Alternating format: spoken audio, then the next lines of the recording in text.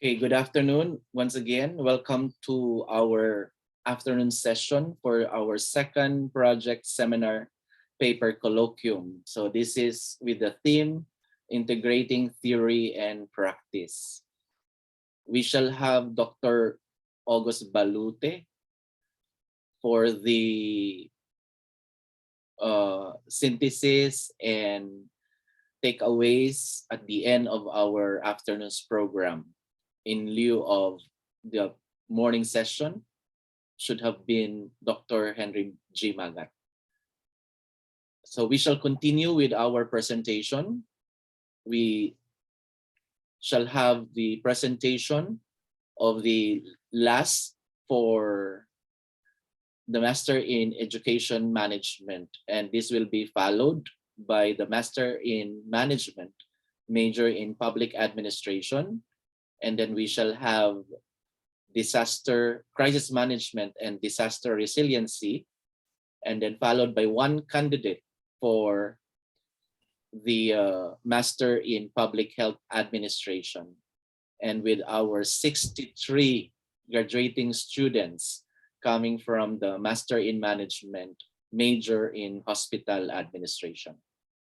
So may I call on again Dr. Lorna Adalid to introduce our presenters. Thank you, sir. May I call on Mr. Mark Diaz? Mark Diaz, are you there? You can now present your project proposal. Hello, Mark.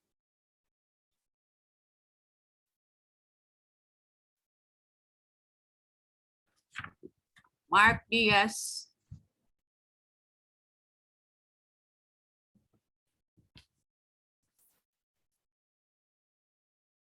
Okay. Sir, siguro mag-proceed na lang tayo doon sa ano? Go ahead. Okay, so we have 3 presenters from Master of Management, Major in Public Administration.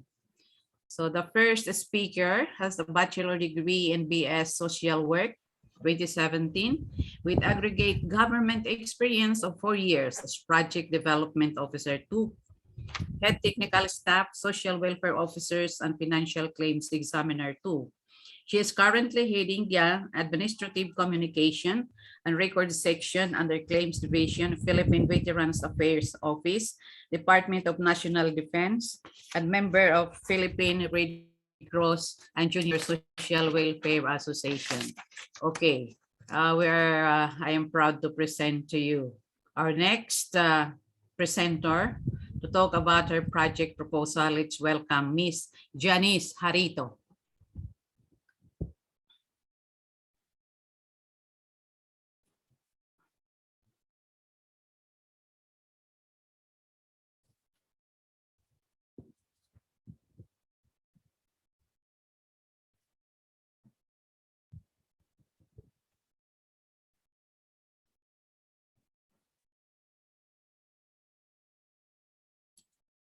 Hello, can anyone see my presentation now?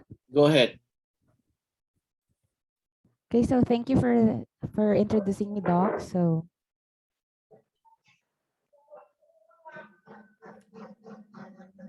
my project paper is all about records management, physical setup, database, and digitalization of records at the Claims Division of the Philippine Veterans Affairs Office. So let me first show you the organizational. Let me first introduce to you the organization that I am currently in.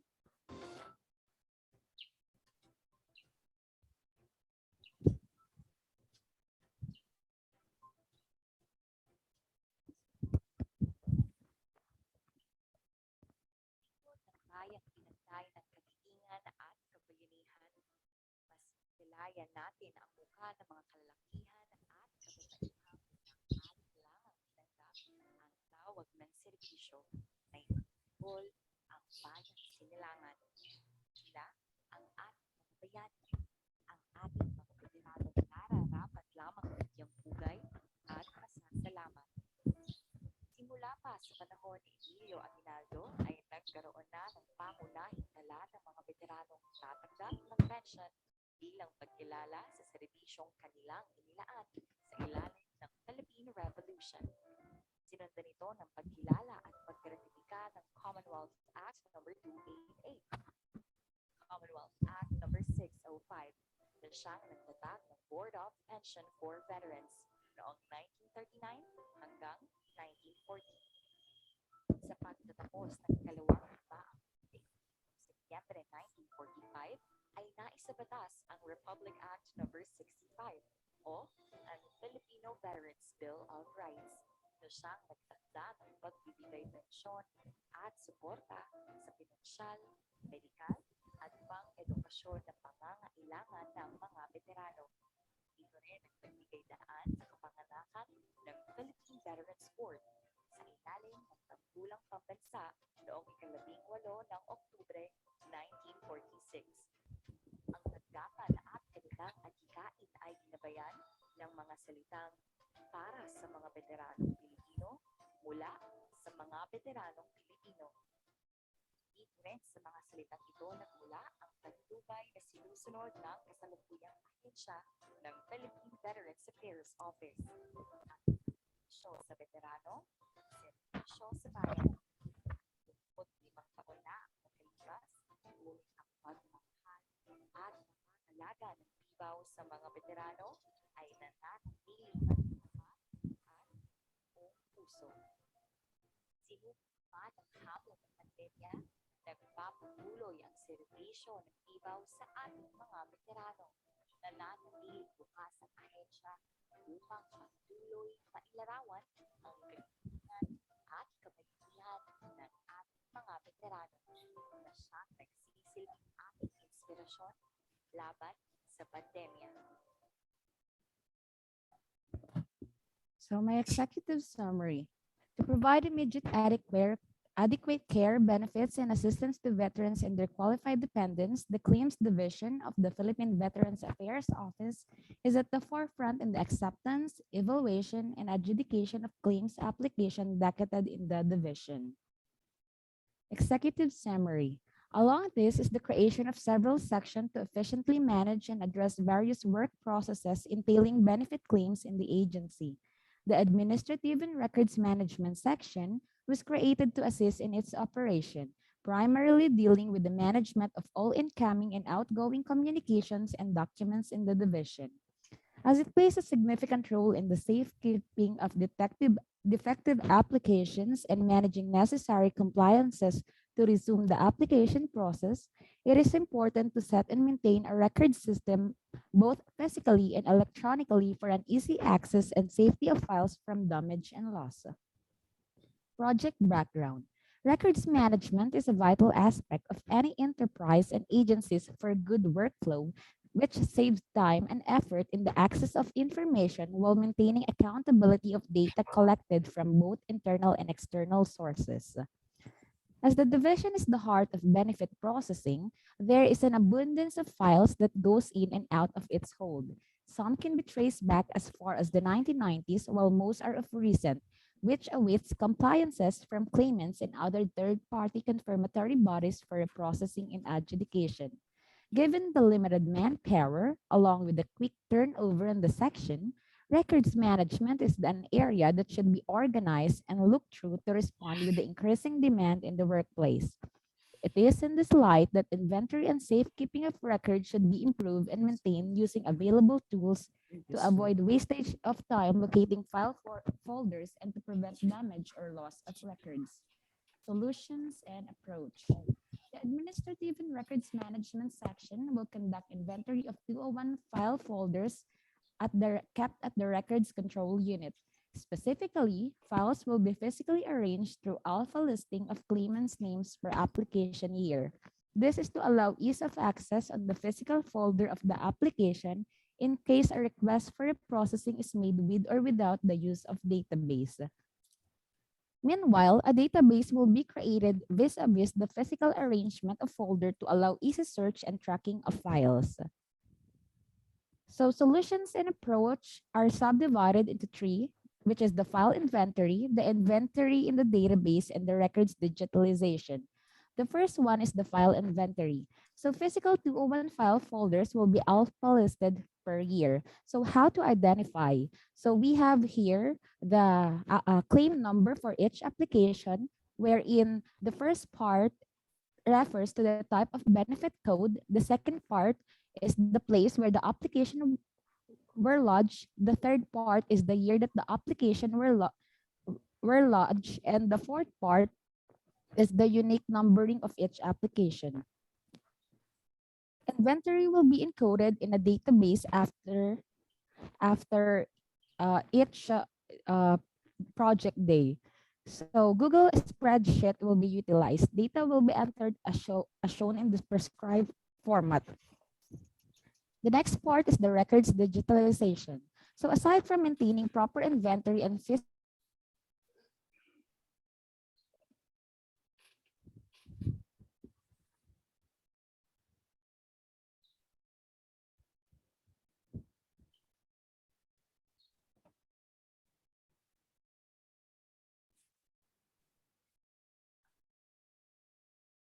Janice?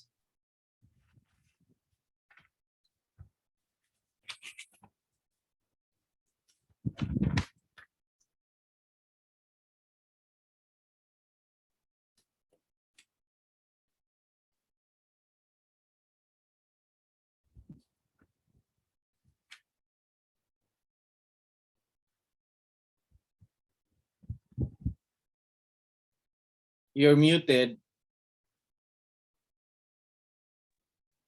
So the third part of solutions and approach is the records digitalization.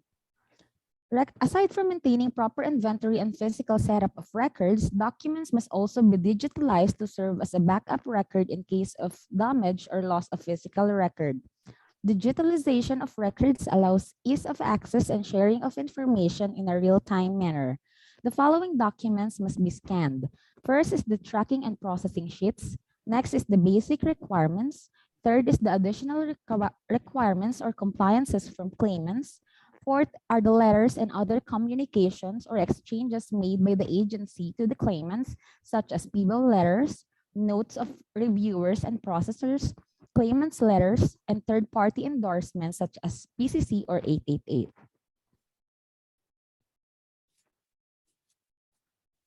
Manpower requirement. Inventory of records and digitalization must be made by 4 different individuals. The first 2 are to handle the inventory works, while the remaining 2 are to digitize records being turned over for safekeeping. In the absence of 2 additional personnel to conduct full-time inventory of records, a project day must be undertaken by current administrative and records management section personnel in lieu of the aforementioned arrangement. This is necessary to immediately respond to the inventory needs in the division. Hereunder is the financial requirements and resources to be used. While some are existing in the organization, the major purchase will be the scanner, which will cost of around $1 million. And here is the additional information of the scanner as researched by the proponent, the Panasonic and the Epson workforce. So the project timeline is shown in the above. So the project timeline is subdivided into 3: the inventory, the encoding and database safekeeping, and the physical arrangement and labeling.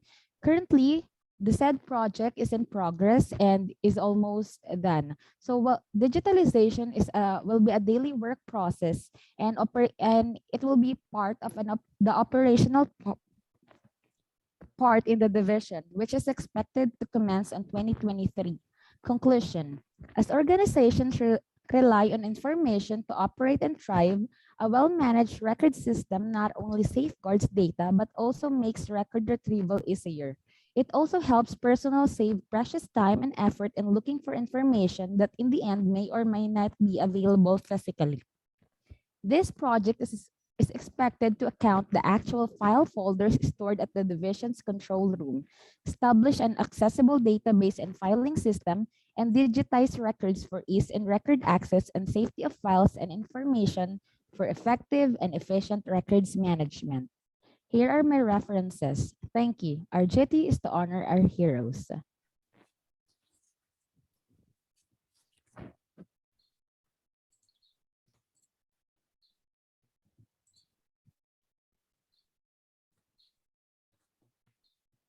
Thank you so much, Doc Lorna.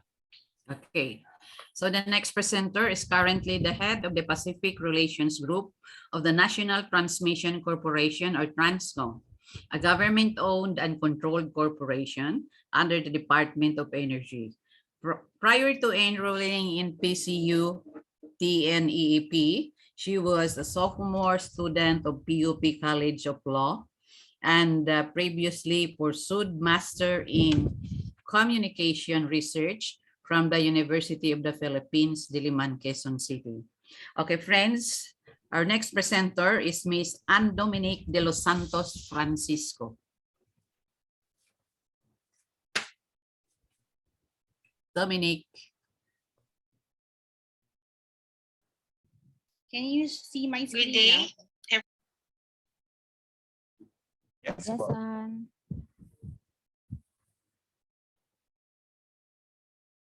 We can't hear you. Start.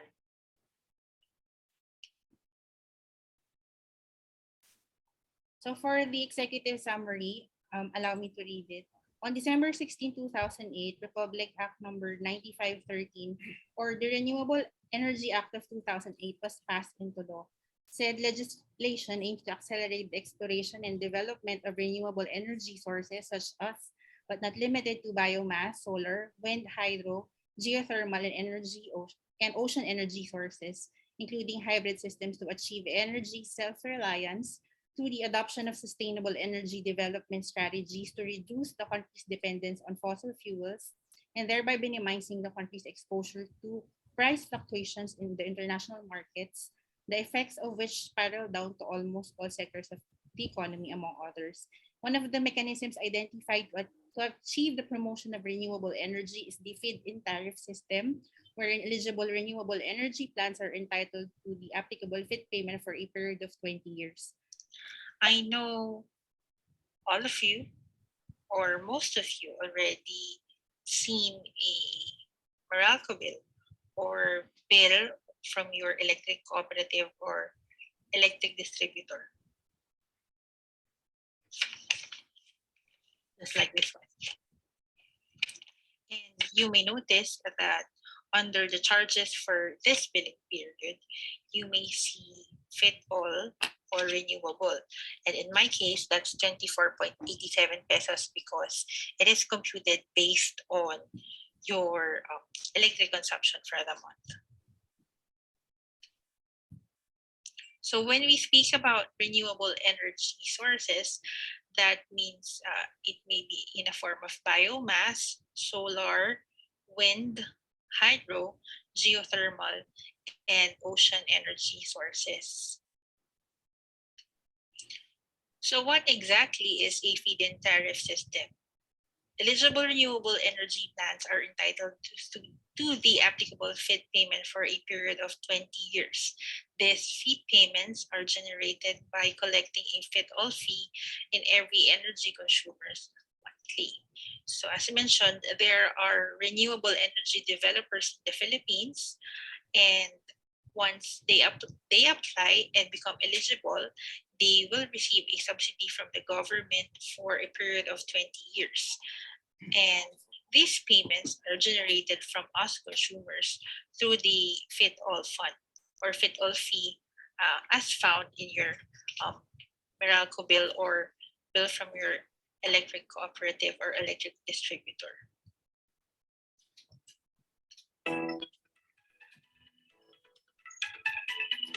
What if we could clean the air, power our growing economy, and help bring down electricity prices?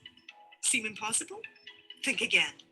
Our country is blessed with free and limitless energy from the sun, wind, water, and plants.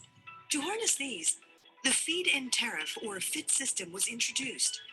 It encourages more renewable energy plants to be built, thus providing much-needed jobs while creating a new clean energy industry.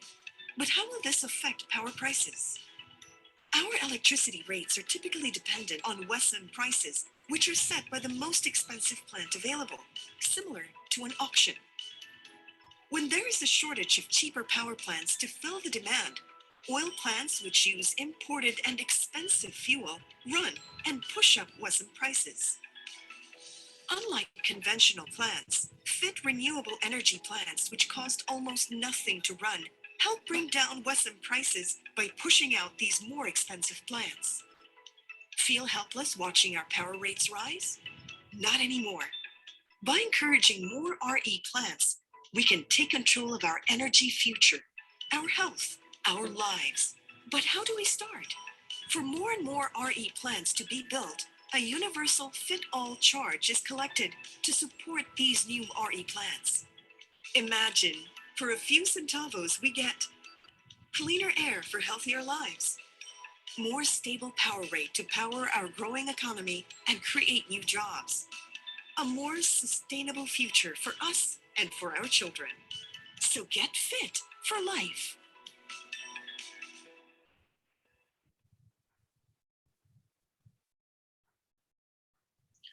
So you might be asking why the government is funding these renewable energy developers, because energy is the way to go.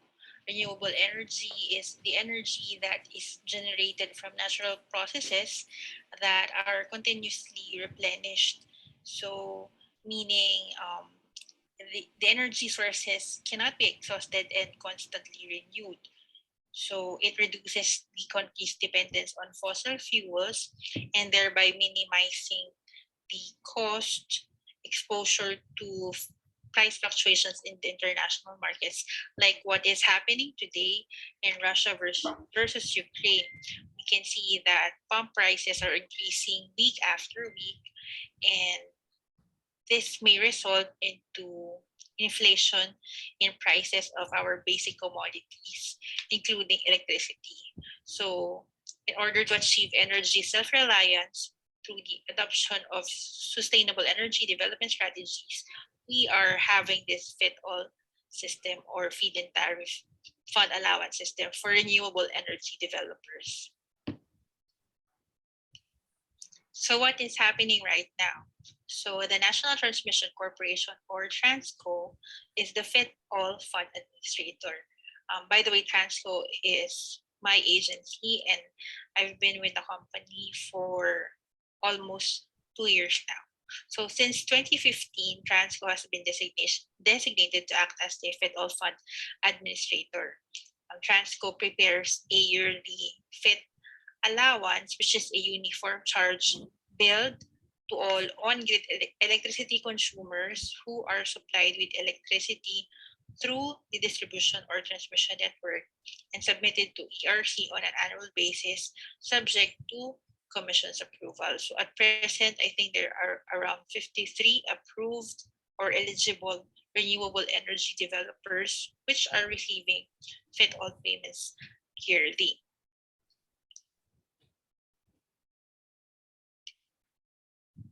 So you might be wondering, why is this important? This is important because every penny counts, and as a consumer, we need to know where our fees go. We need to determine whether or not the system is truly beneficial for us. Of course,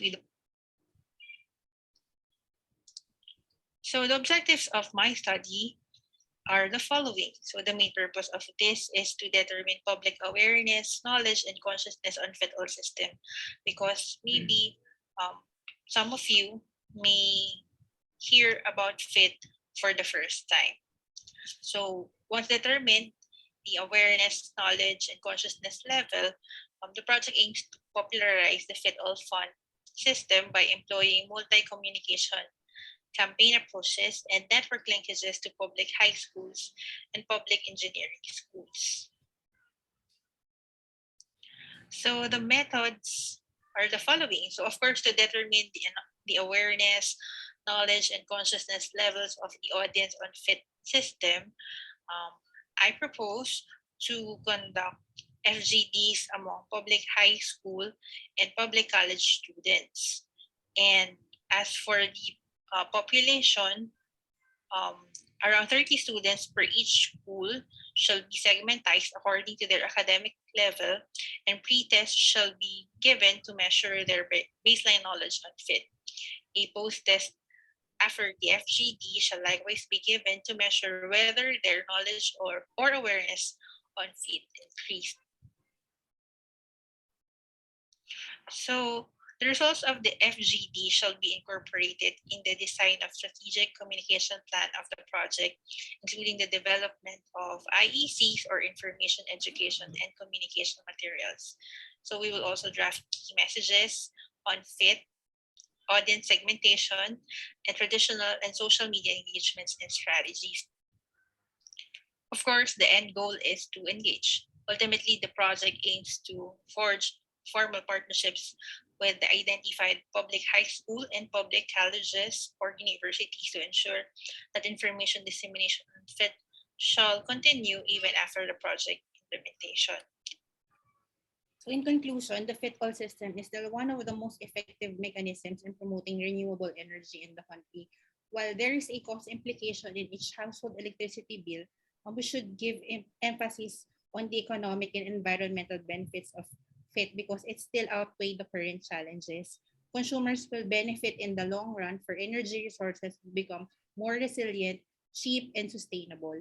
And in order to fully understand the FIT-all, comprehensive discussions must take place and effective communication materials must be developed. So here are my references. Thank you very much for listening. Thank you so much. Doc Lorna? Yes, sir. Okay, thank you. And so, sir, meron pang isa, di ba? Are we done? Si ano? I forgot the name. Sabi, sir, kayo ang mag-ano. Okay. Mr. Kurt Cabral from the Yes. Master in Management, major in Educational Management, is on thesis track. So he is going to present his thesis output or proposal in his defense tomorrow at the PCU main campus. So we will just skip today, Mr. Cabral. So at this time, may I have the... Okay.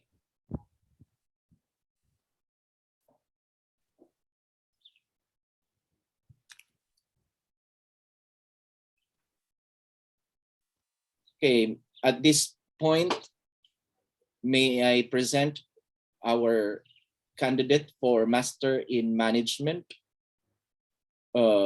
major in Crisis Management and Disaster Resiliency. So we have one candidate to present his output this afternoon. So our presenter this afternoon will talk about intensification of Good Found Cement Corporation health and safety controls against occupational hazards. So please help me to welcome Domingo Riamucio Jr. Good afternoon. Good afternoon, Doc. Okay.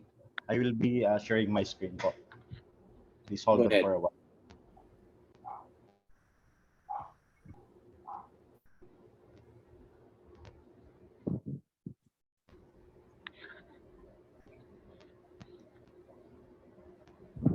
Sir, excuse me po. Meron na tayong video mo po. Would you like us to play it for you? Yes. Po, yun na lang, sir. Yes. Sir Domingo, no? Thank you.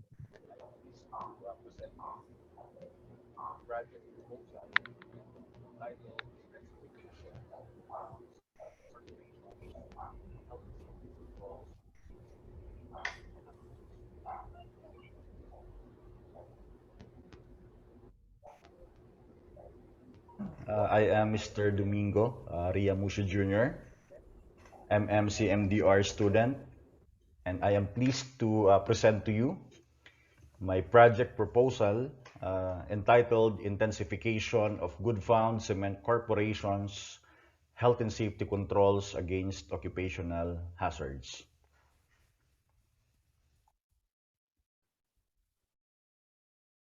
So to walk you through the executive summary, so while business organizations are legally bound to furnish workers with a safe environment where they can optimize their day-to-day productivity, without appropriate safety measures in place, a business organization puts its employees, resources, customers, brand reputation, and revenues in jeopardy. In this project, the proponent administered a survey questionnaire as a tool to determine what occupational illnesses and accidents the respondents suffered from after coming into close contact with occupational safety and health hazards emanating from their place of work. Percentage and ranking were employed as statistical instruments to elicit the required data.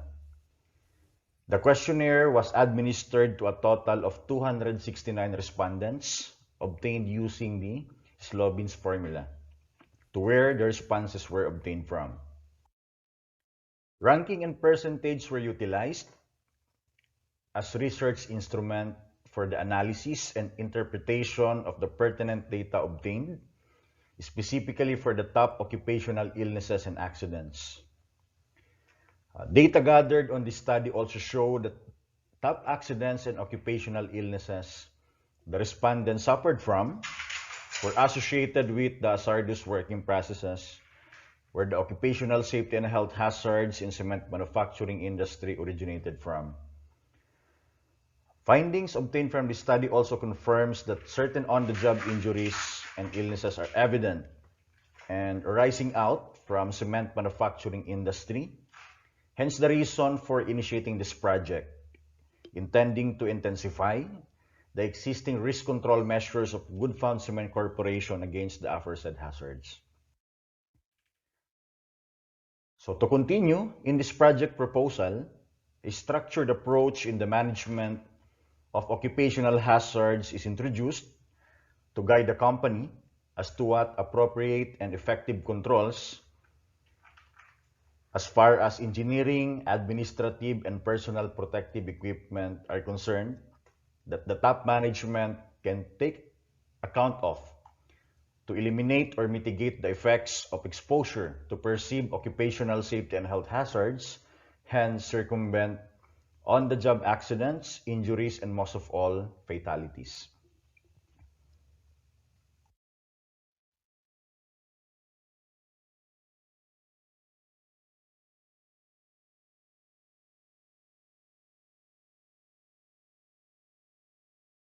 So for the project background, in the province of Albay, Woodfound Cement Corporation is the only industry involved in cement manufacturing business. So the cement manufacturing plant is specifically located at Purok number 3, Barangay Palanog, Kamalig, Albay. That is about 3 kilometers away from the Kamalig town proper. The company also operates a quarry site at Sitio Pagtonggon Miti, Kamalig, Albay, which covers a total area of 12 hectares, located 1.7 kilometers from the cement plant. The commissioning phase of the cement factory started from January to May 2000 and started its full operations thereafter. So as part of the project initiation phase, the project proponent conducted a survey to find out the occupational hazards present in Woodfound Cement Corporation and the corresponding effects of these occupational hazards to the safety and health of the employees.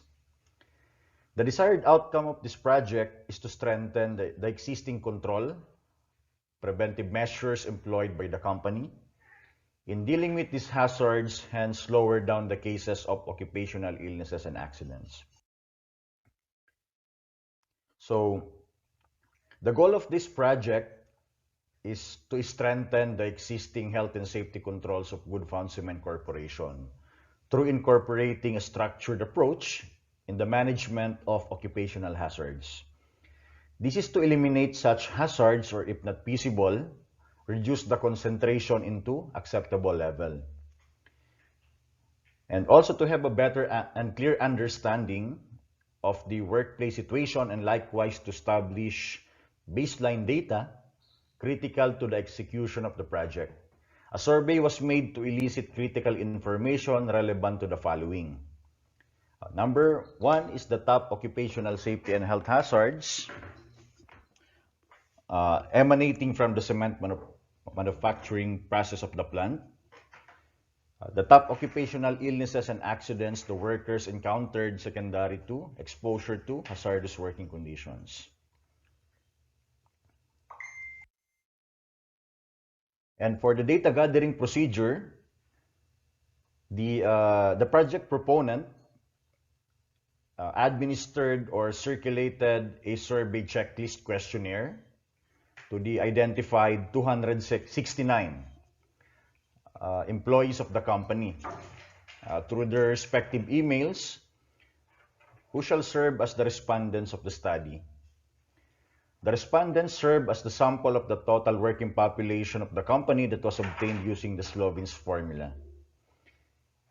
So, instructions for answering the questions and filling up the needed data had been communicated to the respondents through email to guide them throughout the course of the data collection. Respondents assigned that operations area with hectic duties and workloads were interviewed online via Zoom during their off hours to fast-track the data gathering process. For the statistical treatment, application of statistical treatment was employed to the collected data to make the interpretation and analysis more substantial.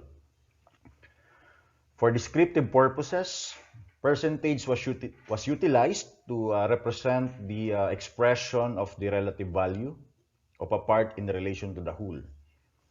Ranking was made to strengthen the interpretation as well. Using the percentage distribution and the number of respondents, ranking was employed to denote the positional importance of an item or response that was elicited. Thus, rank 1 is the item with highest percentage and vice versa.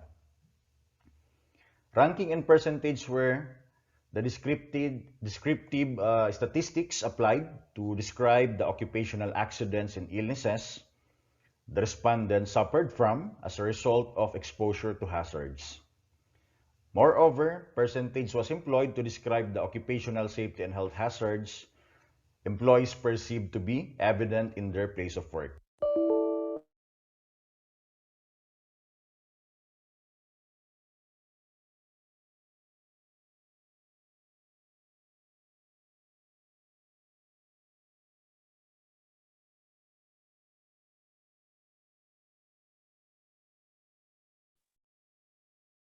Thank you.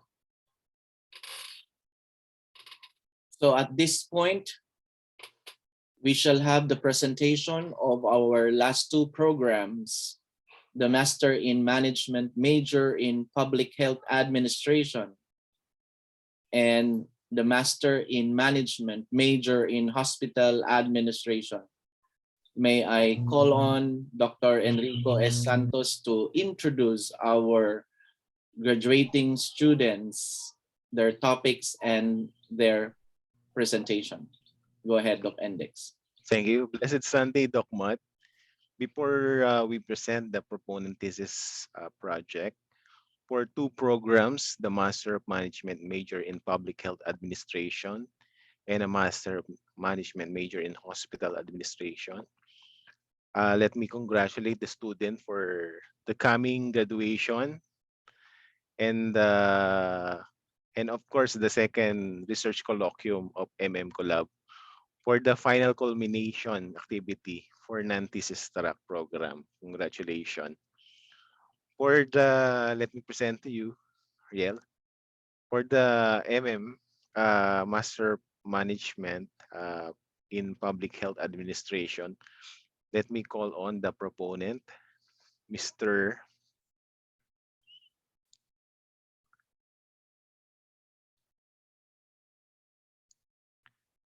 Ariel.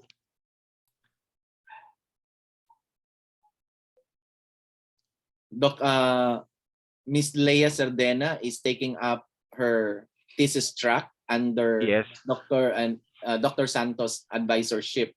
So we have one for non-thesis. So that would be Mr. Limuel Santiago. Yes. Okay. Thank you. Yes. Parang nawala si Ariel ngayon. Go ahead, Ariel.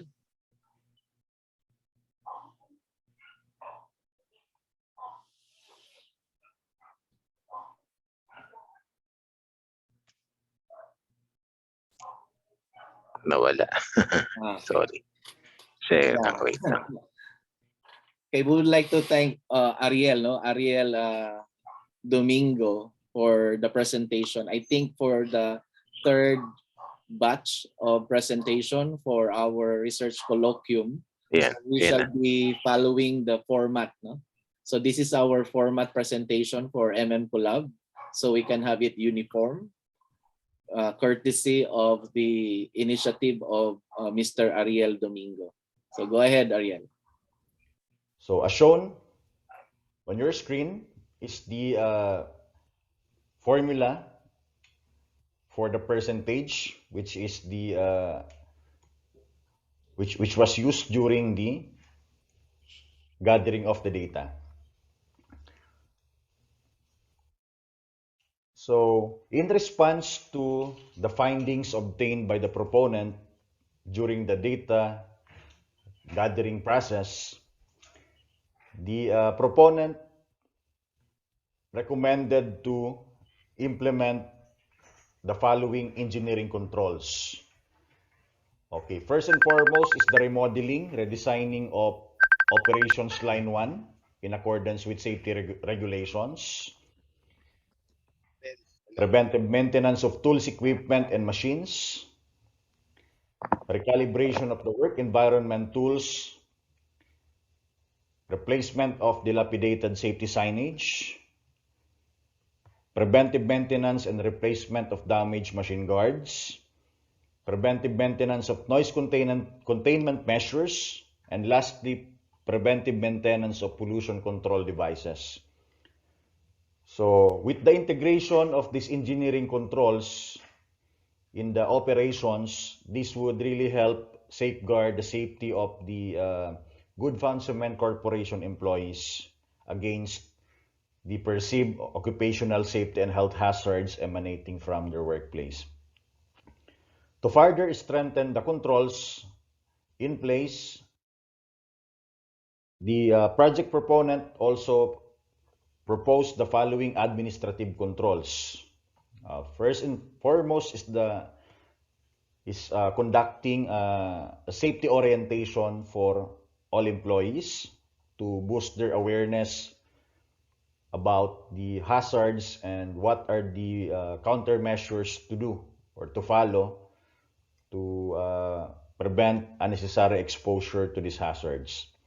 Number 2 is review of standard safe operating procedures, followed by plant-wide safety audit, safety legislation review, to make sure that the company is duly compliant with the relevant and applicable safety and health laws in the Philippines, development of job rotation guidelines as a way to reduce exposure of employees to the hazards, and lastly, medical surveillance activity as a way to early detect diseases that might possibly acquired by the employees.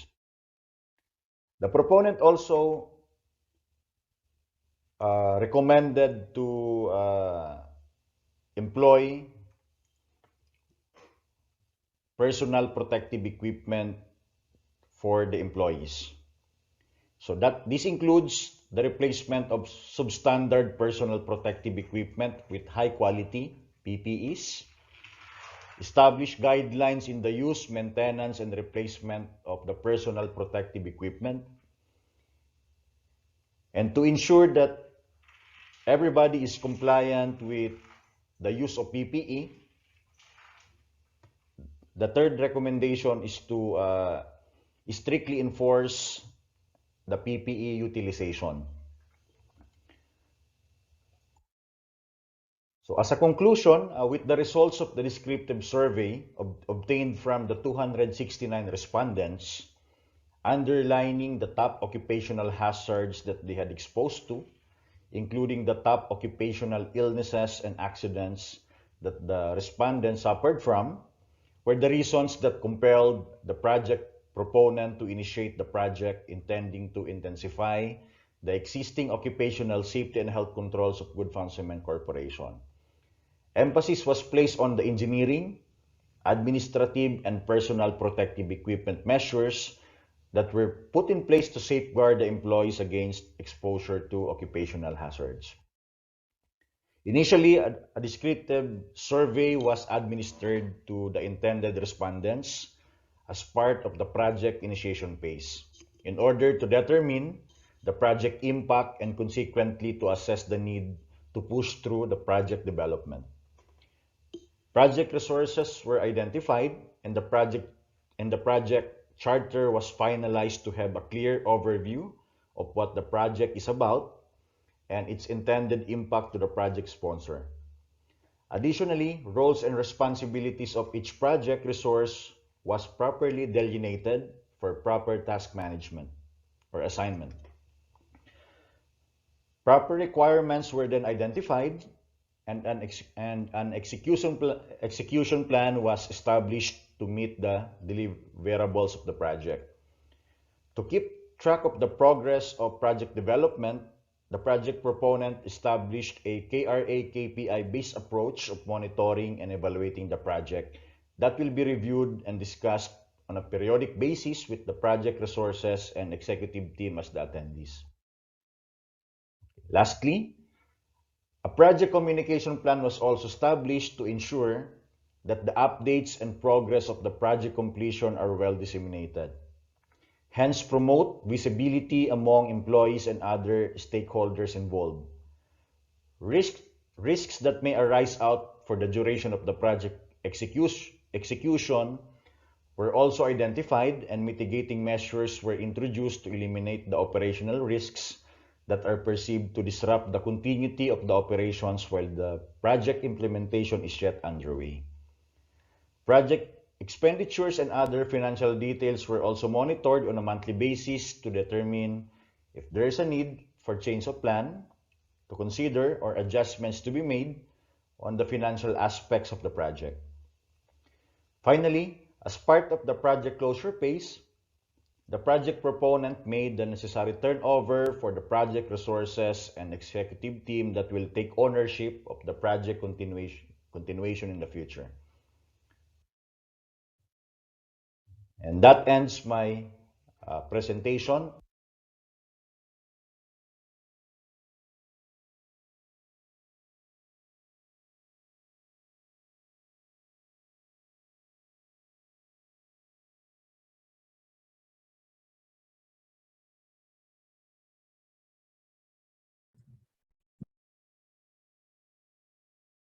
Doc Matt? Okay, sir.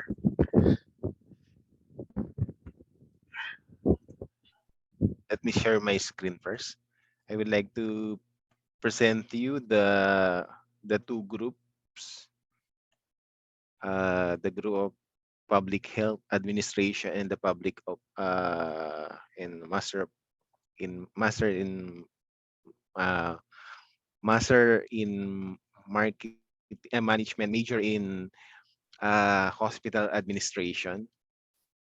Nabubulol ako, sorry. So we have from the public health administration, we have King Limuel Santiago. And for the hospital administration, we have Benlor Buendia.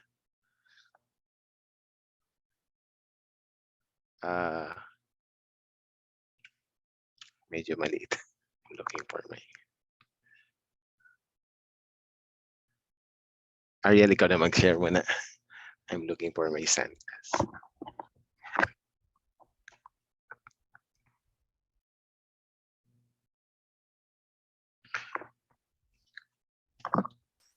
Good morning, everyone. This is King Lemuel Santiago, taking Master in Management, major in Public Health Administration in Philippine Christian University Transnational Education and Extension Program. For today, I'll be presenting my project, Intrinsic and Extrinsic Factor Affecting Student Performance Among Junior Medical Technology Student in Hematology. An overview of this study.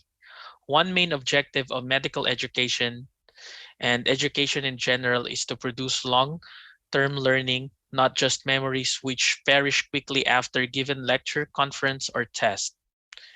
This raises a vital issue to show how educational process have the capacity to shift learning into long-term memory. Schools across the nations are experiencing ever-increasing pressure to raise student test scores to meet the growing demand of students' achievement. Educators at all levels have created and implemented strategic plan that focuses on adult controlled variables such as professional development and purchasing of computer-based learning programs.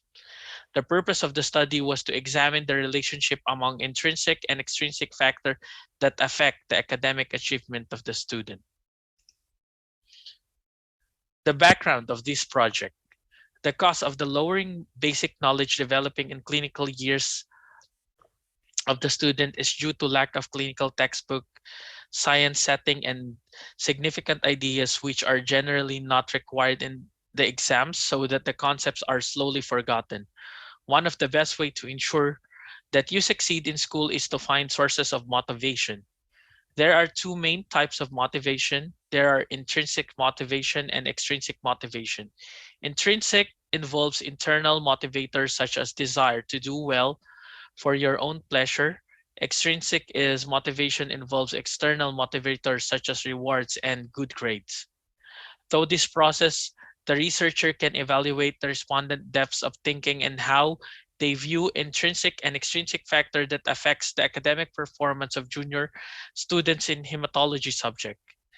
The gathered data is determined whether there are points of comparison or marked difference in their interpretation of ideas under the study. Solution and approach that is used for this study. This study applied theories of action. First is teacher tried to make their lecture simpler and more understandable. Second is original class size were divided into two smaller class. Third is teacher tried to give reward and motivation during recitation and interaction. Lastly, students nowadays are visual learners. That's why the teacher conceptualized their lecture through PowerPoint and video clips. Some constraint to the learning were identified, the student problem, like they're having a difficulty understanding the concept in hematology, and mention uh, different learning capabilities of student due to the presence of distractions like television, social media, cell phone, video games, and others. The facilities like big and aircon classrooms are really play a vital role in improved learning condition for the learners. Student shows remarkable improvement in getting good grades in their major exam and quizzes. They participated more in the discussion, interactions with classmates as well as with the teacher, and with regards to the laboratory exercises, they have initiative to perform, always attending their class. Result of this study have yielded a marked difference in the interpretation of the concept under study of intrinsic and extrinsic factor that affects junior medical technology student in hematology subject. Students gathered indicate that English language, whether in written or oral, is very significant to every student in professional subject, particularly hematology. Reading textbook, manuals, and journal needs a lot of understanding since all of them were written in English. It is also one of the aspects that provides students interact with teachers and classmates, especially with classmate is a foreigner. We very know, well know that there is a lot of foreigner students studying here in the Philippines, specifically in medical and allied health courses. Gathered information revealed that the interference of psychological problem like establishing relationship within peer group and sudden independent from parents, students, academic performance, hence time management skills and most important aspects for all students to have a better academic achievement in major or professional subject, particularly in hematology. The conclusion of the study. The major intent of this qualitative inquiry was to uncover the essence relative to the central question, how is the intrinsic and extrinsic factor affect the academic performance of junior medical technology student in hematology subject? This phenomenological analysis, which consisted of analysis and seeking of the essence, helped reveal the descriptive evaluative research focusing on extrinsic and extrinsic variables. Gathered data from the Robert photo were tallied and analyzed, granting that the language discovered by the researcher can be consistent.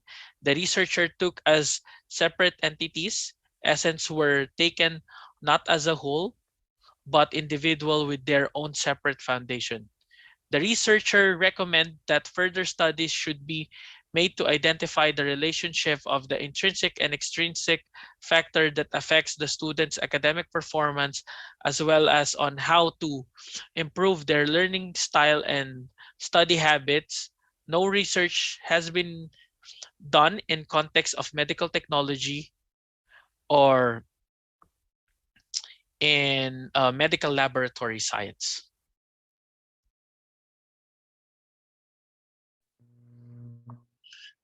Thank you, Mr. King Limuel Santiago.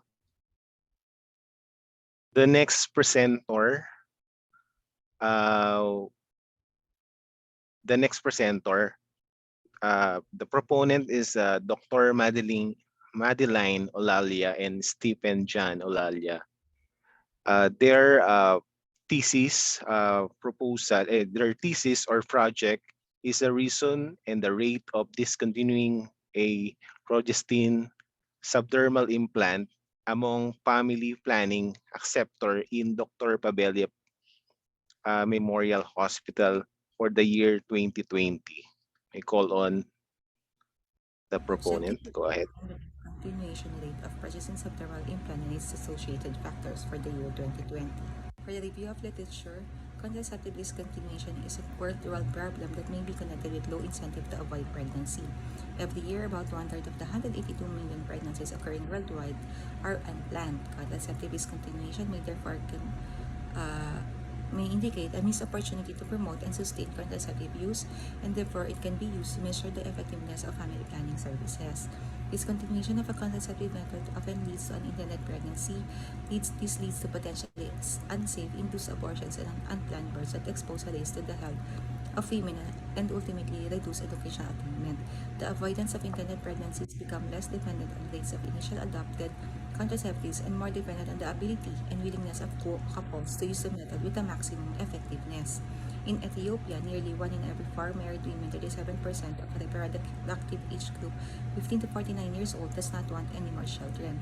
The vast majority of married women want a contraceptive method to either space their next birth or cease childbearing altogether. Among contraceptive users, 8% and 11% of married and unmarried sexually active women are using implants. In the Mara region, 4% of married women are implant user. In Debre town, the coverage of implant utilization is 8.2%. In general, when couples discontinue using a contraceptive method, even for a brief period, the women run the risk of becoming pregnant unintentionally. These unintended pregnancies often lead to larger than intended family sizes and contribute to higher rates of overall fertility. When a woman discontinues the prevailing family planning methods in her body, she may become pregnant unintentionally. This unplanned pregnancy has impacts on larger family size and ultimately contributes to higher overall fertility rates and reflect the effectiveness of family planning program, which may have social and economic consequences.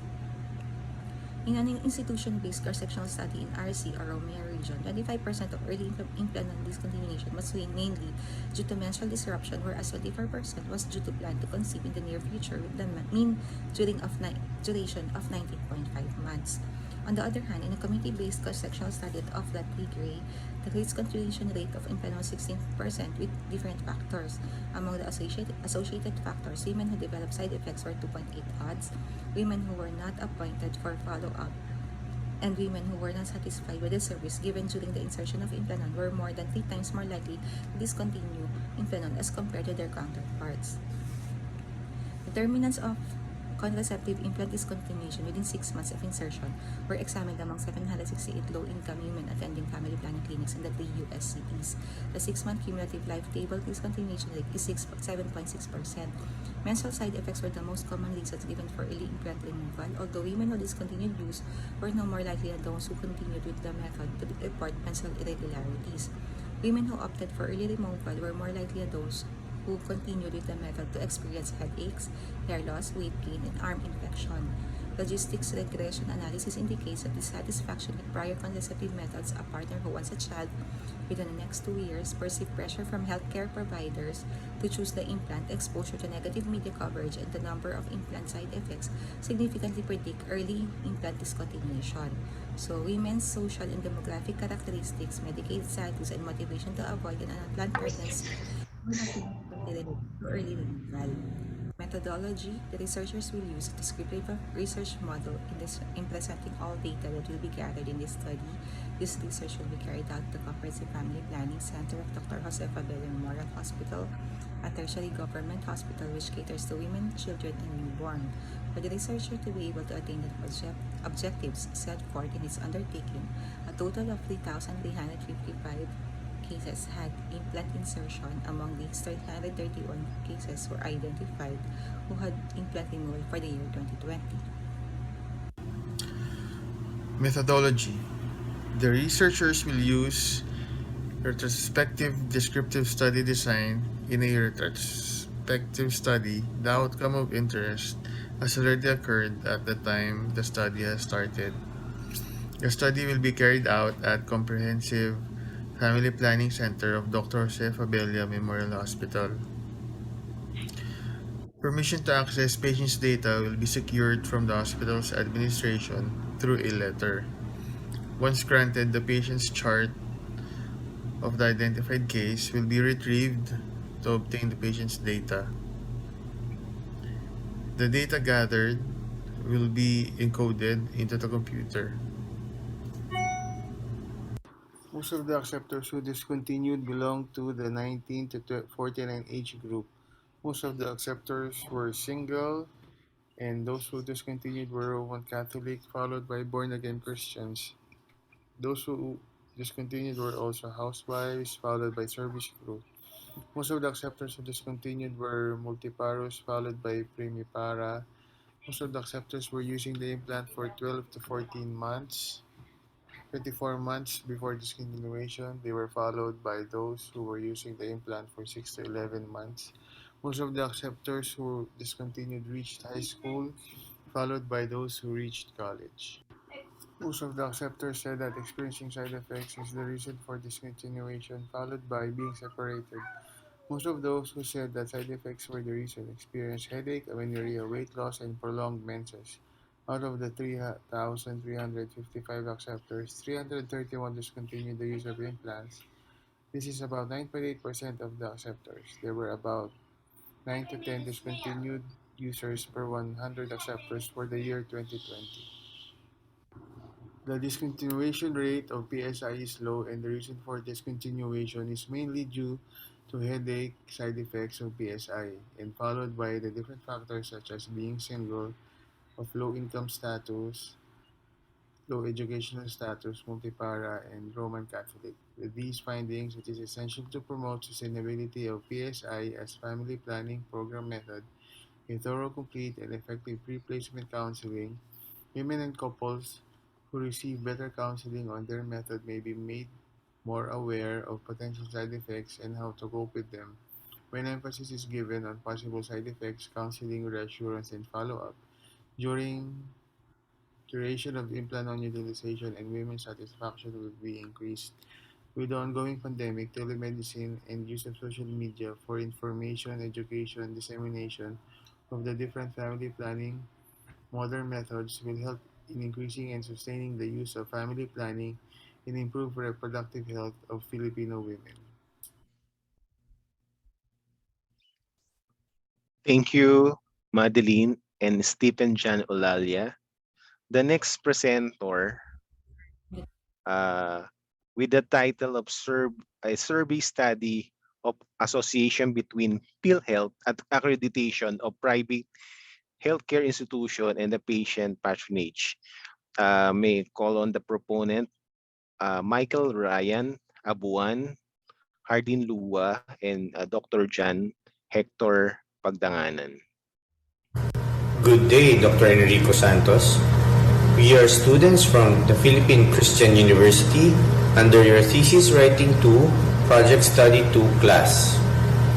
Our group is composed of Dr. Jardine Lua, Dr. John Hector Pagdanganan, and yours truly, Dr. Michael Ryan Abuan.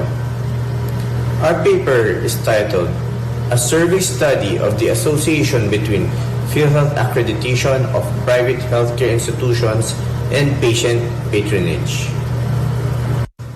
The 1987 Constitution calls for the adoption of an integrated and comprehensive approach to health, which shall endeavor to make essential goods, health, and other social services available to all the people at affordable cost.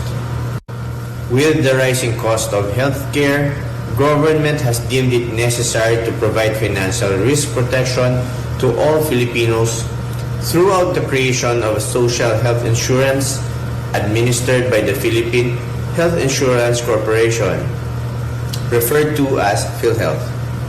It seeks to attain universal coverage for every Filipino with the end goal of lessening health inequities.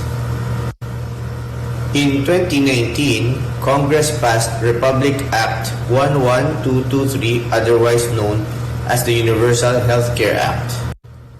The law was not received well by private hospitals, particularly Section 29.7, which requires private healthcare facilities to allocate at least 10% of their beds for basic or ward accommodation. Further, the law removes the traditional co-payment or the differential between the private hospital fees and the government share paid through the PhilHealth that is supposed to be shouldered by the end user. With the PhilHealth now assuming responsibility to reimburse the entire cost of fees, private hospitals are doubtful as to its capacity to pay them fully and timely. With that said, private hospitals are inclined to withdraw their PhilHealth accreditations. The purpose of this paper is to determine the effect of the impending withdrawal of PhilHealth accreditations by private healthcare institutions caused by their objection to Section 29.7 of RA 11223, otherwise known as the Universal Healthcare Act. The delivery of health services is coursed through a dual health delivery system composed of the public sector and the private sector. The public sector, through taxes raised, provides healthcare services through hospitals and other healthcare facilities operating under the national and local government units. The private sector, on the other hand, are composed of profit and non-profit healthcare providers that are market-oriented and collects fees for services rendered. A study by Paterno identified the problem that hinders the achievement of universal coverage. Number 1, the persistent poverty incidence and the increasing number of the informal sector within a deindustrializing economy. Number 2, the commercial health insurance mindset of the PhilHealth, which delayed the development of outpatient benefits, including outpatient medicines. And number 3, the extent of financial protection for the first peso coverage with low ceiling benefits with balanced billing allowed. To best answer the questions and the purposes of this study, the authors chose a survey research design. In a survey research, data is collected from a few people considered as representative of the entire group and later on analyzed.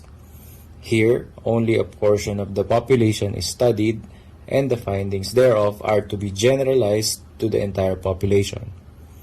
The target population of this study is defined to include patients, inpatient and outpatient, at two secondary private hospitals situated in Las Piñas City and Bukawe, Bulacan. These patients are considered appropriate in terms of population in this study because they are the revenue drivers of private healthcare institutions as mentioned in Chapter 1. The sample size of the population for this study is at 55 patients. Relevant data necessary to achieving the goal of this project were obtained through the use of close-ended questionnaires. Given the significant decrease of walk-in patients because of the spike in the number of COVID-19 cases and the implementation of the enhanced community quarantine restrictions, which affected our sampling locations, only 55 respondents were able to accomplish the printed questionnaires. In determining whether or not there is a significant association between a private hospital's PhilHealth accreditation and the patient's choice of healthcare provider, the authors surveyed 55 respondents who indicated that they are all members of PhilHealth. Out of all the respondents, 89.09% of them have availed of outpatient services at PhilHealth accredited private hospitals, 63.64% of which have availed of the services at least 1 to 5 times in a year. As to inpatient or hospital admission services, 80% of the respondents have likewise availed of the same. When asked if PhilHealth has significantly reduced their hospital bills, 56.36% of the respondents answered in the affirmative, with the majority saving from as low as 1 peso to as high as 5,000 pesos.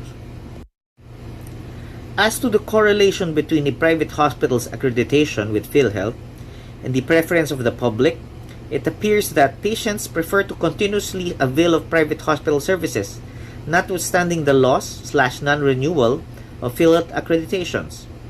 76.36% of the respondents said that they will continue to avail of private outpatient services, while 72.73% would still avail of inpatient services, even if they would not be able to use their PhilHealth benefits to avail of the deductions on hospital fees. Such a result could be attributable to the fact that the total savings of the majority amounts to as low as 1 peso to as high as 5,000 pesos only. Indeed, health is a priceless commodity. When people are made to choose between the services of private hospitals or government hospitals, the majority would choose the former. This shows that people are willing to pay a premium for the best healthcare services within their financial means, even if it takes foregoing government-mandated benefits. As such, non-accreditation of private hospitals will not have a significant impact on the continued patronage of the public and on the revenue of hospitals.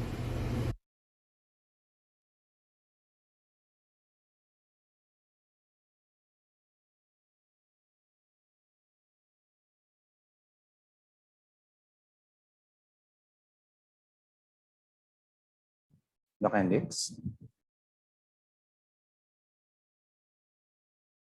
Thank you, Dr. Abuan, Lua, and Dr. Pagdanganan. The next presenter with the title Correlation of Blood Sugar Control and the Level of Hearing Loss in Diabetes Mellitus Type 2 Patient, a multi-institutional review. May I call the proponent, Dr. Mark Aldrin Alcid, Dr. Ace Joseph De La Rosa, Dr. R.C. Brian Ramos, Dr. Jan Silva, and Dr. Alejandro C.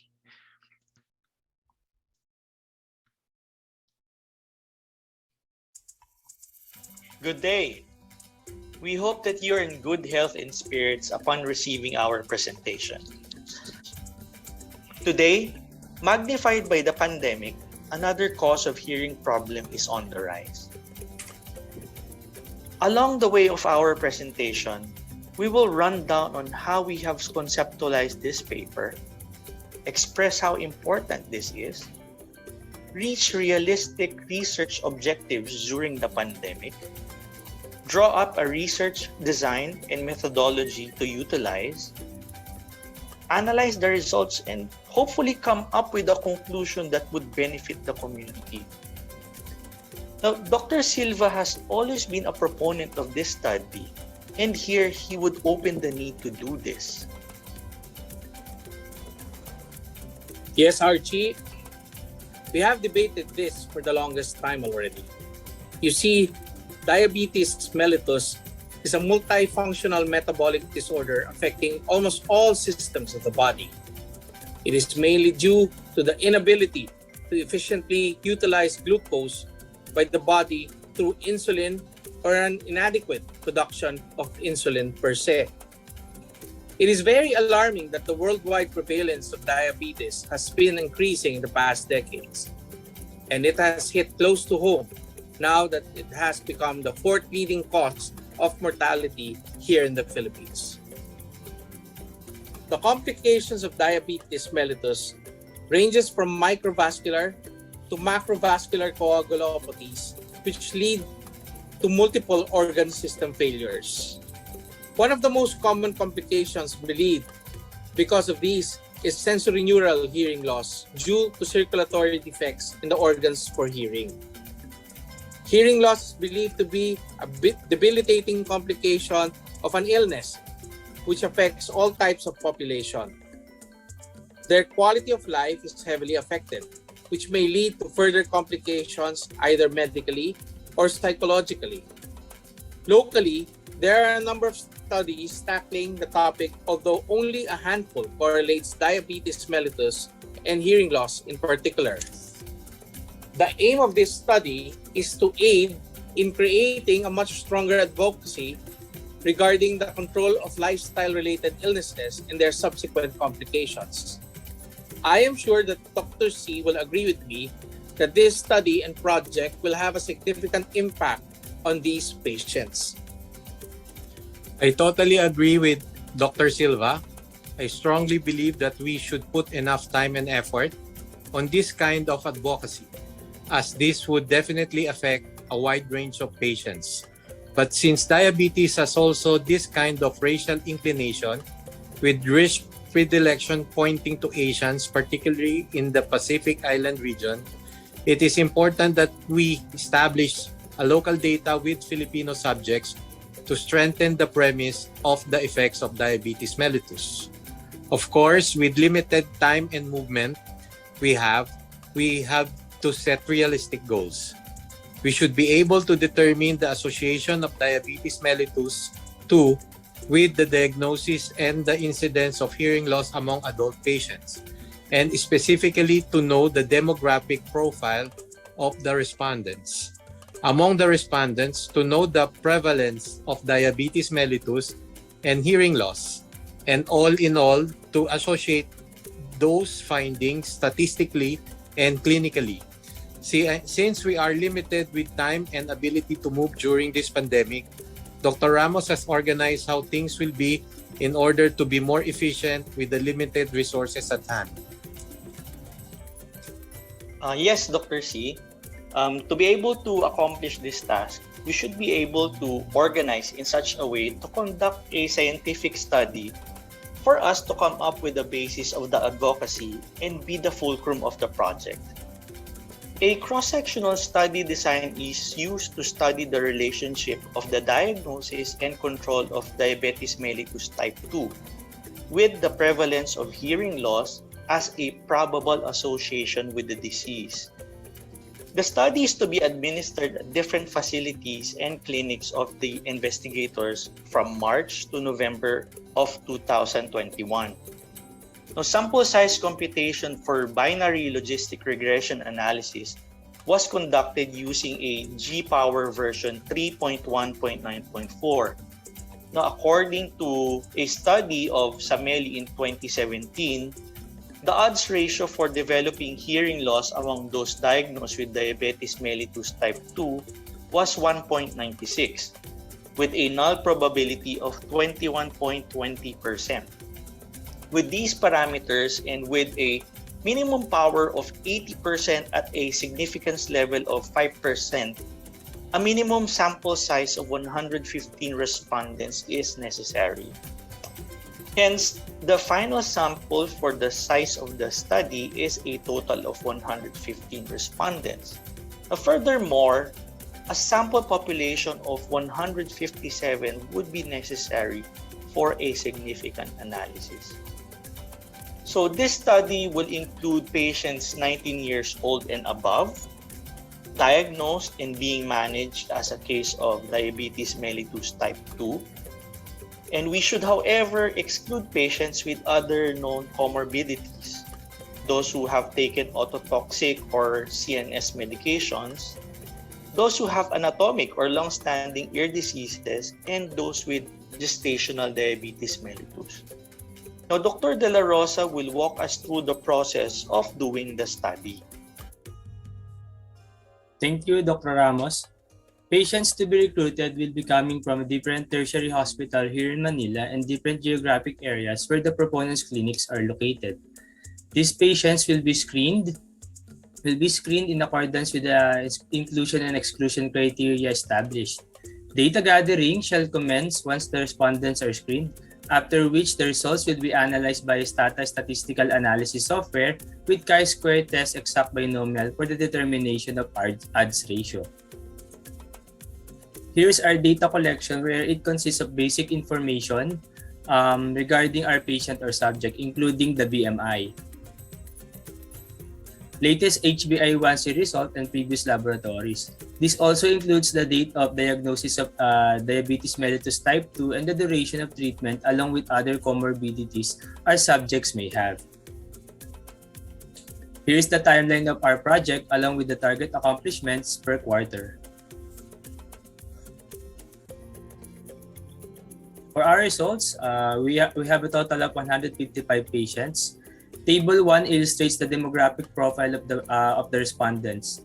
Results showed that the mean age of the respondent is 48.58 years old and the mean mass body index of 25.14 kg per meter squared. It is also noted that the mean HbA1c of the respondent was 7.57% with a standard deviation of 2.55, categorizing the HbA1c as controlled and the uncontrolled using the value of 6.50 as the cutoff value.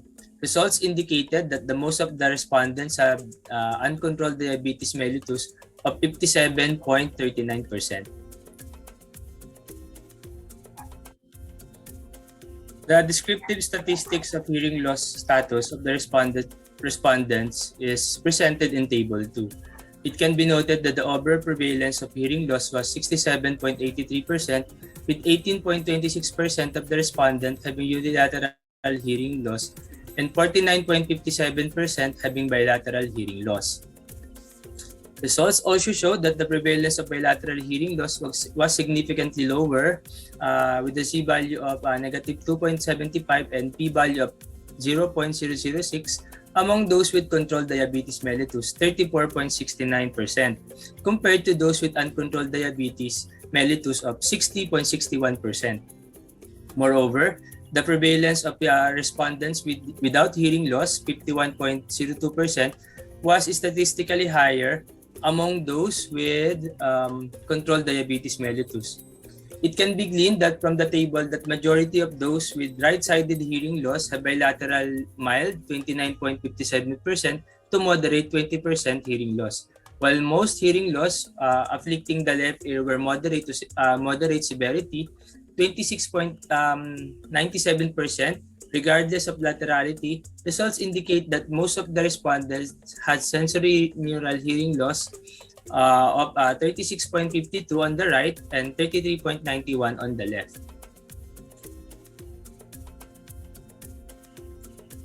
Table 3 illustrates the regression analysis for the association hearing loss associated with HbA1c and diabetic control among the respondents. It can be noted that the HbA1c of the respondents was significantly associated with the likelihood of developing hearing loss. This result denotes that in every 1 unit increase of HbA1c of the respondents, the likelihood of developing hearing loss increased by 1.37 times or 37%.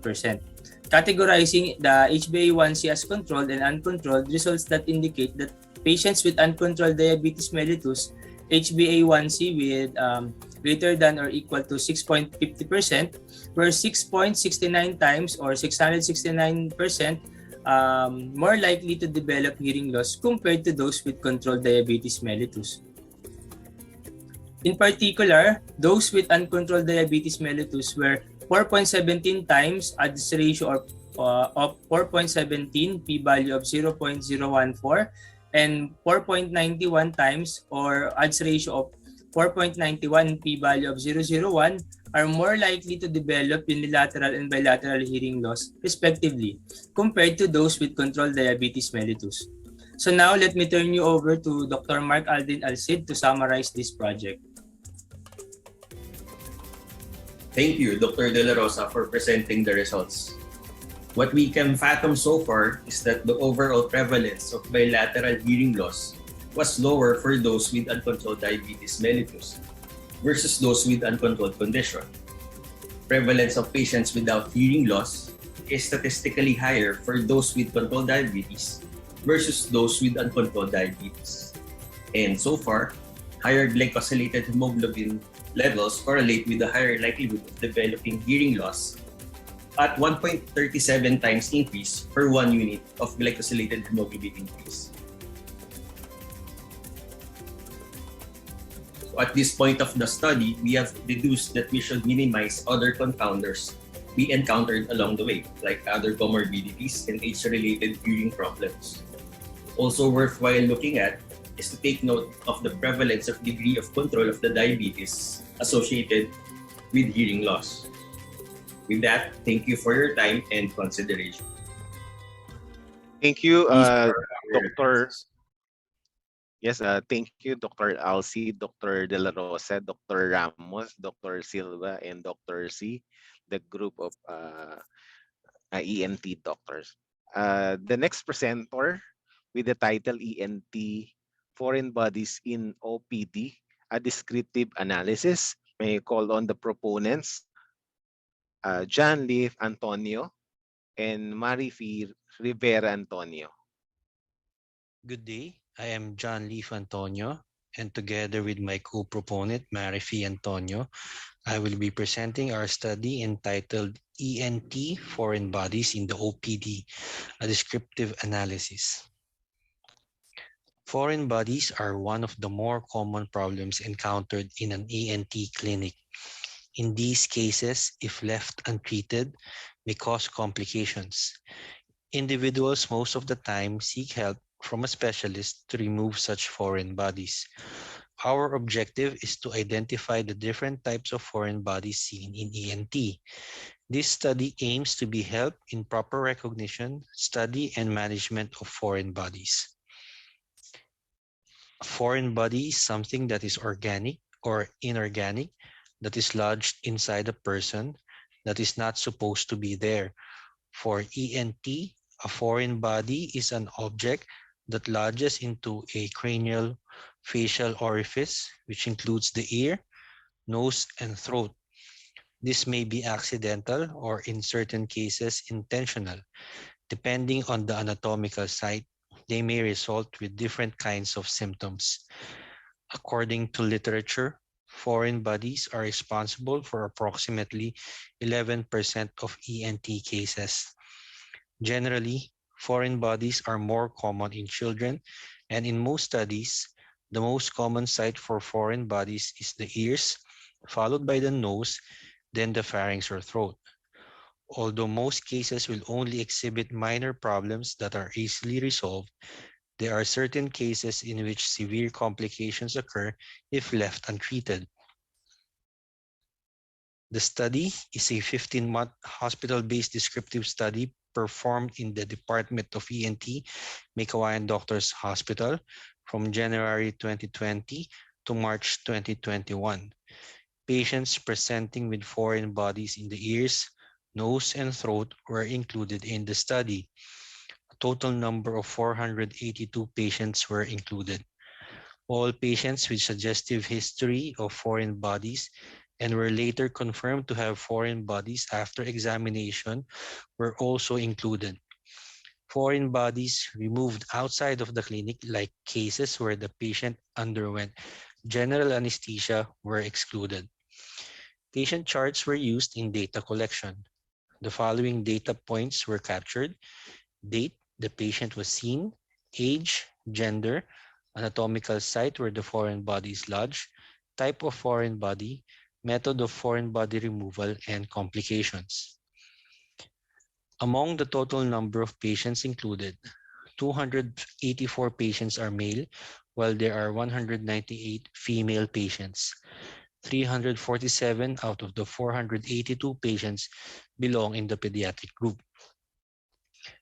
According to our collected data, the most common location of foreign bodies is in the ear, followed by the nose, and then the throat. Cotton is the most common foreign body seen in the ear, with a total number of 100.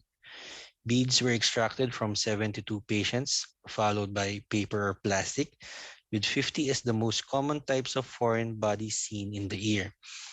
The other types of foreign body removed in other locations are seen in the table. Complications observed are shown in the other table. Most of the cases did not develop any complications after the removal, which accounts to 81.3% of all cases. The most common form of complication after removal is bleeding, and was more prevalent in removal of foreign bodies in the nose, which was noted on 58 out of 145 patients.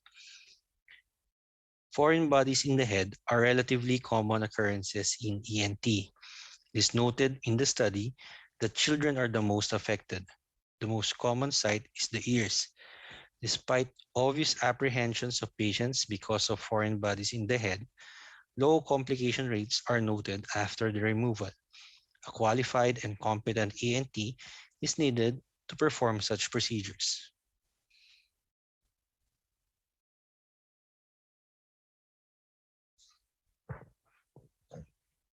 You, Dr. Jan Leaf Antonio and Dr. Marifi Rivera Antonio. The next presenter with the title Effect of COVID-19 Pandemic on Perinatal Outcomes. The proponent may call on Dr. Regeza Baintong and Dr. Alvin Baintiong. Thank you. Greetings of peace. Dr. Alvin Bay Chong and I, Rijeza Bay Chong, are going to report on the effects of COVID pandemic on perinatal outcomes. Since December 2019, a new type of coronavirus called novel coronavirus, COVID-19, was identified in Wuhan, China. The COVID-19 has then rapidly spread to all over China in the world. Panic and worry permeated communities over this lethal virus for which there is currently no cure. It can cause symptoms including fever, difficulty in breathing, cough, and invasive lesions on both lungs of the patients. It can spread to the lower respiratory tract and cause viral pneumonia. In severe cases, patients suffer from dyspnea, respiratory distress syndrome, and even death. In the Philippines, a total lockdown was initiated last March 16, 2020 to curb infection. As the country grappled with rising coronavirus infections, Filipinos, especially pregnant women and mothers, faced heightened anxiety during the pandemic. Anxiety caused by corona directly and the fear caused by corona indirectly and by affecting pregnancy worries are related to the mental health of pregnant women. So providing information on increasing maternal awareness of coronavirus, its risk factors, and its impact on the fetus and baby is essential. Pregnant women are a special group for consideration under the current situation because the levels of the hormones estrogen and progesterone go up during pregnancy, causing the upper respiratory tract to get more easily infected, and the immunological tolerance status of pregnant women makes them hypoimmune. Besides, there were robust evidences that COVID-19 outbreak as an acute life-threatening stressor to pregnant women is harmful to the course of pregnancy and their baby, such as lower infant birth weight, increase the risk of having complications related to the pregnancy, as higher level of depression and anxiety. In line with all of these, this study aims to know the effects of COVID-19 pandemic on perinatal outcomes. A retrospective study in a local hospital in Manila was conducted to know the effects of COVID pandemic on perinatal outcomes. Monthly censuses of obstetric patients were utilized to collate the data. Patients with no comorbidities, 20 to 35 years old, 20 weeks at age of gestation and above, and with singleton gestation were included in the study. Those with comorbidities like chronic hypertension, diabetes, etc. were excluded. Comparison of perinatal outcomes between the pre-COVID period 2019 and during the COVID era was done. Time period is April to October 2019 for the pre-COVID period and April to October 2020 for the COVID era. Comparison of increase in adverse outcomes between the two periods was done. Increase in incidences of preterm labor, preterm delivery, abruptio placenta, gestational hypertension, and oligohydramnios were noted. Likewise, increase in the incidence of intrauterine fetal death, meconium stained amniotic fluid, non-reassuring fetal heart rate pattern, low birth weight, and low Apgar scores were also noted. In a study by the Center for Infectious Disease Research and Policy on the risk of preterm birth in COVID-19 in pregnant women, 12.9% were born preterm compared with the national rate of 10.2% before the pandemic. To determine the difference in the prevalence of adverse maternal and fetal outcomes before and after the pandemic, assuming that the prevalence of preterm delivery is higher during this pandemic, we need 1,732 per group, 1:1 ratio, with an 80% power and 5% level of significance. The sample size was determined using Stata IC version 16.1. This was a retrospective cross-sectional study conducted at a local hospital in the city of Manila. We compared perinatal outcomes at Justice Jose Abad Santos General Hospital in Binondo, Manila, from April 1, 2019 to October 31, 2019, a year preceding the first reported case of COVID-19 in the Philippines, and April 1, 2020 to October 31, 2020, during the COVID-19 pandemic period. Adverse maternal outcomes investigated were the following. Likewise, adverse fetal outcomes were also assessed. Patient demography were determined. Descriptive variables were assessed as counts in percentages. Comparison of the estimates for prevalence of the proportion for the adverse events were made using the chi-square test. A p-value less than 0.05 was considered as significant. A 95% confidence interval was used to measure the variation within the outcome of interest. A chi-square test of independence was performed to examine if there is a difference in the pregnancy outcomes during the pre-pandemic and pandemic period.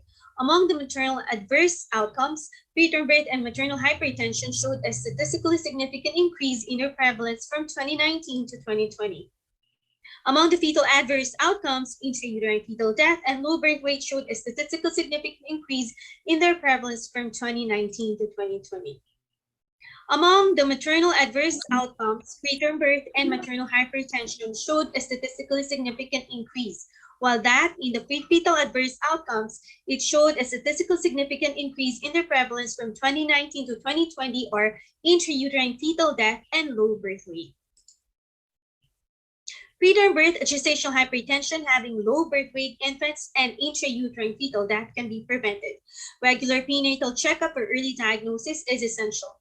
Extreme fear of COVID infection causing mental stress, maternal anxiety, and consequently not having regular prenatal checkups, unavailable outpatient consultation or closed outpatient departments, and meager health care could be some of the causes of the increase in the prevalence of such conditions. Strategies to prevent such conditions should be initiated by the local government units, Department of Health, hospitals, Philippine Obstetrical and Gynecological Society, Philippine Society of Maternal and Fetal Medicine, Philippine Pediatric Society, and social healthcare workers. Teleconsultation should be in place, and available healthcare facility for consultation of high-risk pregnancies should be instituted. Rapid vaccination of pregnant women in their second and third trimester should be encouraged.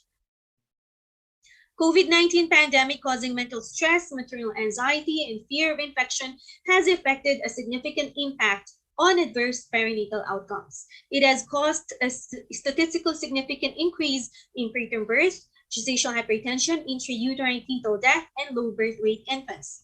Tapping the local government units, Department of Health, medical societies, hospitals, and social healthcare workers may mitigate the complications caused by such conditions. Thank you for your indulgence. Thank you, Dr.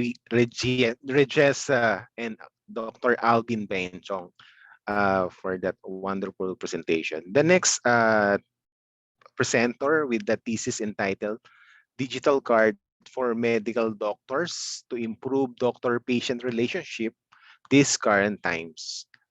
The proponent, Dr. Marion Basig and Dr. Madeline Jovero.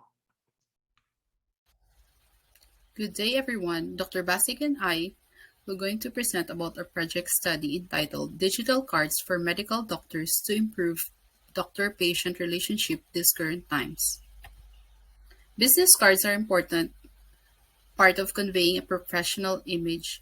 They are especially helpful as a supplement to verbal communication, especially when the communication takes place under favorable condition. With the advancement in printing technologies during the 18th and 19th century allowed for the creation of multicolored business cards. By the 20th century, the business card has become an integral marketing tool. And this situation has driven the healthcare industry to come up with innovative ways to diagnose, advise, and treat patients remotely. One of the things that the internet is useful to humans is the trend nowadays, the telehealth service or digital cards. This is where the patient and doctor concerned can use telecommunication technologies to support and promote long-distance clinical healthcare, patient and professional health-related education that involve contactless consultation.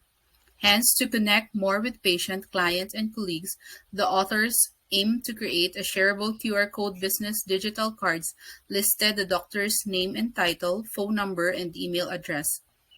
It is in light that this project aims to create a simple shareable business cards with all the contact details.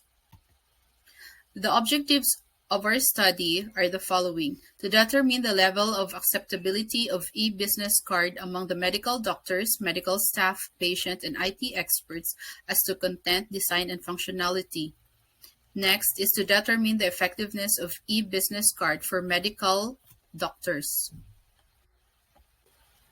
Marchand et al. Research that digital business transformation, or DBT, is about more than devices and software. It is about organizational change through the use of digital technologies to materially improve performance. In medical field, Olahide in 2019 researched that medical appointment and consultation is of necessity in the field of medicine, which gives the doctor the opportunity to access, examine, test, and diagnose a patient of an ailment or disease. Conversely, Zhang and Liu in 2013 studied the design and implementation of a clinic appointment registration system, designed and implemented a desktop-based .NET application for clinic appointment registration with the use of MS Access as database for keeping of medical record. Dr. Bassi will continue the next part of our study project.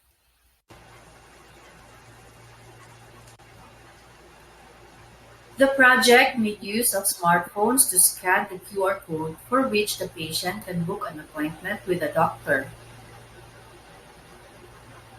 After scanning, it will show the doctor's profile, website, address, applications, web page, and social media accounts, and also its products and services and payment methods. It can also be shared by scanning, or the code can be put to any location such as prescriptions, business cards, tarpaulins, signage, leaflets, and flyers. A great tool for marketing. Here is the summary of our financial information. To improve doctor-patient relationship, we have to eliminate the limitations that prevent patients from seeking care when they need it. As healthcare providers, we are not immune to COVID, and as such, we should also take care of ourselves. This will also encourage more patient education, staying at home, and being safe. The society now is starting to embrace telehealth as the new normal, not just health but tele everything, where healthcare and social activity improves more. Thank you very much.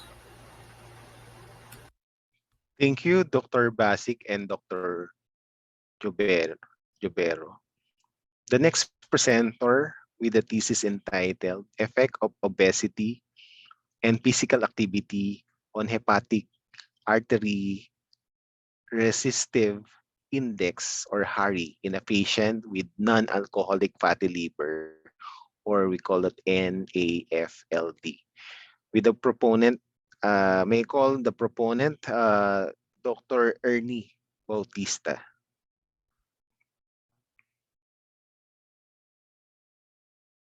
Non-alcoholic fatty liver disease, or NAFLD, is characterized by histopathological or imaging that suggests a lipid deposition within the hepatocytes and no history of excessive alcohol consumption.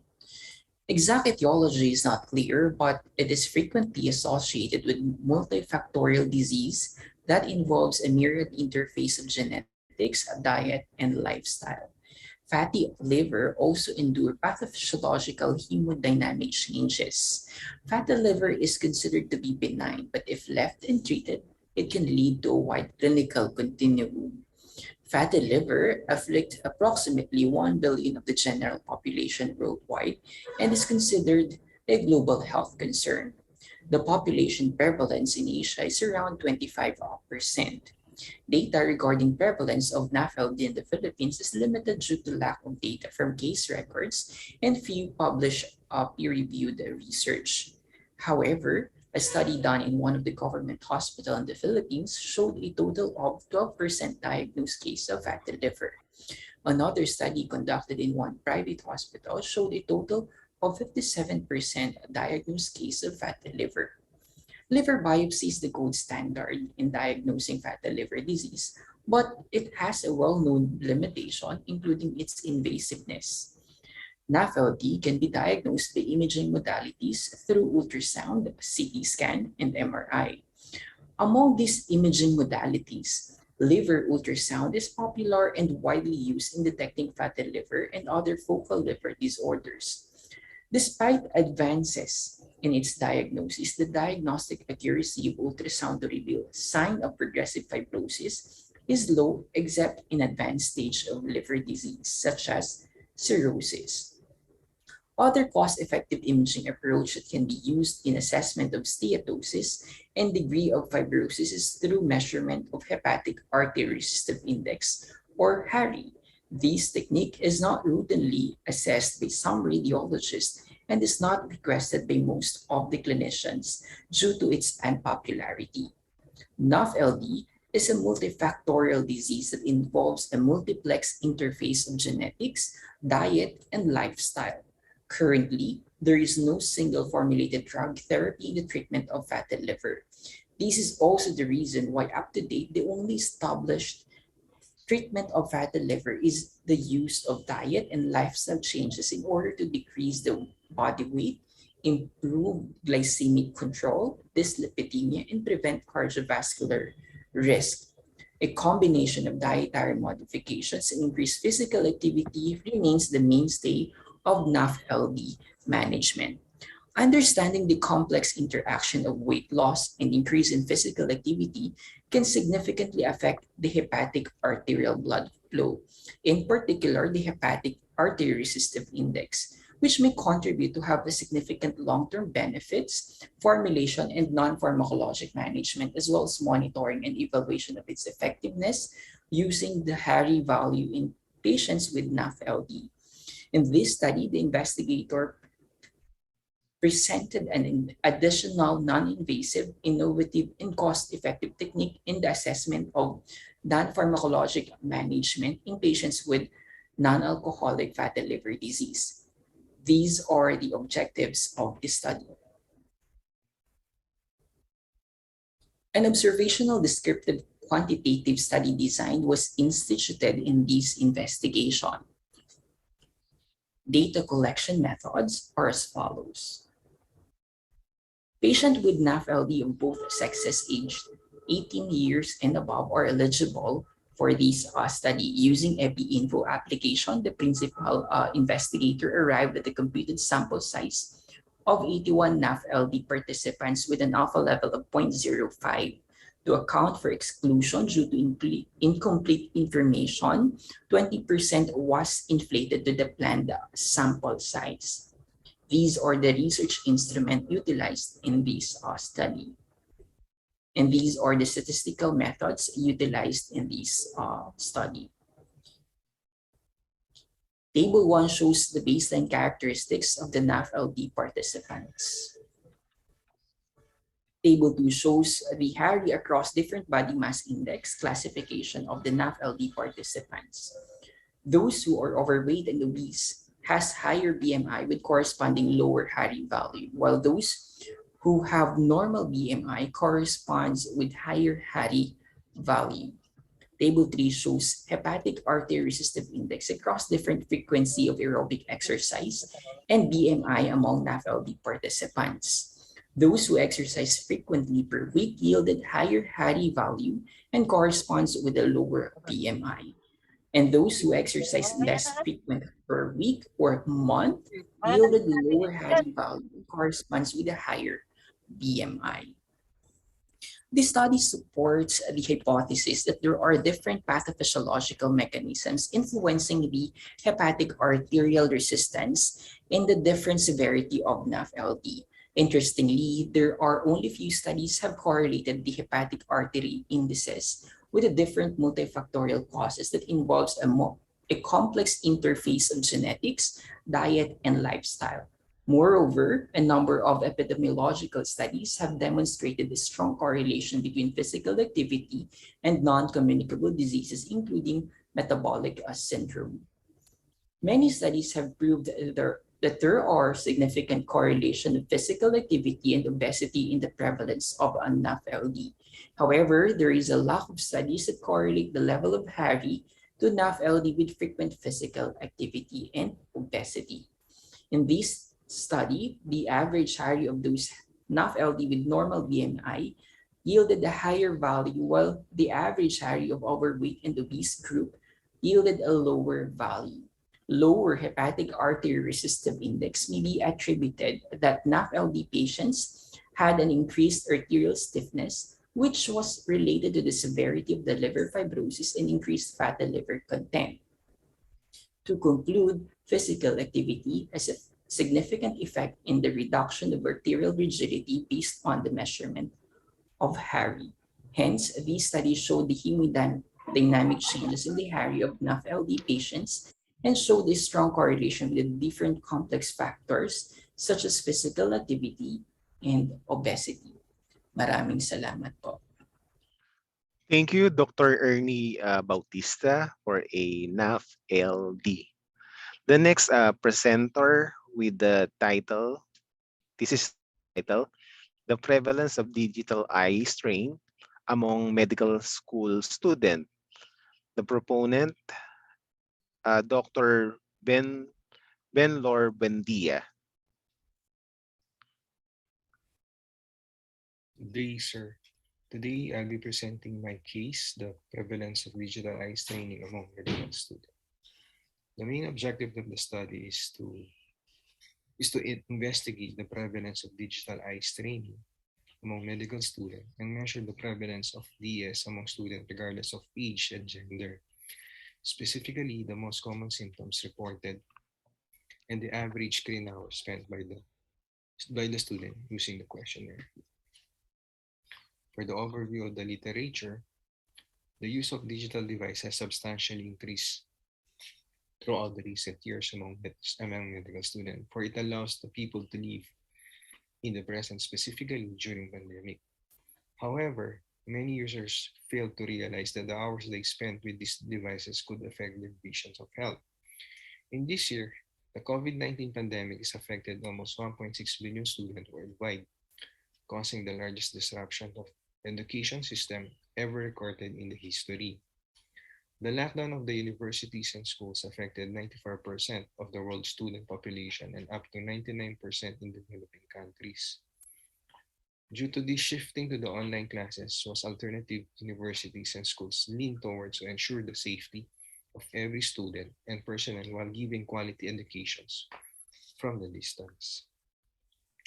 For the methodology, the design of the study will be descriptive quantitative research as it was gathered statistical data for analysis about the prevalence of a digital eye strain among students.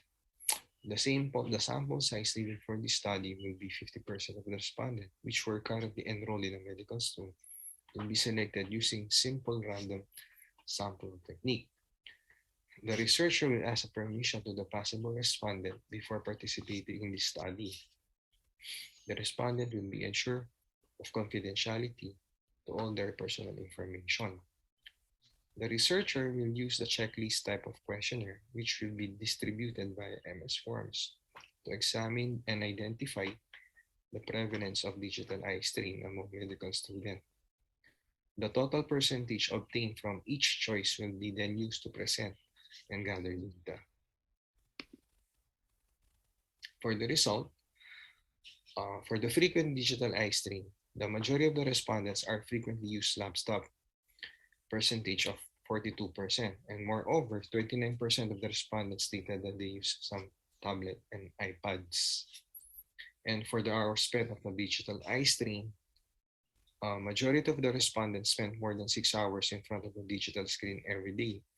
This indicates that 67% of the respondents are more prone to digital eye strain based on the prolonged hours of use in different digital devices.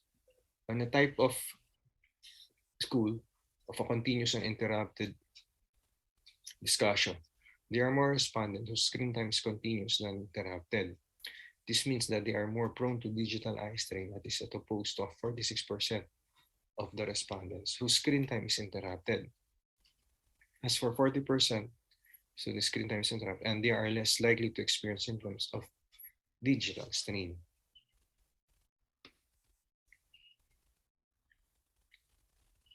And for the symptoms reported, headaches are the most reported symptoms of a digital eye strain. It means that 19% of the people experience headache because of a digital eye strain. 18% of people reported of having neck and shoulder or back pain. 13% experience of blurred vision. 12% experience eye strain, and 11% of fatigue. Although in this line with that North of Carolina Optometric Society stated that the most common symptoms of the reported DS are headaches, blurred vision, dry eyes, and pain in the neck and the shoulder. And in suggestion of a reduce the risk of developing DES, 40% of the students suggested that the way to avoid the possibility of developing digital eye strain is by resting or taking a break from the use of devices. The second most recommended way is the average of 34% is to lessen the hour of the screening time. And the third method is the use of a blue light filter. And lastly is to suggest is exercising and keeping distance from the devices. So in conclusion, following the objective of the study, this research has been concluded that all respondents of the current study is more than 2 hours of screen time, specifically of 9% spent of 3 to 4 hours, and 22% has been screened of 5 to 6 hours. And 64% has been more than 6 hours of screen time. In addition, 50% of the respondents stated that they use technological devices of gadget continuously for prolonged hours. This tells that the researchers that use students have an increased chance of developing digital eye strain. Furthermore, majority of the students suggest that taking a break from digital screen is a way to reduce the risk of DAS. Thank you, sir. There we have it.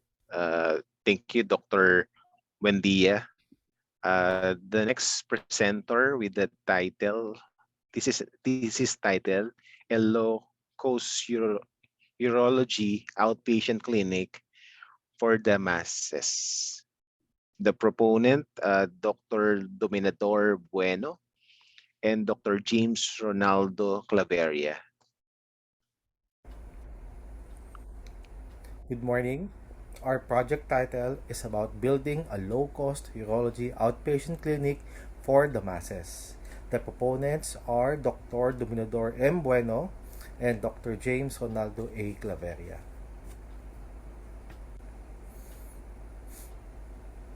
For the executive summary, this paper is a project proposal for the setting up of a urology outpatient clinic in a low-cost housing communities and low-income neighborhoods that are located far away from hospitals and medical facilities. The researcher proposes a low-cost urology clinic to give access to quality urology service to low-income community members. because of high medical cost, accessibility, and transportation problem, as well as unawareness about the risks. People often delay treatment of their simple urology health problems such as UTIs and kidney stones. Untreated UTI, however, is the fifth leading cause of death in the country in 2018. These deaths could have been prevented if treatment is not delayed. The proposed urology clinic will address the problems associated with delaying treatment. It will charge low fees and will be located at the heart of low-income communities. The initial investment is also discussed in this paper, as well as the marketing strategy that will be used to increase awareness and recognition among the target population. Urology problems such as urinary tract infection, kidney stones, and overactive bladder affect many Filipinos. Urology health problems such as UTI are considered a minor problem to many Filipinos, but without medical attention, this problem may become a very serious one. In 2018, for example, there were 294,136 deaths due to UTI, which make it the fifth leading cause of death in the country at that time. These are preventable deaths if medical intervention is not delayed. Oftentimes, patients with UTI will only seek medical attention after the symptoms have gone worse. The most at risk of this problem are low-income Filipinos who live in low-cost housing communities and depressed areas. There are various reasons why this group of patients delay treatment. First, hospital fees are very expensive. Many Filipinos have no health insurance, especially those who are living in low-cost housing communities and low-income neighborhoods where jobs are unstable and wages are below or just above the minimum. A hospital visit, even for a simple urology makeup, may be very expensive for them. Second, even if they are willing to spend money for checkups, hospitals and other health facilities are located far away from their communities. Hospitals and healthcare facilities are inaccessible and transportation is difficult. The third reason is awareness of the risks associated with delaying treatment of the illness. Many of them erroneously believe that the symptoms will go away on their own. Apparently, a problem exists. People delayed seeking medical attention for simple urology problems because of financial constraints and accessibility and unawareness. If treatment is delayed, however, minor problems can grow into a more serious ones and sometimes fatal. Our project aims to address the problem of delaying treatment for simple urological symptoms by allowing the at-risk patient population to have access to accessible, low-cost, and high-quality treatment. The project will be an outpatient urology clinic located at the heart of low-cost housing communities and nearby depressed areas. This will address the accessibility and transportation problem as the outpatient clinic is just a walking distance from their home. The clinic is a low-cost clinic and the fees will be very affordable to community members. The researcher will also conduct an information campaign to increase the awareness of the community about simple urologic problems. Through this project, the three main reasons for delaying treatment, which are financial constraints, accessibility, and unawareness, are properly discussed. So the low-cost urology outpatient clinic specializes in the treatment of simple urologic problems of people in low-cost housing communities and low-income neighborhoods. The clinic will charge very low fees, which is very affordable to the target population. The clinic's mission is to provide accessible, low-cost, high-quality service and patient education to the target population. Patients will no longer delay treatment, and simple urology problems such as UTI will no longer progress into a more serious or fatal conditions. The clinic will be located at the center of low-income housing or low-income neighborhoods. It will have a medium-sized office and 2 clinic rooms with 1 receptionist and 1 specialty nurse, 1 sonologist, and about 3 volunteers or interns who serve as promoters and awareness campaigners. The clinic has an ultrasound device and testing kits. So there will be 3 phases in the setting up of the low-cost urology clinic. The first is the planning phase, where the business concept is formulated and the business plan will be worked on. The researcher intends to have a business partner in this project who will share the expenses and work. This phase includes identifying the source of funds, location, materials, and equipment. This phase will last for a month. The second phase will take place soon after the funds are secured. It includes renting the place for a clinic, purchasing materials and equipment, establishing partnerships with schools that will provide interns and volunteers, and recruiting staff. This phase will take about a month. The third phase includes promotion and marketing activities, awareness campaigns, and the opening of the clinic. The main financial burden of the project is the acquisition of equipment and materials as well as renting the space for the clinic. The fund needed to operate the business is 238,000 pesos, which will come from the pockets of the researcher and his business partners, as well as from loans from families and friends. The breakdown of the expenses is stated in the table. So items, we have the ultrasound machine, which costs around 93,000 pesos. The rent with 3 months deposit, 15,000 pesos. Office equipment such as your monoblock chairs, second-hand desk, and a sofa with printed materials, 20,000 pesos. Computers, telephones, and other medical tools, 20,000 pesos.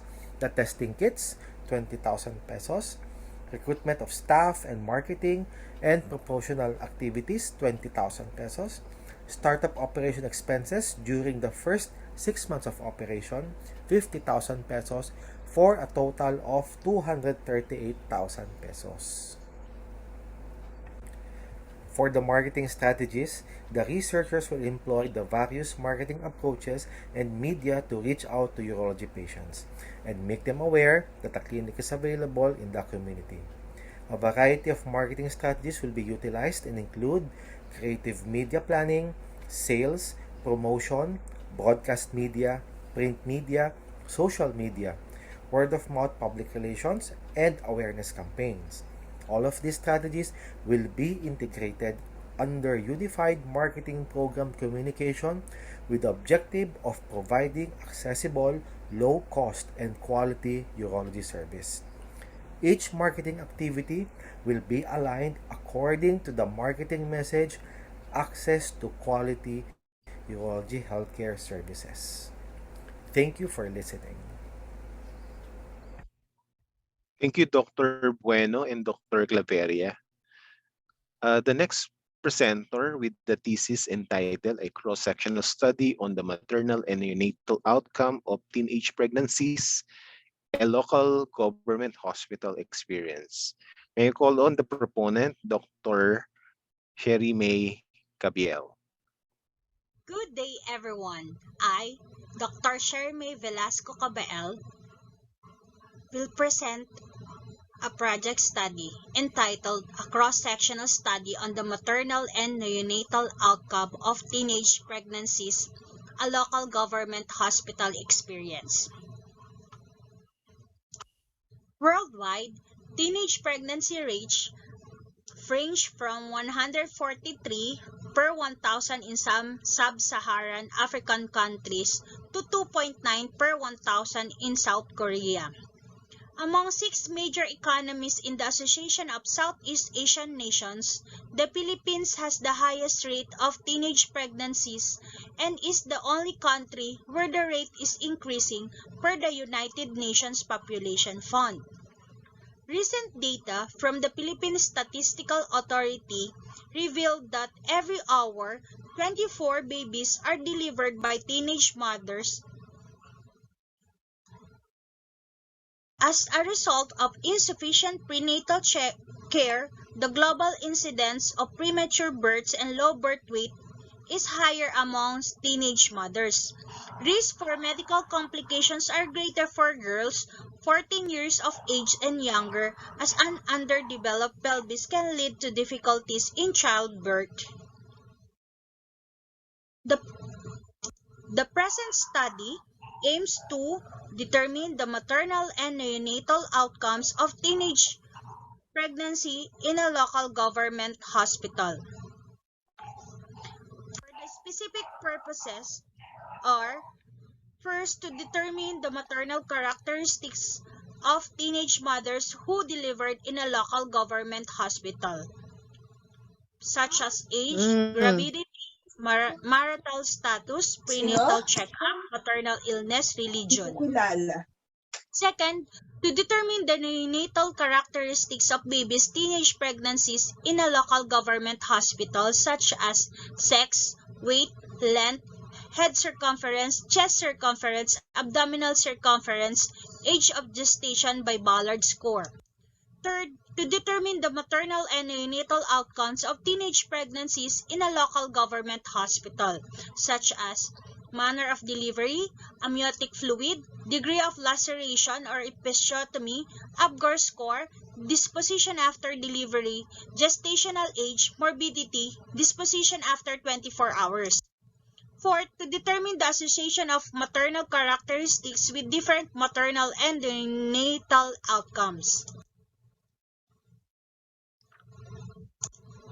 The pregnancy rate for teenagers fell 40% during the years of 1990 to 2008 to 69.8 per 1,000 women aged 15 to 19 years.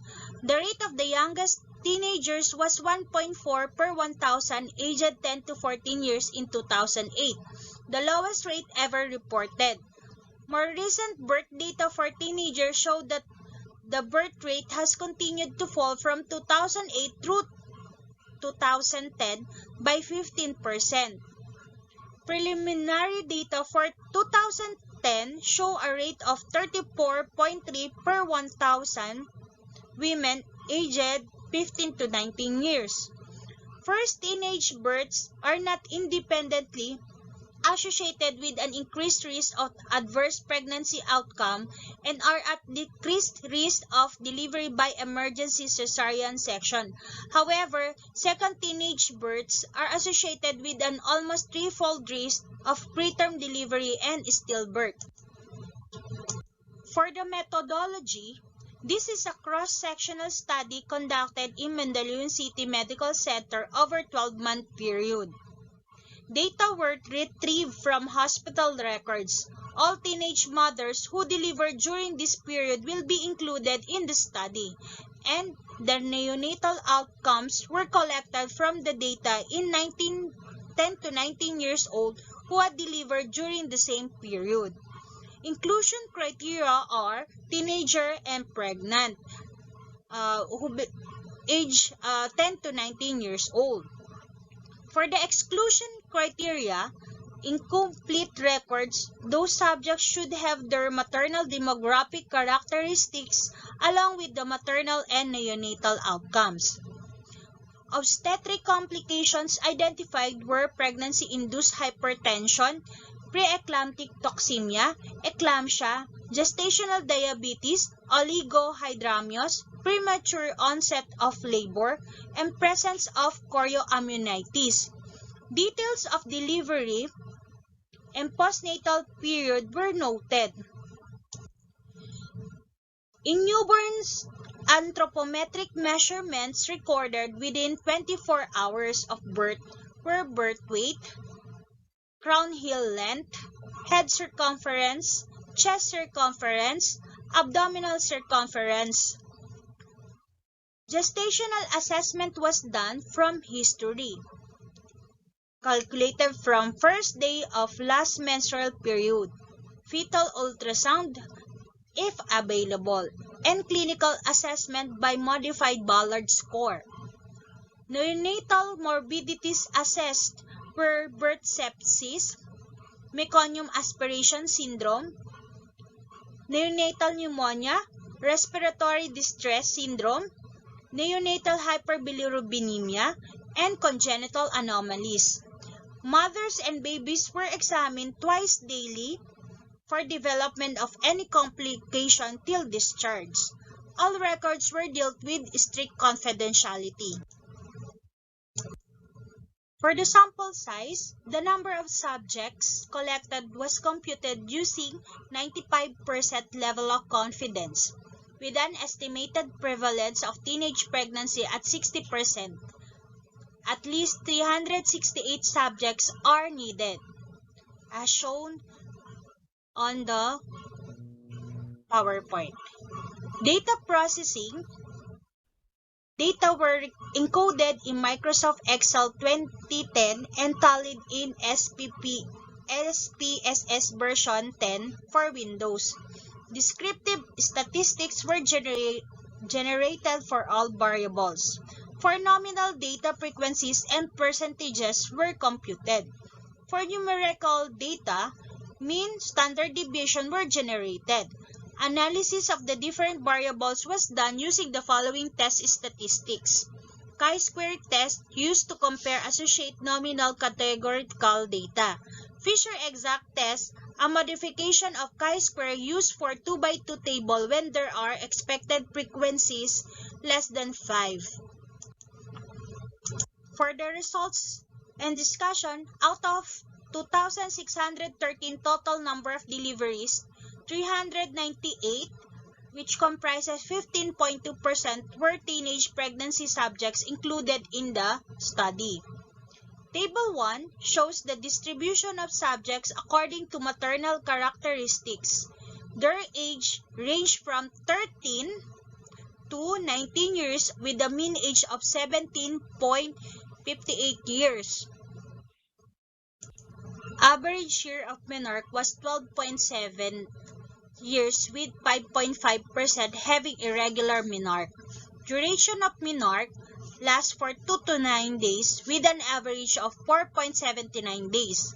Maternal illness was noted in 129 mothers who had urinary tract infection, bronchial asthma, preeclampsia, oligohydramnios, premature rupture of membrane, upper respiratory tract infection, gestational hypertension. Table 2 shows that primigravid accounted for 86.5% of the subjects. Mostly the religion belongs to Catholic, which is 375 or 94.2%. Table 3 shows that neonatal characteristics born by teenage pregnancy comprise of male newborns in 210 out of 398 subjects. Mean weight is 2.88 kilos, length of 48.49 cm. Head circumference is 32.58 cm. Chest circumference is 31.14 cm. Abdominal circumference is 28.8 cm. Mostly age of gestation found in 38 weeks by Ballard score. Table 4 shows the maternal and neonatal outcomes of teenage pregnant mothers. Maternal outcomes consisted of manner of delivery, amniotic fluid, and degree of laceration. A total of 349 teenage pregnant mothers delivered by a normal spontaneous delivery, while cesarean section was noted in 49. Clear amniotic fluid of 308, second degree of laceration of 188.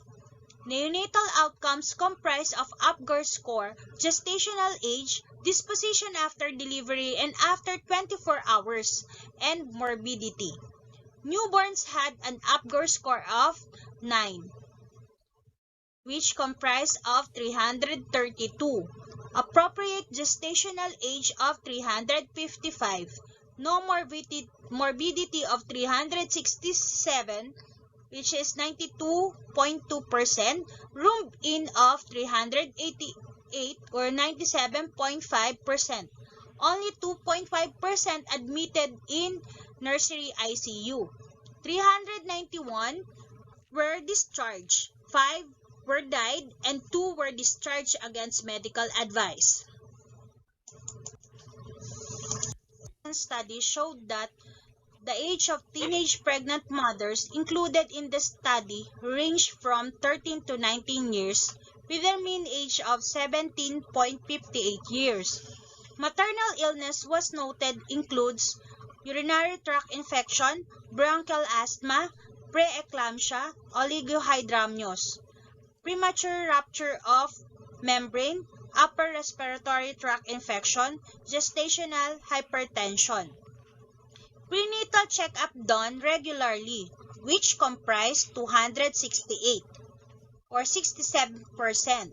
Mostly, teenage mothers are single during delivery, which is 398 or 99%. Mean menarche is 12 years old. Teenagers were pre-gravid and Catholic religion. Most newborns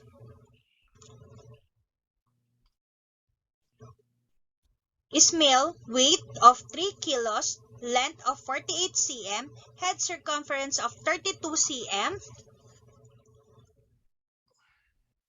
chest circumference of 31 cm, abdominal circumference of 29 cm, and age of gestation of 39 weeks. Teenage mothers delivered via normal spontaneous delivery of 88%, clear amniotic fluid of 77%, second degree of laceration of 47%. Neonatal morbidity first teenage mothers. Maternal illnesses with morbidity. Married teenage mothers with maternal illness develop morbidity than those without maternal illness. The risk of teenage mothers with maternal illness during pregnancy for morbidity was almost 2 times higher than those without maternal illness during pregnancy.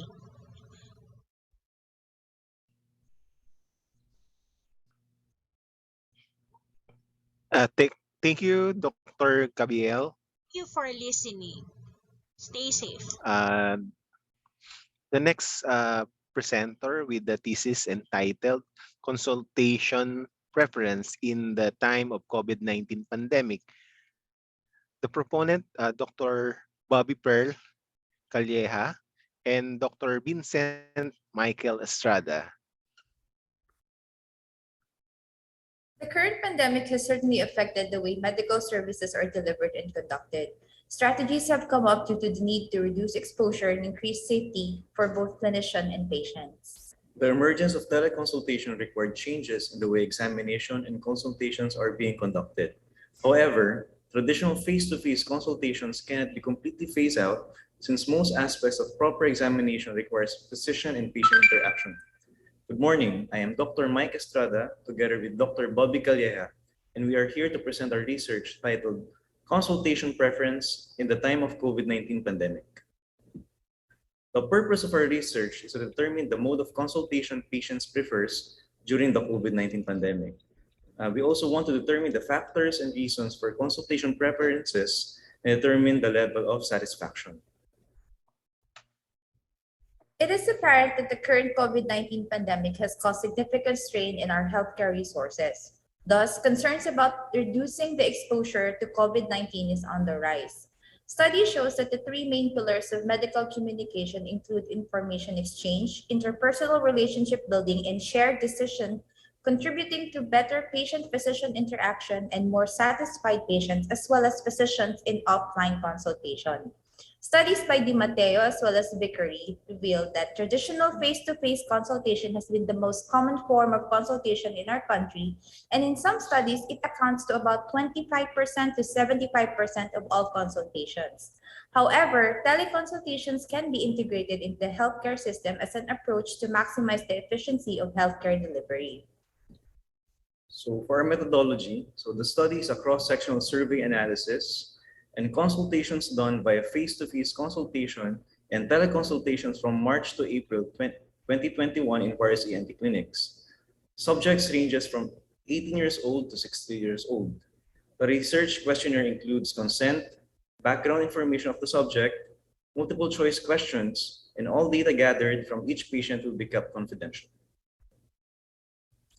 We have encountered 60 consultations and 9 did not consent to participate in the study. A total of 51 patients participated, and 23 of which are males and 28 are females.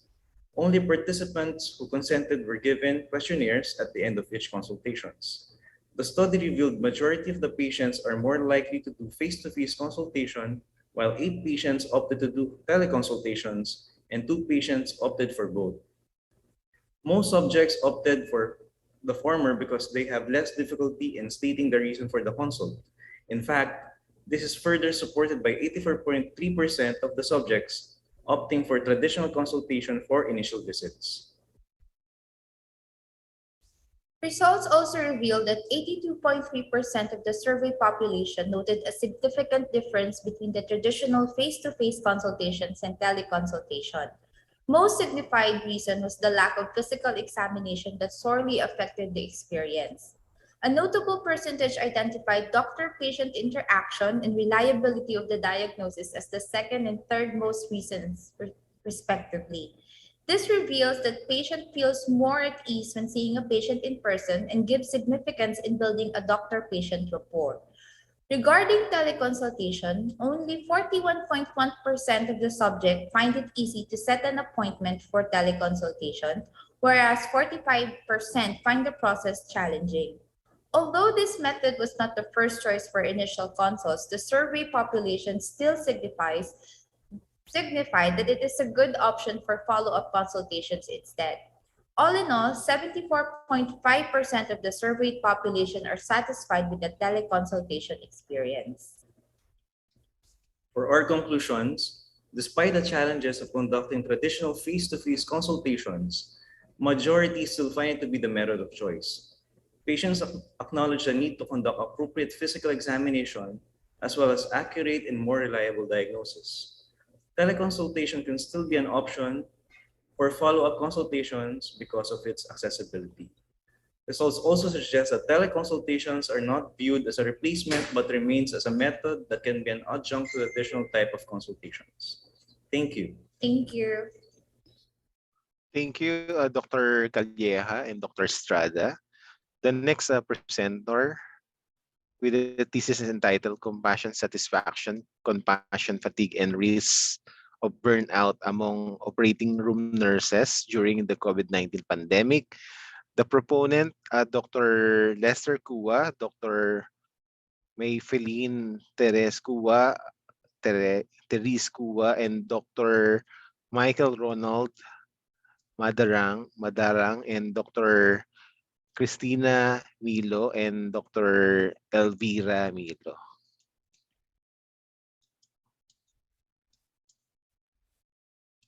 Good day. We are here to present our research project entitled Compassion Satisfaction, Compassion Fatigue, and Risk of Burnout Among Operating Room Nurses During the COVID-19 Pandemic. The purpose of this research project is first and foremost the identification of the current mental health status of special unit nurses, such as the operating room staff, in the aspect of compassion fatigue, compassion satisfaction, and the risk of burnout from the added stress brought about by the COVID-19 pandemic. As we all know, the diagnosis of the problem precedes any appropriate and effective intervention. Once we are able to gather sufficient data, the research project results can be presented to hospital administrators for formulation of possible guidelines and policies to ensure prevention of compassion fatigue and burnout. The COVID-19 pandemic has deemed to be one of the biggest health crises the world has encountered, and nurses are at the forefront of the healthcare system that deals with COVID-19 patients. Worldwide, our COVID cases have reached more than 260 million cases, with more than 5 million deaths. A huge burden has been imposed on the nurses, even the ones in the operating room, as they deal with limited resources, limited staff, extended duty hours, and the risk of contracting COVID-19 during the operation. With this in mind, compassion fatigue may ensue. Compassion fatigue is a state in which the compassionate energy that has been expended has surpassed restorative capabilities. The demand of constant exposure to human suffering and the felt need to provide excellent care can ultimately lead to compassion fatigue. However, not all nurses react the same way. The nurturing nature of nurses often translate as putting the patient's needs before their own. Hence, an idea called compassion satisfaction comes in. It is the energy that the nurse experiences after meeting the needs of the patient. It reflects the rewards of caring for others, which counterbalances the risk of compassion fatigue. For our methodology, we have recruited 75 operating room nurses from both private and government hospitals in the National Capital Region. After application of the exclusion criteria, a total of 68 operating room nurses gave their consent and agreed to become participants of the research. They answered a 66-item survey form entitled Compassion Fatigue Satisfaction Self-Test by Stam et al. And all of the data were tabulated and collected using the Microsoft Excel, and they were analyzed using the Stata MP version 16 software. Continuous data were presented as mean or standard deviation, while categorical data were presented as frequencies and percentages. All in all, the results show an extremely high risk of compassion fatigue. However, not all is lost because the risk for burnout is extremely low and there is good potential for compassion satisfaction. In conclusion, COVID-19 remains to be a challenge for all nursing professionals, including the ones that work behind the scenes in the operating rooms. The negative impact has been shown as the respondents report an extremely high risk of developing compassion fatigue. However, these operating room nurses also reported an extremely low risk of burnout and showed a good potential for compassion satisfaction. Studies have shown that Filipino nurses in general have been found to have higher levels of compassion satisfaction in their respective workplaces. They consider their work as a professional privilege regardless of any circumstance. They consider it as a part of their oath and their chosen profession. Amidst the insurmountable burden that the COVID-19 pandemic has brought upon us, the resilience of the Filipino operating room nurses continue to prevail. Thank you. Thank you, Dr. Lester, Dr. Mayfeline, Dr. Madarang, Dr. Christina, Dr. Elvira. The next presenter with the thesis entitled Health Facility and Capacity of Western Samar. The proponent, Dr. Ayan Daguman, Emmanuel Daguman, and Crisia Marianne Daguman. Good day. We are the Dagumans, and today we're going to discuss a research project entitled Health Facility and Capacity of Western Samar. The objective of this paper is to gather information regarding the health data of Western Samar. Specifically, the authors aim to collate population information of the Western Samar province, the health facilities, and the capacities of its institution inside the province. This study is very significant in the sense that during this pandemic, we can fathom that our healthcare capacity hangs in a tightrope. This information will be used for data policy, support of healthcare construction, or even delve into the specific needs of the province.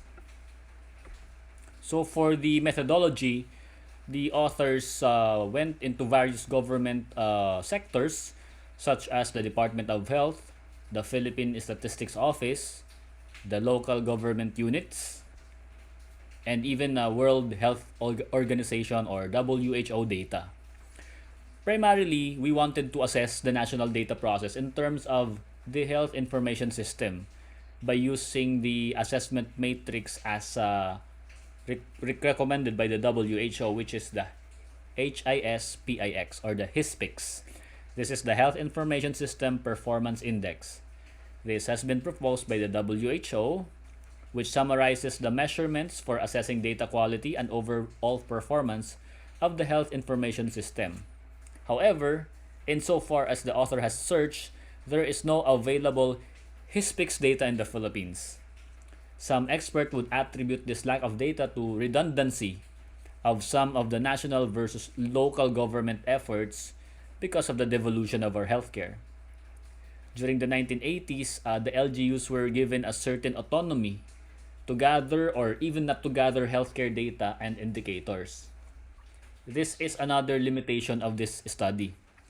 So the authors went for local health data available in the offices, such as the surveys that are still allowed during the pandemic.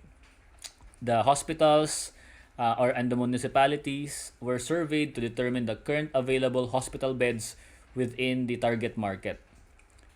The hospitals were surveyed and evaluated according to type, classification, and bed capacity. The population data of the municipalities in the province of Samar were taken from the Philippine Statistics Office under the National Statistics Office, or the NSO. And these were the results. So the total population of the entire province of Western Samar as of the last complete survey done, which was in 2015, was 854,948 individuals. And when projected today with a growth rate of 1.9%, the estimate population today is presumed to be currently 921,800. Currently, there are 8 hospitals duly accredited by the DOH in the entire Samar province. From this, 5 are government-owned and only 3 are private. There are 4 primary hospitals, 3 secondary hospitals, and 1 tertiary level hospital. From these hospitals, the total bed capacity of the entire province of Samar is only 398 beds. The demand for new healthcare facilities based on the DOH guidelines states that the bed to population ratio must not be more than 1:500. Therefore, the succeeding presentation is premised on the pressing demand for new hospitals and new hospital beds in the island of Samar. It can be viewed that the population is increasing over the years.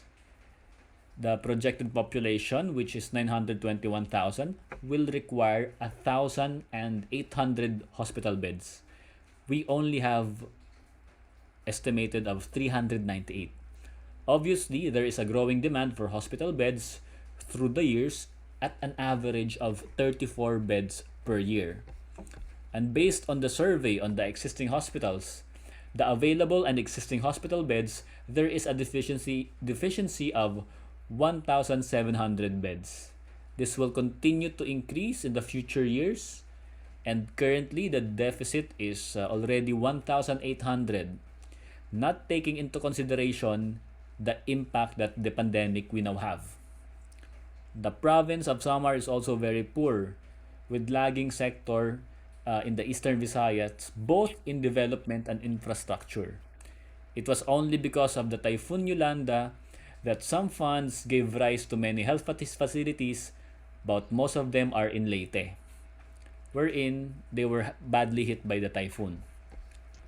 Samar still remains a poor island with health needs we can only project because no data is available since the barangays are far-flung and hard to reach.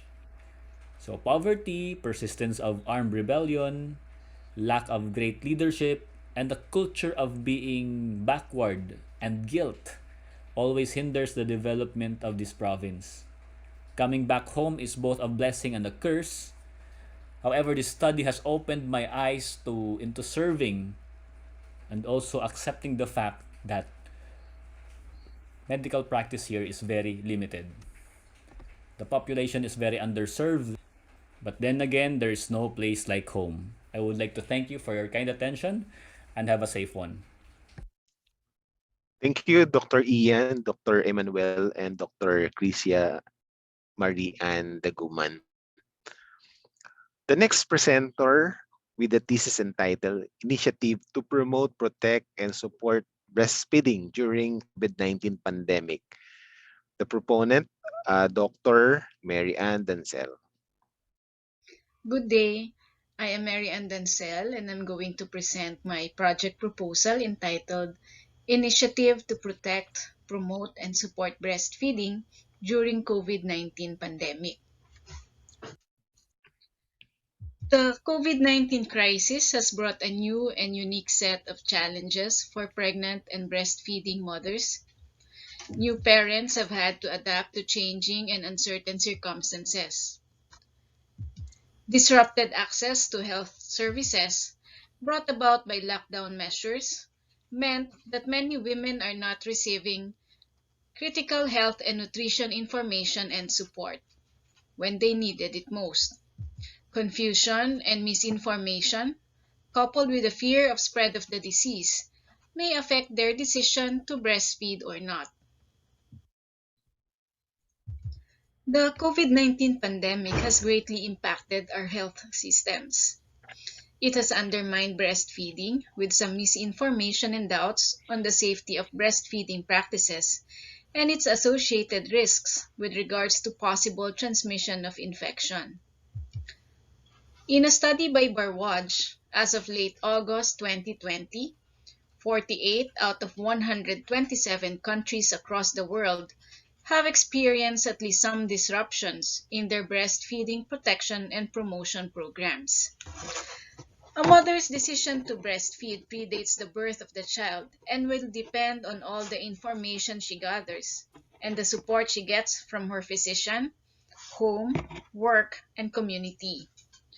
Preparations of mothers for breastfeeding usually starts antenatally, but this aspect has been challenged with the changes in the platforms of consultation between the patient and the doctor. The Mothers Class, conducted antenatally to educate expectant mothers on the important aspects of breastfeeding, has likewise stopped due to suspension of services of the outpatient department.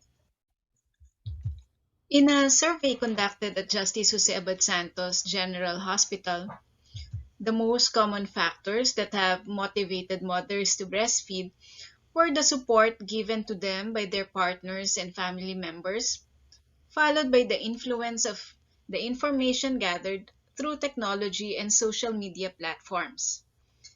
This reflects the importance of providing mothers with helpful information that would allay their fears and doubts regarding the safety and benefits of breastfeeding during a pandemic. Women receiving incorrect information about the safety of breastfeeding with COVID-19, being told that they cannot breastfeed their babies if they had symptoms, or being separated from them after birth, can significantly impact the initiation and success of breastfeeding. It is critical that we ensure positive and accurate messaging and support services reach all mothers and that we overcome the barriers some are facing. This project would bridge the gap that COVID-19 has brought in the healthcare support system. Support networks, both offline and online, where women are provided information, counseling, and guidance for breastfeeding, are important outlets for mothers to access knowledge and find resources. For this project, IEC materials in Filipino language will be created and distributed to provide access to the basic and essential information about breastfeeding. The brochures will be given to postpartum patients who delivered at Justice Jose Abad Santos General Hospital to serve as a supplemental support and to encourage them to sustain breastfeeding for a long period of time. A collaboration with the Manila Health Department can also be established for these IEC materials to be distributed in the different community centers to also provide information to low-income families who do not have access to high-speed and reliable internet. We all know that social media has played a major role in different aspects of life during this pandemic. Almost everyone can have access to the different platforms to access information. We can utilize this for information dissemination to ensure that basic facts about the safety and importance of breastfeeding, especially during a time of crisis, are given to the general public. An educational video that would be uploaded in social media platforms like YouTube and Facebook can provide access to the basic and essential information about breastfeeding. So pregnant women who fear going to hospitals for consultation could gather facts that would empower them in their breastfeeding journey. When equipped with proper knowledge and support, they will be more confident in initiating breastfeeding. This project can pave the way to educate and empower mothers towards the goal of successful breastfeeding. Through this initiative, they can have access to information and support even when faced with the challenges brought about by this pandemic. A sustained breastfeeding will not only contribute to the endeavor of defeating COVID-19 and other infectious diseases, but it will also have a long-term effect to the improvement of maternal and child health. In conclusion, breastfeeding is the best protective measure available for healthy and at-risk infants and mothers during this time of COVID-19 pandemic. Continued breastfeeding and non-separation of the mother-infant dyad appears to be the best practice even in times of crisis and pandemic. Therefore, breastfeeding should be encouraged.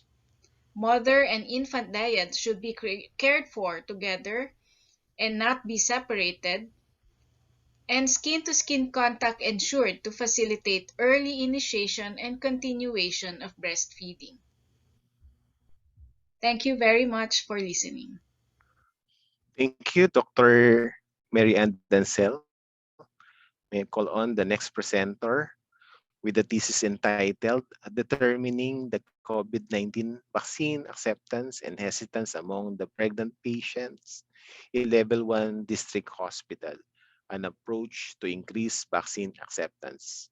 May I call on the proponent, Dr. Vanessa Domingo de Guzman. Good day, everyone. I am Dr. Vanessa de Guzman, and I will be presenting my project proposal with the title Determining the COVID-19 Vaccine Acceptance and Hesitancy Among Pregnant Patients in a Level 1 District Hospital, an approach to increase vaccine acceptance. As we are nearing the 2-year anniversary of the severe acute respiratory syndrome coronavirus pandemic, and with the development of multiple effective vaccines, reducing the global morbidity and mortality of COVID-19 will depend on the distribution and acceptance of COVID-19 vaccination. The WHO defined vaccine hesitancy as delay in acceptance or refusal of vaccines. The term vaccine hesitancy is used in this project paper as defined by the Strategic Advisory Group of Experts on Immunization, RESAGE Working Group, as a delay in acceptance or refusal of vaccines despite availability of vaccination services. The COVID-19 vaccine trials generated very limited data on the safety and efficacy for pregnant women, yet pregnant women with symptomatic COVID-19 are at increased risk for severe illness than non-pregnant population. The most recent data from the Centers for Disease Control and Prevention (CDC) shows that pregnant women with COVID-19 are more likely to be hospitalized. Mortality rates vary by country and severity. Lumbreras Marquez et al. Reported a 2.3 case fatality rate in pregnant women with COVID-19 in Mexico. In a study from Iran, maternal death was reported in 9 pregnant women with severe COVID-19 infection. In a systematic review and meta-analysis including 11,580 pregnant women with confirmed or suspected COVID-19, maternal mortality rate was reported at 0.6%. To this date, there is limited accessible data of the total number of COVID-19 pregnancy cases. In the institution I'm affiliated, for the year 2020, we had 145 cases of admitted COVID confirmed pregnant cases. 2.5 of our annual admission of 5,751 obstetric patients. We had recorded 3 mortalities which were due to severe COVID-19 infections, making it the number one cause of indirect maternal death for the year 2020.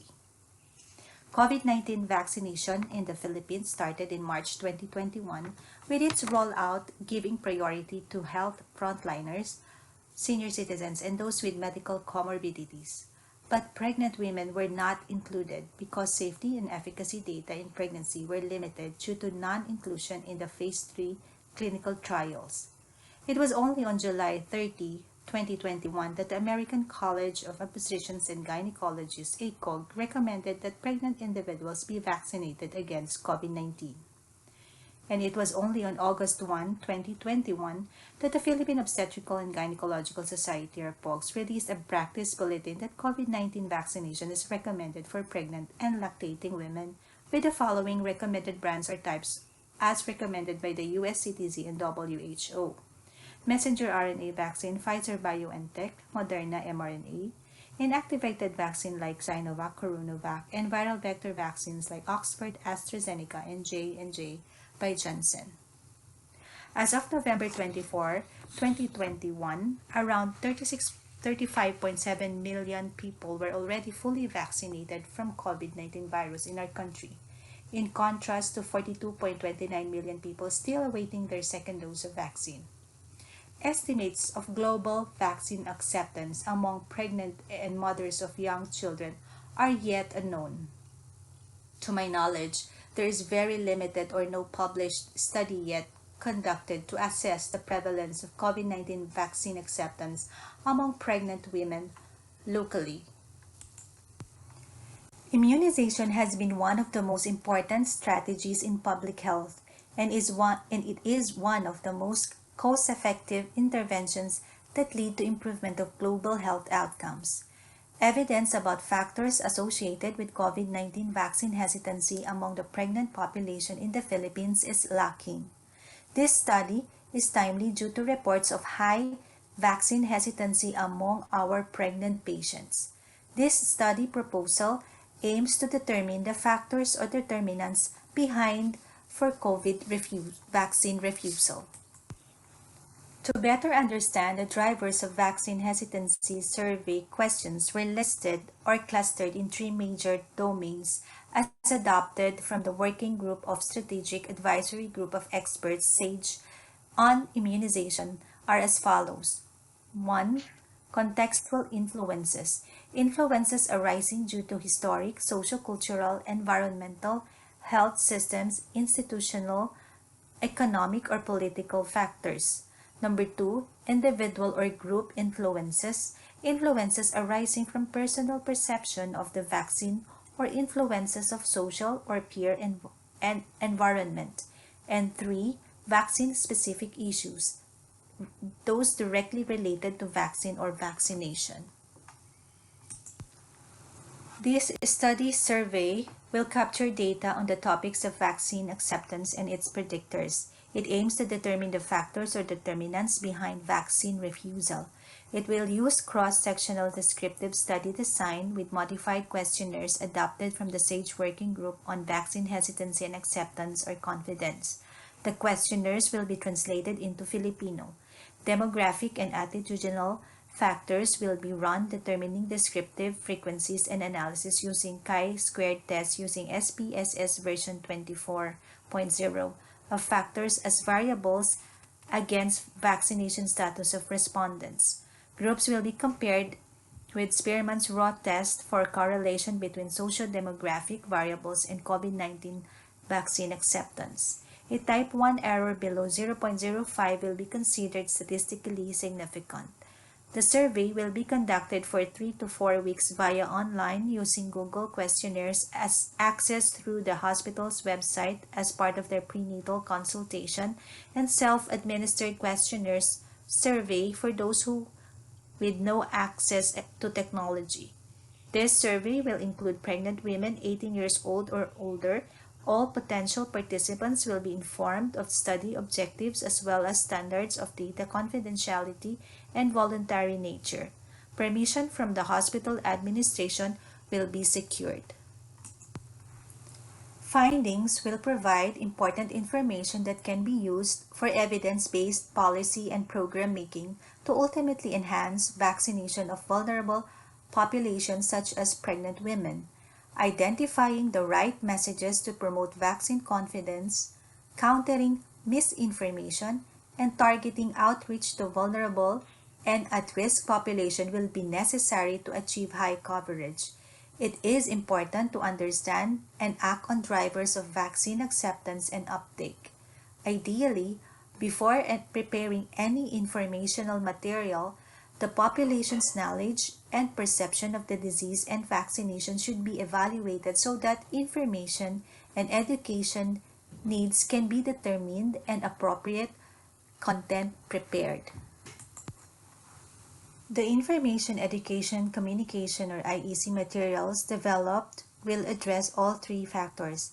In addition to IEC materials for target population, sources of data and recommendation will be from identified health authorities like the DOH, specialty societies, example the POGS, the Philippine Infectious Disease Society in Obstetrics and Gynecology or PIDSOG, the WHO, CDC, UNICEF, and others.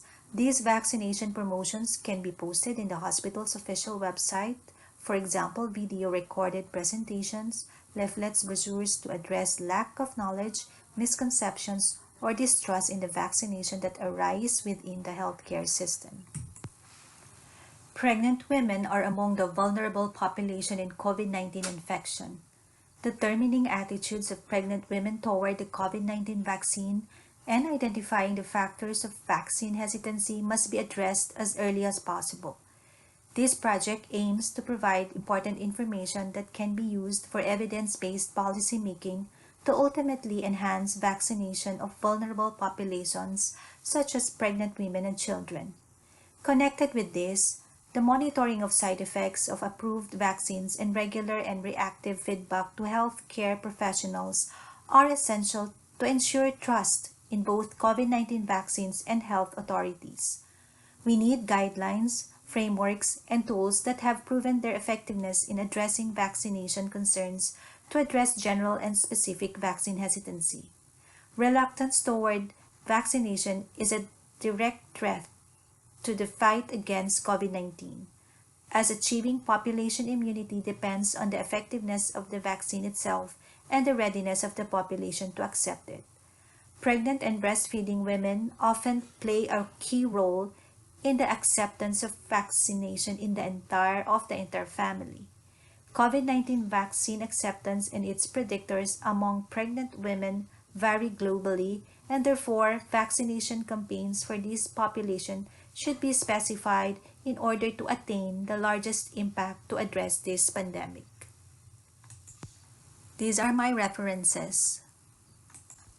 Thank you, and a big salute to our Corona pandemic warriors. Thank you, Dr. Vanessa Domingo de Guzman. The next presenter with the thesis entitled Sanitation in the Outpatient Clinics in the Times of COVID-19 Pandemic. The proponents, Dr. Grace Diaz, Dr. Christine Domingo. Good day. I am Dr. Mary Grace Diaz, and I am Dr. Christine B. Domingo, and we will be presenting our research proposal titled Sanitation in Outpatient Clinics in the Time of COVID-19 Pandemic. COVID-19 is a global pandemic affecting the economy and healthcare systems worldwide, with vaccination measures of the government moving at a snail's pace. There is still no available definitive treatment for this catastrophic infection. With guidelines from the U.S. Center for Disease Control and Prevention, as well as the local Department of Health guidelines on cleaning and disinfection in various settings as an infection prevention and control measure against COVID-19, This study aims to determine if the current sanitation practices being used by physicians performing face-to-face consultations and procedures in the outpatient setting in the Philippines during the COVID-19 pandemic really provide the needed disinfection to curb the spread of the disease. With most of the population getting vaccinated and returning to their regular activities, the healthcare system remains vigilant in developing pathways to ensure the safety of both the healthcare workers and the patients that they serve. It has been a year since the novel coronavirus or COVID-19 has gained popularity and has wreaked havoc both in the healthcare system and the global economy. Unfortunately, the hardest hit always comes upon the third world countries. The predicted incubation time of SARS-CoV-2 is 14 days, which may lead to a high rate of asymptomatic and subclinical infection among susceptible individuals, and people may get infected and be unaware of how or where it came from. Thus, effective interventions should be taken to break the chain of transmission of SARS-CoV-2. The virus that causes COVID-19 can land on surfaces. It is possible for people to become infected if they touch those surfaces and then touch their nose, mouth, or eyes. In most situations, the risk of infection from touching a surface is low. The most reliable way to prevent infection from surfaces is to regularly wash hands with soap and water or use alcohol-based hand sanitizer. Cleansing and disinfecting surfaces can also reduce the risk of infection. With more of the population getting vaccinated against COVID-19 and the return to the outpatient clinics and performance of outpatient procedures, frequent disinfection of the clinic and procedure rooms, including sanitation of frequently touched surfaces, are among the new norms being practiced by healthcare workers. All of these are done in the hopes of performing proper sanitation to prevent the spread of COVID-19 infection. Commonly used disinfectants and sterilization methods in this time of pandemic involve the use of high-efficiency particulate air filter or the HEPA filter, air purifiers, ultraviolet light, air ionizers, as well as use of common cleaning and disinfection solutions such as alcohol, sanitizing solutions like Lysol, and bleach solution. Our study is descriptive experimental research which aims to determine and evaluate the safety and efficacy of the currently used sanitizing agents, as well as the innovative equipments used for sanitation of tools in the clinics, with the use of rapid surface testing for COVID-19.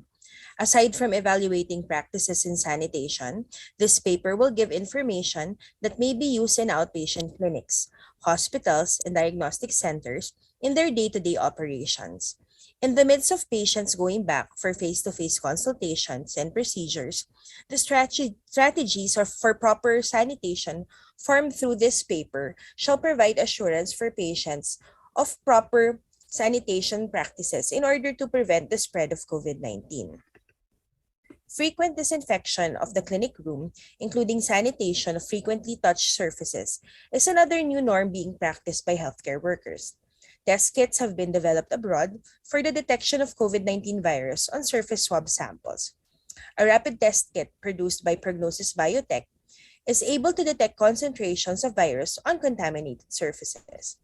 This rapid test kit does not require the use of elaborate machines for its determination, with visual interpretation of results possible within 10 minutes, making COVID-19 detection on surfaces an ease. Another company developed coronavirus surface testing, which uses the RT-PCR technique for detection. Their quick bundle includes everything needed to test for environmental presence of SARS-CoV-2. One just needs a registered medical technologist and pathologist to verify the results. Testing of COVID-19 exposed surfaces disinfected with the use of HEPA filters, air purifiers, ultraviolet light, air ionizers, as well as cleaning and disinfection solutions like alcohol, Lysol, and bleach solution may be evaluated and compared for effectiveness in eliminating COVID-19 on the test surfaces of commonly used equipment. Carrying out face-to-face consultation in the time of COVID-19 pandemic truly changed the landscape of how a physician handles his day-to-day practice. Currently used sanitizing and disinfecting solutions have been shown by local and international guidelines to prevent the development of hospital-acquired infections. These additional steps of ensuring proper cleanliness and sanitation in the work area assures not only the physician's safety, but the safety of his colleagues, co-workers, and patients as well. Any lapse in these steps may lead to risk of exposure, contracting the COVID-19 virus in the process. This study recommends that the Department of Health update the memorandum on cleaning and disinfection in various settings to include measures for outpatient consultations and sanitation of areas where diagnostic and ancillary procedures are done. This is the most opportune time since quarantine measures are slowly being lifted. This will equate to more people mobilizing and going back for face-to-face consultations and checkups. Also, proper education and dissemination of guidelines will ensure the safety of the healthcare workers as well as their families and patients. Thank you. Thank you. Thank you, Dr. Diaz and Dr. Domingo. The next presenter with a thesis entitled Establishing a New Normal of Ophthalmology Care Emerging of Ambulatory Eye Center During COVID-19 Pandemic. The proponent, Dr. Mark Fernan Diaz, Dr. Raymond Flordeliza, and Dr. Robert Christian Reyes. Hi. Hi, good evening, everybody. Today, together with my co-researchers, Dr. Mark Fernandez and Dr. Raymond Floyd de Lisa, we will be presenting our study entitled Establishing a New Normal of Ophthalmology Care, Emergence of Ambulatory Eye Centers During COVID-19 Pandemic. This study was the initial study that we did that actually became our project proposal of the IELTS app. But today we will be presenting this original paper that we did. Next slide, please.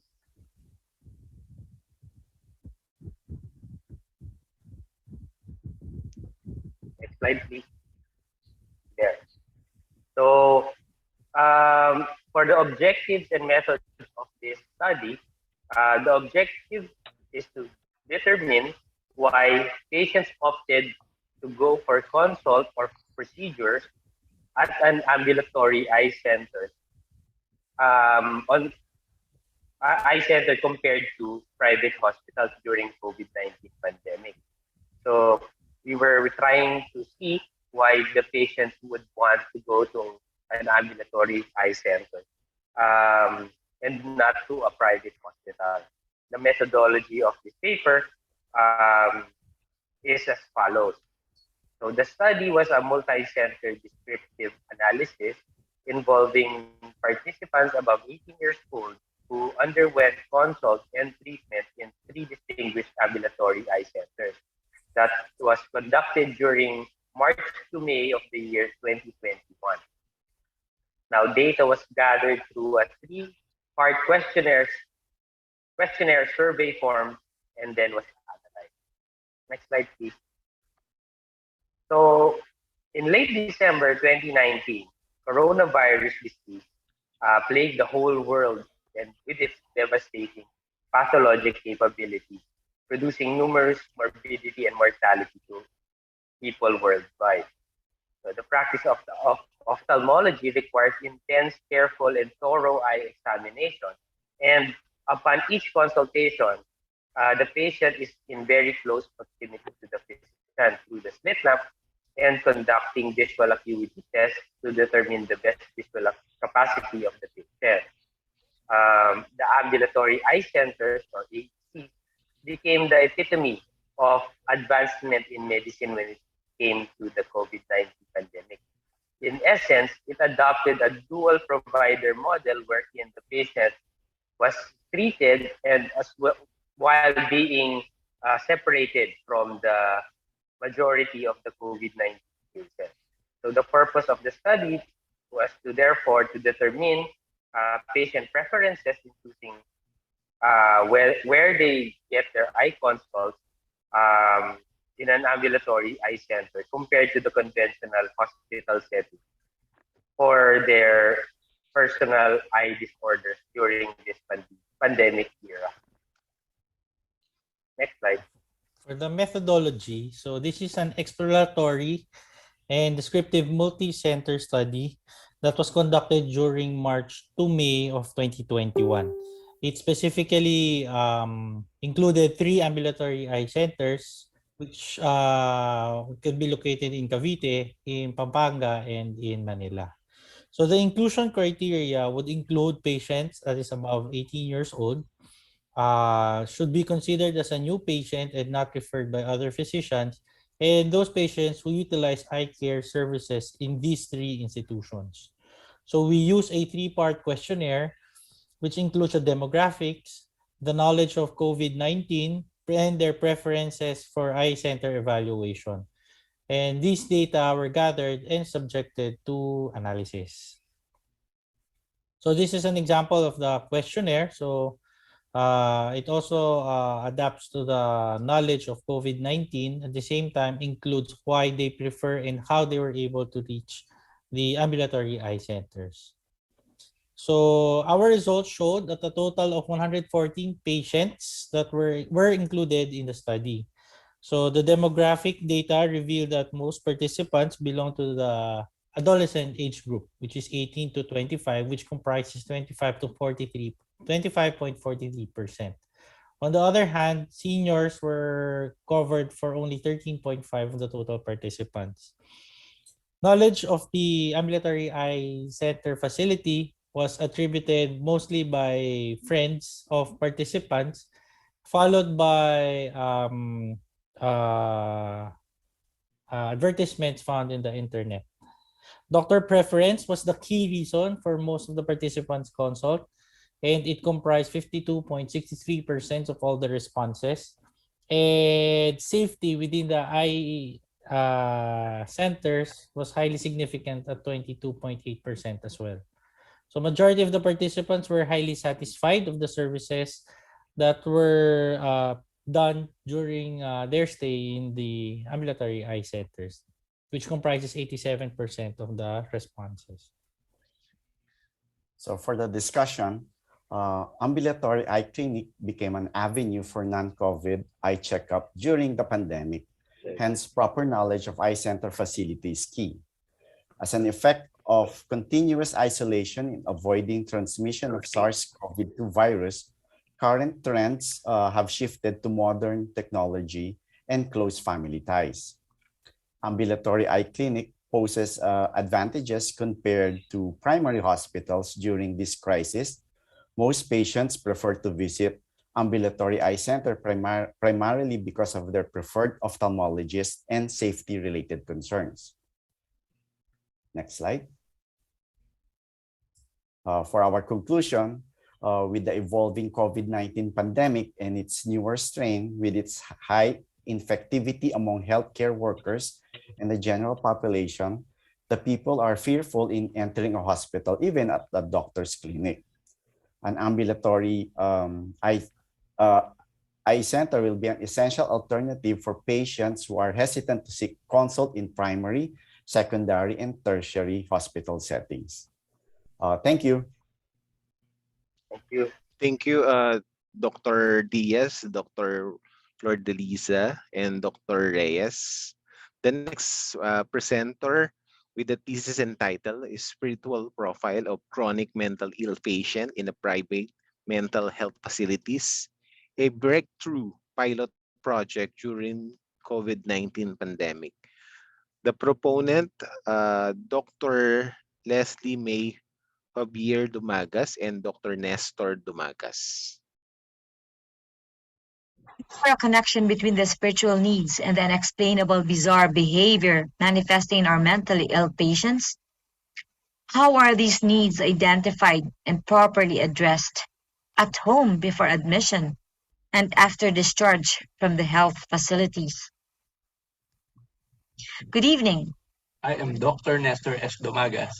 And I'm Dr. Leslie May Favenier Domagas, and the project aims to identify the spiritual profile and needs of chronic mentally ill but manageable patients in one of the private mental facilities in Metro Manila, and to bring out the importance of spirituality in promotion and restoration of mental health. Questions about life and its meaning are complex, religious affiliations, and that regarded spirituality as an integral part in the management of mental illness. Moreover, another study also acknowledged the need of an intensive spiritual intervention on top of the medical management on patients identified with spiritual needs, as it may prove a shorter hospital stay, speedy treatment, promotion, restoration, and improved in sense of well-being. So that 10 out of 32 chronic mentally ill but manageable patients who passed the criteria for the project and signed the informed consent were subjected in a qualitative study. All 10 subjects were psychiatrically cleared for interview. They have been in the facility for more than 5 years with minimal or no recurrence of symptoms as they are oriented to time, place, and person. They're also functional as they help out in the daily chores of the facility, like cleaning, sweeping, gardening, cooking, washing dishes and clothes, exercising, feeding their sick colleagues, and the likes. Some may even allowed to go out on tasks with their relatives for a week or so. And in the light of COVID-19 pandemic, health and safety protocol was strictly implemented all throughout the interview. Now, the 10 patients were subjected in a semi-structured, open-ended interview using the acronym HOPE or HOPE model as a spiritual assessment tool and guide in asking open-ended questions. Patients were allowed to express their thoughts, sentiments, and emotions freely on the different subject matters until spiritual themes or needs were generated. No questions were deliberately asked that triggered a violent response from the patients. Moreover, the answers to the questions were analyzed through the interpretative phenomenological analysis using codes and themes. The themes that were generated represent the spiritual needs of the patients. Now, out of the 10 patients that were interviewed, 3 were males and 7 were females with a mean age of 45.1. 3 were diagnosed to have major depression, 5 with schizophrenia, and the other 2 with bipolar disorder. However, 1 was withdrawn from the study because he exhibited feeling of uneasiness in the middle of the interview. And based on the analysis, these mentally ill patients had actually displayed 4 spiritual needs in the following areas: hopelessness, love, grief or loss, and unforgiveness. So that in conclusion, psychiatric evaluation of patients with mental illness should involve a thorough assessment of the spiritual profile and spiritual needs as it poses as one of the root causes of their illness that requires an immediate intervention. Therefore, an extensive study and research on a large scale in a tertiary hospital is recommended in this set of patients to be able to identify all unaddressed issue or unresolved spiritual needs in promotion and restoration of mental health, and to be able to come up with a spiritual intervention on top of the psychosocial and pharmacological management suited for each of the spiritual needs of the patients, and of course to partner with faith community to take care of patients within the facility and upon discharge from the facility. So thank you all for your kind attention. Thank you, Dr. Leslie and Dr. Nestor. The next presenter with the thesis entitled Hand Hygiene and Infection Control, an analysis of hand hygiene or observance of NCMH healthcare workers during COVID-19 pandemic. The proponent, Dr. Kenneth Borja Domingo, Dr. Connie Marie Belmonte Domingo, and Dr. Abigail T. Lee.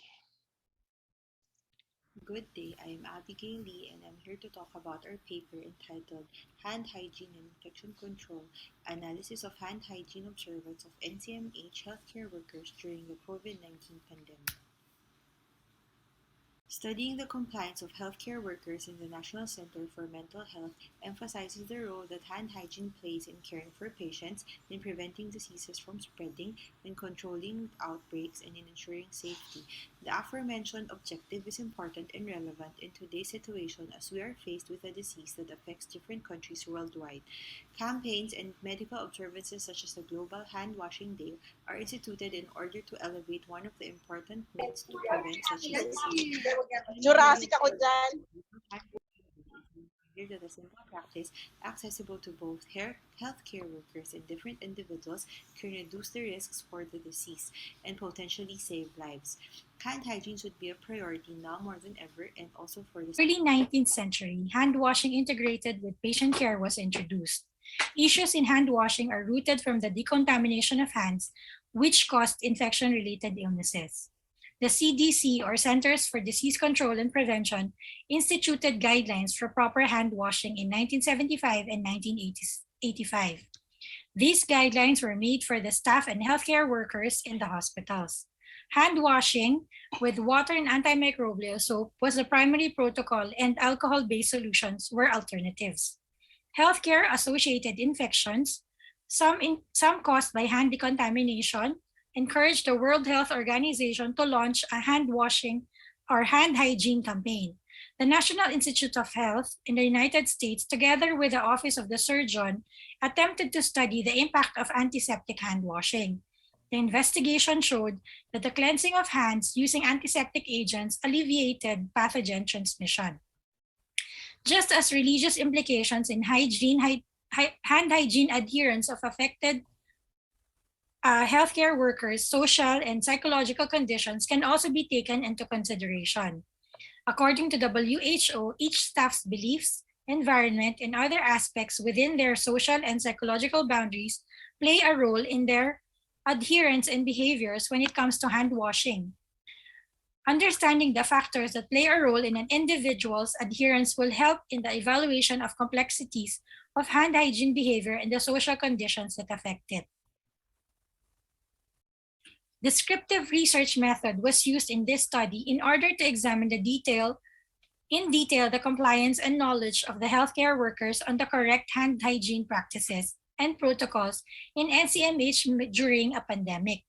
A combination of two different questionnaires from WHO that aims to measure the frequency of healthcare workers' compliance and their knowledge on the correct protocols are utilized in the study. Respondents of the following healthcare sites were gathered for the study, namely Pavilion 7, Pre-Admission Unit, Pavilions 22, 23, 24, and Emergency Room in NCMH. Data was encoded by the researcher in MS Excel. Stata MP version 16 software was used for data processing and analysis. Continuous data are presented as mean or standard deviation or mean or interquartile range depending on data distribution.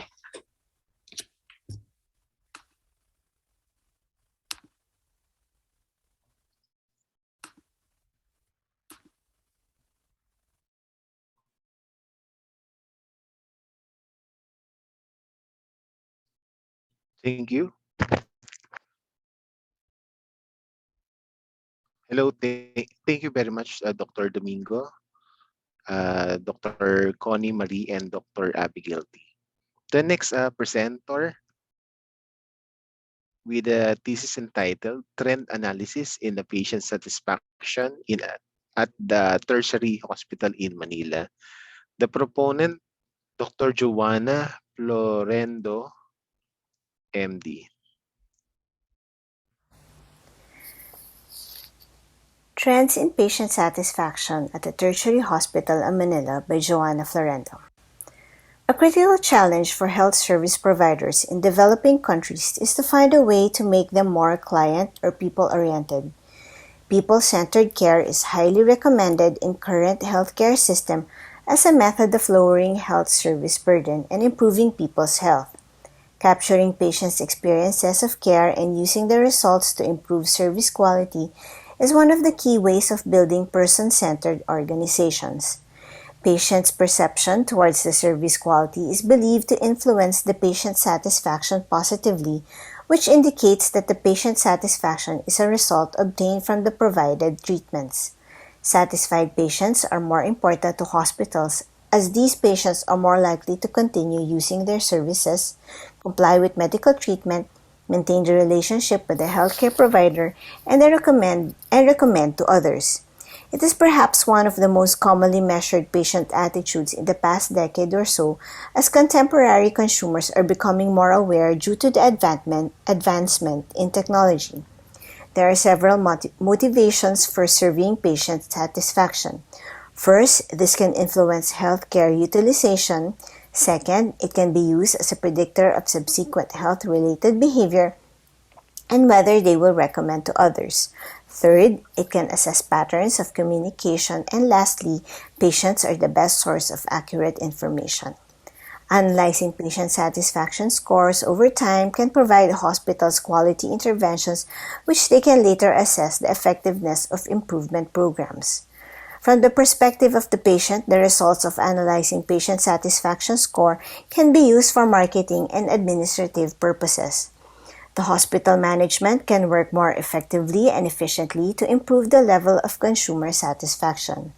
As the country is slowly recovering, there has been increase in competitive pressure in the necessity and effectiveness of medical treatment. Since quality service is directly related to increased profit, market share, and cost savings, to undergo a trend analysis of patient satisfaction would be beneficial to this hospital to remain in the competitive market. In a time series design, patient satisfaction data were collected from year 2019 and January to April of 2021. No data were available for the year 2020 as the hospital was focused on structural changes and manpower difficulties during the pandemic. An existing survey form from the hospital was used. Patients can rate their satisfaction using a 3-point scale. Patient satisfaction was assessed using 3 group domains, namely 1. Courtesy, efficiency, and effectiveness of personnel, 2. Quality of service, and 3. Function and cleanliness. Each of the domains were assigned departments and categories. The excellence scores were collated for each domain and trends were established for each department or category. Of February 2019 for the doctor category and January and March of 2021 for the pharmacy and special areas. It was not part of this study to investigate what reasons could have caused the decrease for these variables. According to the threshold of 15% applied in Health Questionnaire, our study shows a ceiling effect as it has found an average of 77% respondents with an excellent rating. To answer the last question of the study, the implication of an upward trend in patient satisfaction in this institution is positive response from the consumers. However, a high patient satisfaction score does not mean there is no room for improvement. Knowledge of the problem in the departments that showed low scores should be looked into. As patient satisfaction may be difficult to interpret, a continuous survey should be done to identify which services needs to be improved. In conclusion, there was an upward trend seen in patient satisfaction for all 3 domains. It is recommended that an improved patient survey with a 5-point scale be used to include healthcare providers and other healthcare settings such as the outpatient department. Thank you, Dr. Joanna Florendo. The next presenter with the thesis entitled Quarantine Fatigue Among Southern Metro Manila Residents. The proponent, Dr. Jemeline Gamad.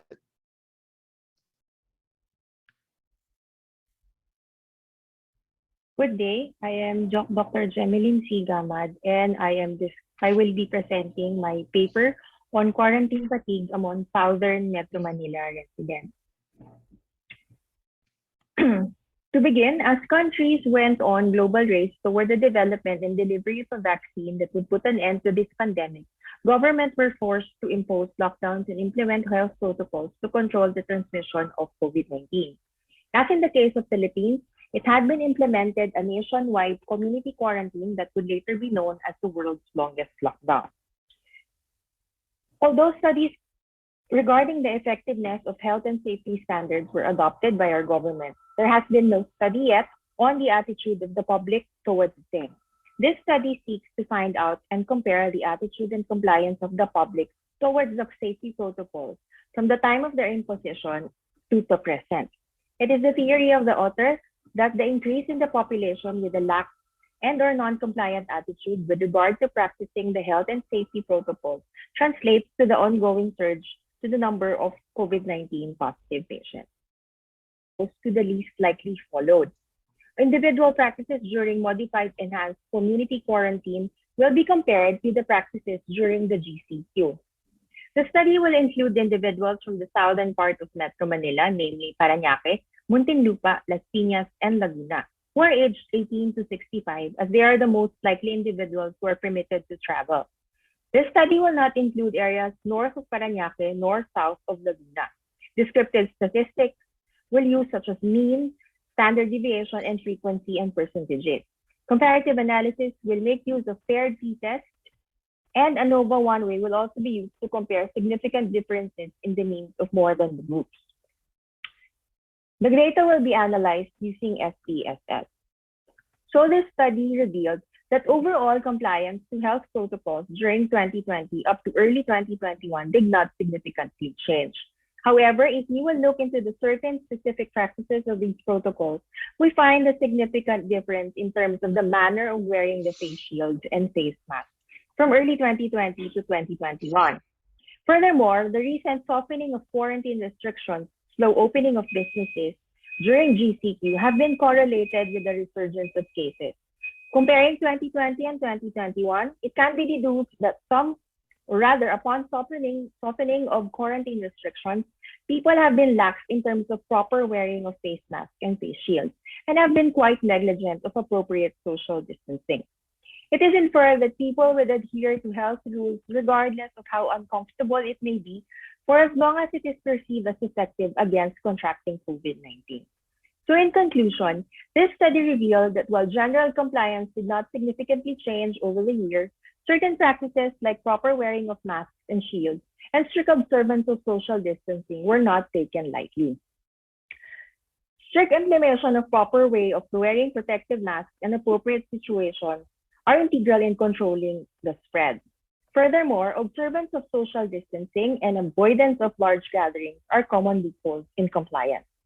The author then recommends future investigators to look into the relationship between the increase of cases with public perception of the virus. It is also recommended that in continuity of this study, more participants from several cities and local government units be included. A larger sample size that is more representative of the population will be able to determine if indeed there is a decrease in compliance to health and safety protocols during the pandemic. And with that, thank you for listening, and I hope you stay safe always. Thank you. Thank you, Dr. Gamad. The next presenter with the thesis entitled Descriptive Correlation of Prevalence and Factors Affecting Teenage Pregnancy in a Government Tertiary Hospital in Quezon City. I call on the proponent, Dr. Melinda Rita Javier.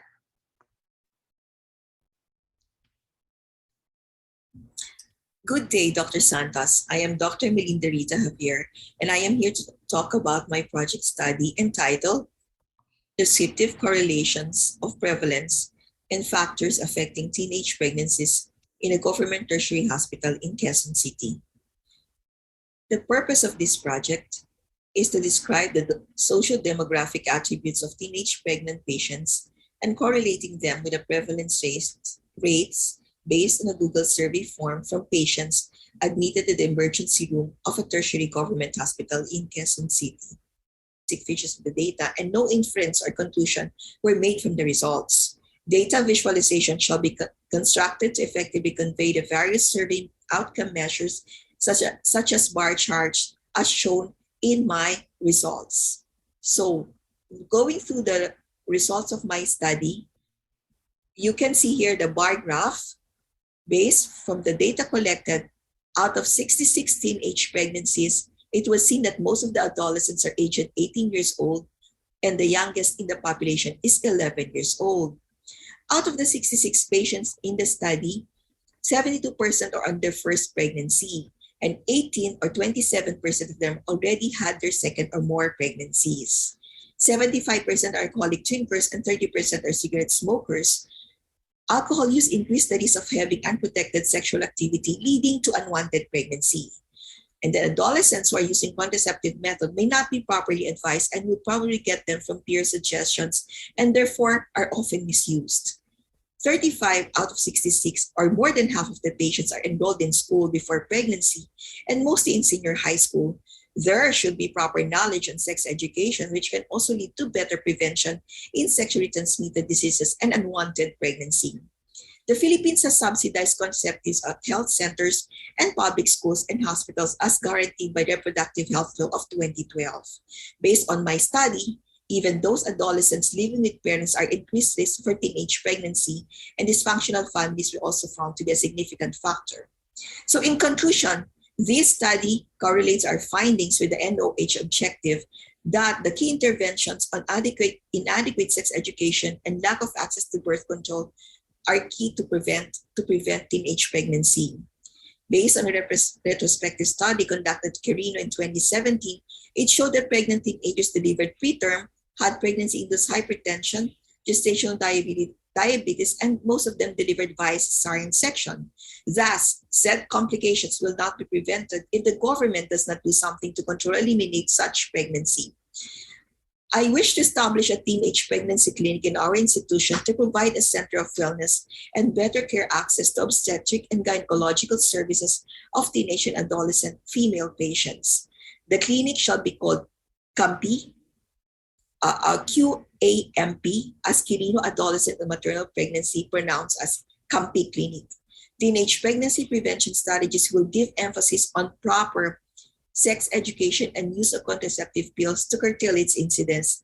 An initial takeoff will be conducted via Zoom interaction on January 2022 with some of the patients. There will be didactics on sex education, particularly on proper use of contraceptives and effective means to avoid sexually transmitted infections. Inauguration of the said clinic shall be on May 2022 to coincide with the National Teen Pregnancy Prevention Month. That's all, and thank you for listening, Dr. Santos. Thank you, Dr. Melinda Rita Javier. The next presenter with a thesis entitled Prognostic Factors and Postural Punctured Headache, or we call the PDPH, among patients who underwent noxalia anesthesia epidural and or spinal in a tertiary hospital, a cohort study. I call on the proponent, Dr. Eunice Marzo Madatu. Good day, I'm Dr. Eunice Marzo Madatu, an anesthesiologist, and today I'm going to present to you my project entitled Prognostic Factors of Post-Dural Puncture Headache, or PDPH, among patients who underwent neuraxial anesthesia, that is epidural and or spinal, in a tertiary hospital. This is a cohort analysis. Post-dural puncture headache is claimed to be one of the most common causes of medical malpractice according to the American Society of Anesthesiologists Closed Claims Project database involved in obstetric anesthesia, regional anesthesia, and chronic pain management. However, inadvertent dural puncture and post-dural puncture headache are sometimes unavoidable complications. Hence, anesthesiologists need to familiarize themselves with treatment modalities and prevention. At present, there is a lack of consensus regarding the treatment of post-dural puncture headache among anesthesiologists. Protocols are rare, and management of this complication is variable. Many physicians still use traditional practices, conservative management such as hydration, oral caffeine, and bed rest. This study aims to serve as a basis for clinical hospital protocol for management of PDPH in a tertiary hospital. Therefore, we would like to determine the prognostic factors of PDPH among adult patients who underwent neuraxial anesthesia, their demographic and clinical characteristics, the treatment used to manage PDPH, and to describe the clinical outcome among the participants as to time of onset, duration, and time before its complete resolution. Before data collection, this protocol was submitted and approved by the Institutional Ethics Review Committee of the Research and Biotechnology Division of the Medical Center. The proponents underwent good clinical practice prior to ethical clearance. The hired research assistant was then oriented to the project. The protocol was presented to the respondents 1 month before data collection with weekly reminders during conferences. They were requested to answer an online survey tool immediately after neuraxial anesthesia and a follow-up SMS to know the treatment modalities if their patient developed PDPH. All responses were analyzed. There were 71 patients enrolled in the first month of data collection. Of the 71 patients who received neuraxial anesthesia, 59 were females and 21 were males. Mean age was 38.4 years, and most respondents reported that their patient had a normal BMI. 52% of the operators were consultants, and spinal anesthesia was the most common technique. Only 1 out of 71 cases reported an inadvertent puncture of the dura. None of the respondents reported PDPH on the follow-up inquiry on days 1 and 7. Because of the pandemic, the patients for operative procedures tremendously decreased, and therefore it is recommended to extend data collection to complete the sample size. With the hospital's move for electronic medical record, the proponents aspire that it will improve compliance from the respondents because the data will be collected only by one tool. I would like to acknowledge the work of my co-author, Dr. Stephanie Diaz, for taking interest in this unique occurrence in the practice of anesthesiology. The full support and cooperation of the Department of Anesthesiology of SLMC Quezon City was also integral in the fruition of this research paper. Thank you very much. Thank you, Dr. Eunice Marso Madatu. The next presenter with a thesis entitled Effectiveness of Preoperative Education Video as a Tool in Decreasing the Anxiety and Information Requirements of a Patient for Cataract Surgery. The proponents are Dr. Dayandine Oclarit and Dr. Eduardo Oclarit. Delivering quality care to patients is every healthcare institution's mission. Undeniably, education is one of the cornerstones of healthcare delivery. Hence, it is vital to develop new policies and new tools to continually improve information dissemination. Health education programs do not only influence the physical aspect, but it also affects patients' mental, emotional, and social health regardless of one's age, may it be the youngest or oldest of the brood. Elderly population in particular is of great concern, especially that they have been increasing in numbers for the past decades. One of the conditions that greatly affect them, particularly their activities of daily living, is cataract, or the opacification of their lenses, impairing their vision. According to Rao et al., more than 90% of the disability-adjusted life years, a measure of overall disease burden, can be attributed to this condition. With its high prevalence and impact to individuals and to their communities, accessibility to its only treatment has been improved, thereby increasing cataract surgical rates.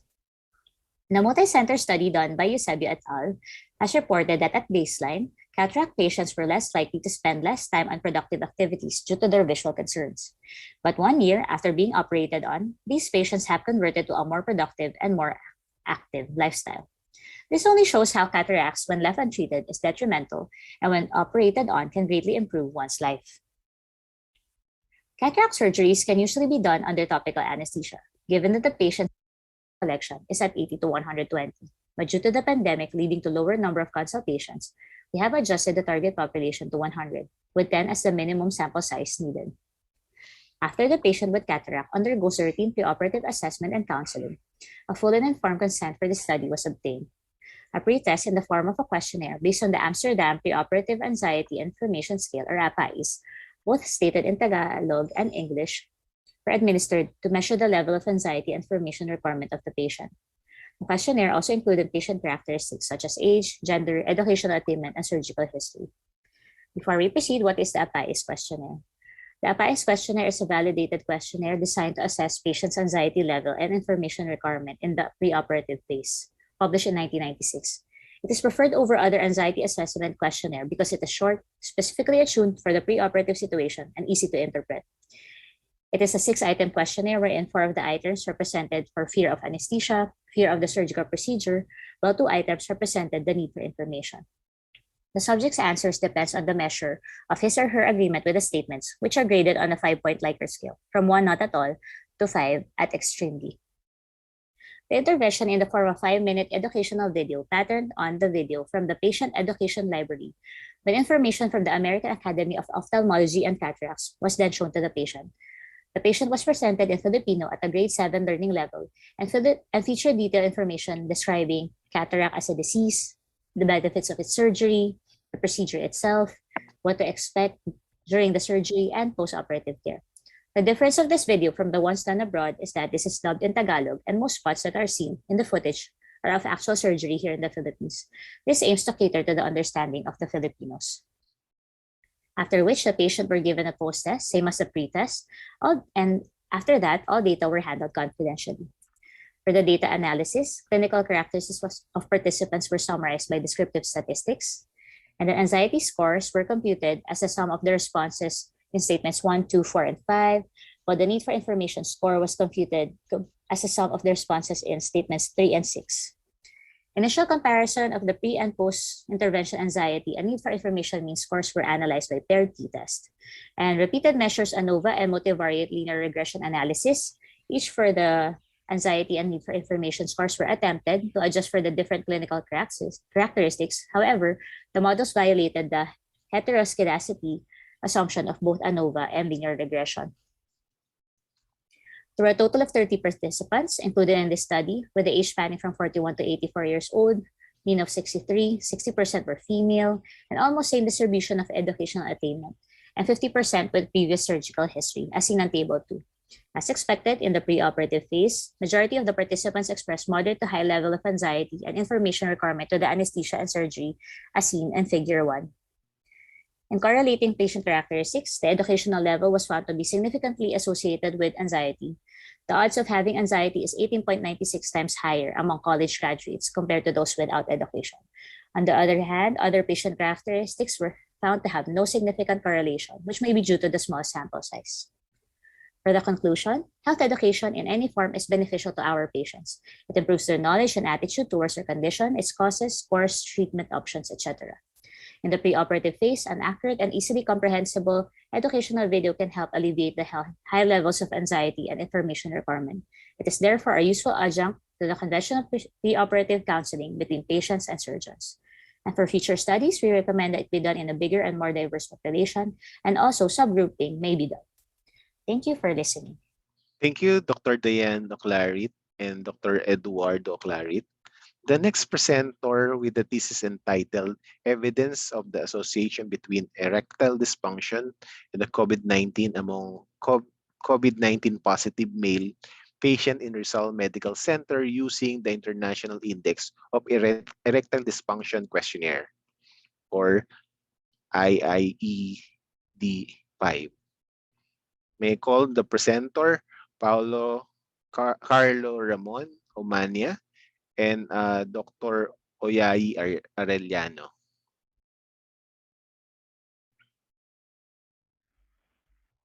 Hi, good evening.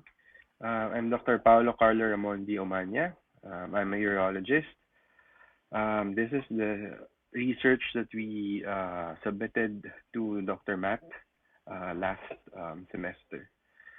So the title of my research is Evidence of the Association Between Erectile Dysfunction and COVID-19 Among COVID-19 Positive Male Patients in Rizal Medical Center using the International Index of Erectile Dysfunction Questionnaire.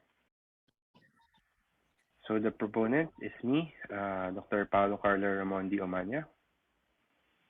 For the executive summary, erectile dysfunction as a hallmark of endothelial dysfunction could be short or long-term complication of COVID-19.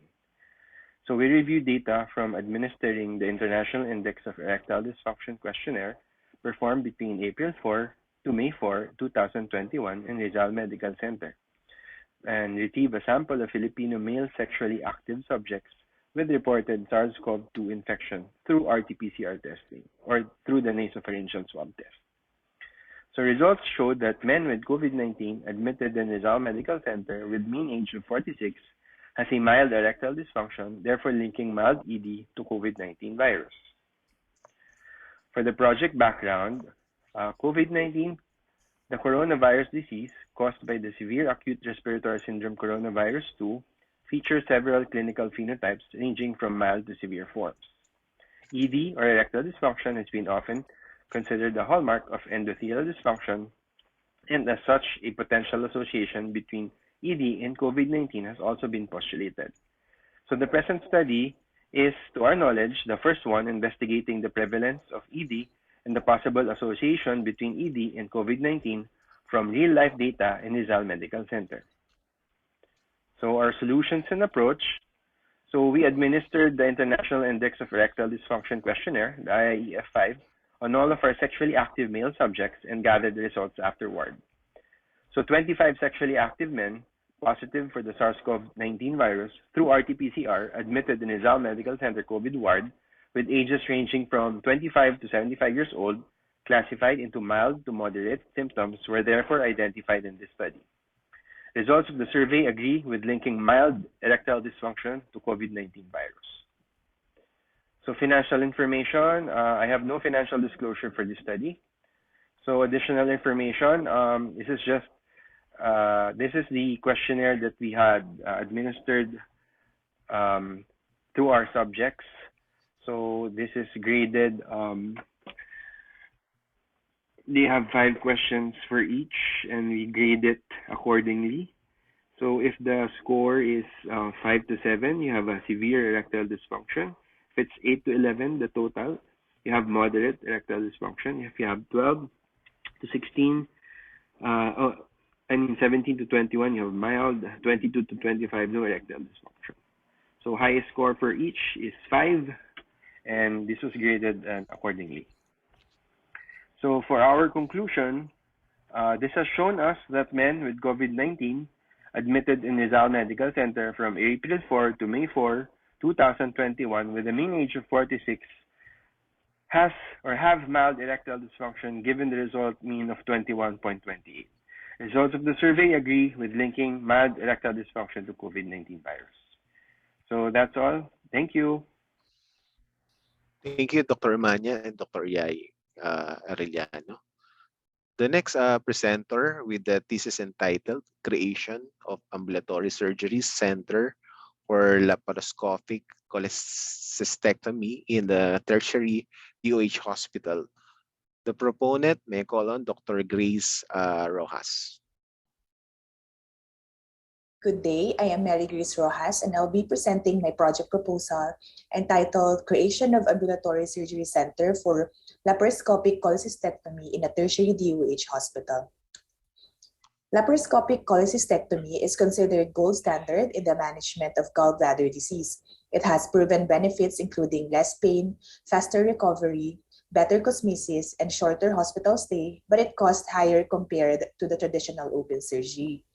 One of the major health challenges we encounter in our country is the overcrowding and lack of hospital beds in our government hospitals.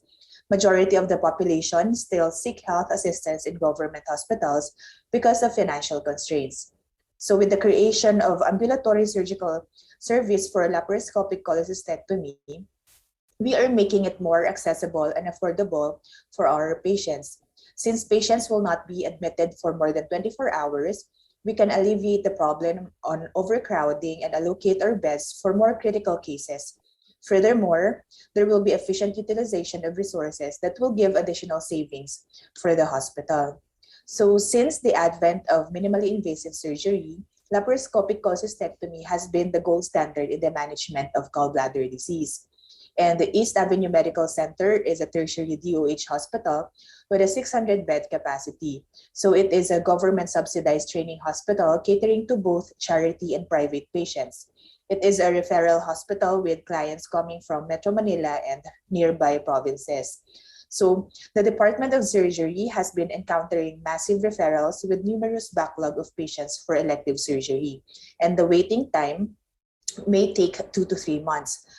East Avenue Medical Center is currently equipped with 3 laparoscopic machines and is capable to perform laparoscopic cholecystectomy. This proposal would highlight the creation of ambulatory surgical facility capable to perform a laparoscopic cholecystectomy.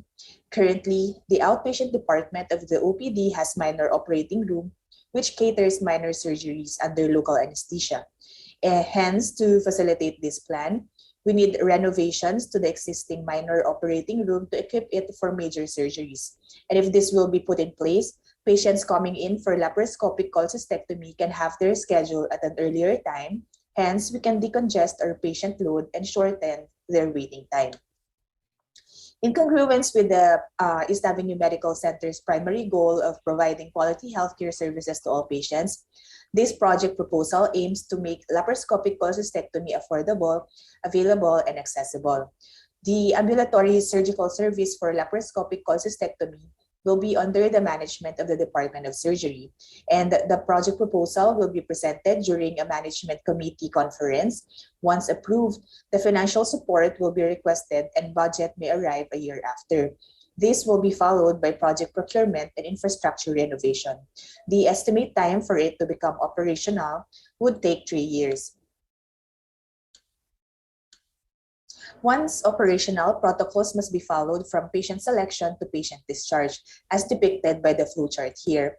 The Ambulatory Surgery Center for Laparoscopic Cholecystectomy can perform an average of 2 cases per day, and if there is enough staff, a total of 40 cases monthly or 480 cases annually can be done.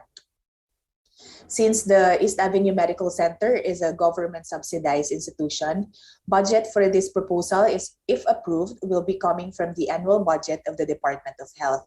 Since there are 3 existing laparoscopic machines, we suggest to relocate 1 tower to the OPD and purchase the other equipment and supplies as shown here. Ambulatory laparoscopic cholecystectomy is a safe, effective, and cost-efficient treatment for gallbladder disease. Expertise, technology, and infrastructure must be present in order to provide the quality of care and pleasing patient satisfaction. Ambulatory laparoscopic cholecystectomy has been performed as an ambulatory procedure in several countries with high rates of success and acceptance. It reduces healthcare costs and relieves pressure and the need for hospital beds. It has low rates of morbidity, mortality, and hospital readmission. Hence, it should be considered in the hospital's quality improvement program. Thank you. Thank you, Dr. Mary Grace Rojas. The next presenter with the thesis entitled The Responsiveness of the Philippine Air Force Aeromedical Evacuation. May I call on the proponent, Dato Nur Jun Salik. Good day. Today I'll be reporting about the responsiveness of the Philippine Air Force Aeromedical Evacuation Team, the COVID-19 pandemic experience. This is the physical analysis of the population sample. For the population, the aeromedical personnel involved in aeromedical evacuation flight in Philippine Air Force. For the sample size, this included the study or the one included on the study were flight surgeon or the aeromedical examiner, the flight nurse, the aeromedical technician of with flying status under Philippine Air Force. For the sampling technique, we designed a Likert scale questionnaire in which 1 was never, 2 for rarely, 3 for sometime, 4 for often, and 5 for always. There were 2 sets of questions. In the first set, ask for the gender, the nature of the work, the length of service, and the second set of questions were the SOP, protocols, materials, and administrative control in the facility. For the data gathering, the data collection was conducted through a survey questionnaire and online through Google Forms. For the data gathering procedure, The constructed survey questionnaire was used, which is divided into the two parts, and the set of questions that is measurable by a 5-point Likert scale. For the results, for the standard operating procedures or the SOPs, most of the respondents answered always with the statements listed on the survey questionnaire. It shows that the respondents were aware and understood the existing standard operating procedures of aeromedical evacuation for COVID-19 cases. For the logistical, data showed that most of the respondents were affirmative with the statements listed on the survey questionnaire. It implies that the personal protective equipment and disinfectants are readily available to our aeromedical team. For the administrative section, the data gathered, most of the respondents answered always, which indicates that the respondents are aware and have understand the standard operating procedures implemented by the administrative department. For the billeting, however, most of the respondents answered often. Two of the three statements are answered often, which shows that the respondents concerned with the regards to the decontamination area where they can remove their PPEs aseptically and clean area for shower and change their clean clothes from working clothes. As a conclusion, on the survey section of the standard operating procedures, logistical support and equipment and administrative control management, most of the respondents answered always with the statements listed. It was shown that the respondents were aware and observing the existing set of guidelines by the aeromedical evacuation for the COVID-19 patients.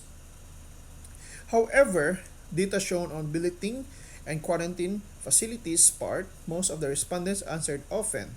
The availability of the decontamination area where they can remove their PPEs and clean area to shower and change their clean clothes from working clothes are one of the concerns noted. Thank you for listening. Thank you, Dr. Datu Norjun Salik. The next presenter with a thesis entitled The Attitude of Employees of Dr. Jose Fabella Memorial Hospital Towards COVID-19 Vaccine. May I call the proponent, Dr. Cecilia Yuenman Cheng Santos, Jan Cedric Robles, Dennis Mark Valencia, Aliana Raquel Villanueva.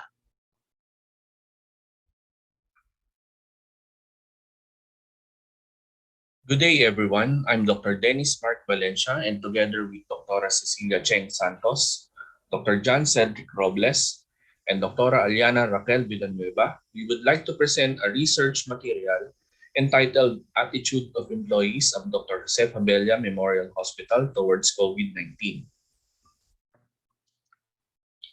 The aim of the researcher on this study was to obtain and assess the attitude of employees of Dr. Jose Fabella Memorial Hospital towards COVID-19 vaccine during COVID-19 pandemic. As health workers are more exposed to the virus, this study can help the institution and the national government to formulate a program on how to convince the people to be vaccinated against the virus. This study can also be guide to other researchers studying the willingness of the people to the vaccine. The researchers conducted an online survey by a Google form to a total of 324 participants. The willingness rate is 86.83%. Data. In this study, online social media platforms like Google Form and Facebook Messenger were used to recruit participants. The main outcome of the study was the acceptance of the COVID-19 among the employees. Sample size used was 20% of the Fabella population, which is 324. Researchers utilized social media platforms to collect data. In this study, online social media platforms like Google Form and Facebook Messenger were used to recruit participants. The main outcome of the study was the acceptance of COVID-19 vaccine among the employees. Pre-survey was collected to determine percentage of employee who will take the vaccine. Post-vaccine survey will be gathered at the end of vaccination to determine the acceptance of vaccination among the employees. For the statistical analysis, categorical variables were presented as numbers and percentages, while continuous variables were presented as media.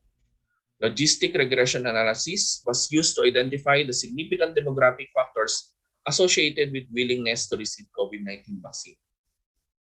The reluctance of people to receive safe and recommended available vaccine is known as the vaccine hesitancy. Vaccine hesitancy reduces vaccine uptake and compromises herd immunity, where a high proportion of a population is vaccinated against an infection and thereby protected, and consequently, it is likely that an infectious individual will have contact with a susceptible individual and transmit the infection. When herd immunity is compromised, disease outbreaks among the unvaccinated population are likely. The current COVID-19 pandemic and subsequent development of several COVID-19 vaccines highlighted the urgent need to address vaccine hesitancy. While the proportion of a population needed to be vaccinated against COVID-19 to achieve herd immunity has not yet been established, addressing COVID-19 related vaccine hesitancy is expected to lead to greater numbers of vaccinated individuals, in turn resulting in fewer COVID-19 cases, reduced infection, transmission, and fewer deaths. Factors involved in vaccine hesitancy include the 3Cs model can be used to conceptualize vaccine hesitancy includes the following factors. Confidence refers to lack of trust in the safety and effectiveness of vaccines and the system through which they are delivered. This includes the reliability and competence of healthcare professionals, health services, and or the motivation of policymakers to make decisions about vaccines. Complacency refers to the low perceived risk of vaccine preventable diseases, leading to an assumption that vaccines are not needed. And last, convenience refers to the degree that physical availability, affordability, willingness to pay, geographical accessibility, and ability to understand influence uptake of the vaccine. For the conclusion, majority of the employees are willing to get the vaccine. They will also strongly encourage their family members to be vaccinated.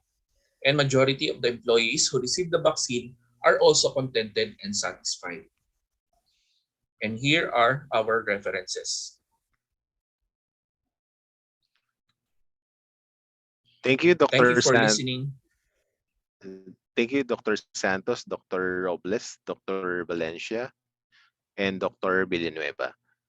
The next presenter with the title, this is titled Impact of COVID-19 Pandemic on the Pediatric Training in North Integrated Residency Training Program, Cluster for Pediatric Residency Program.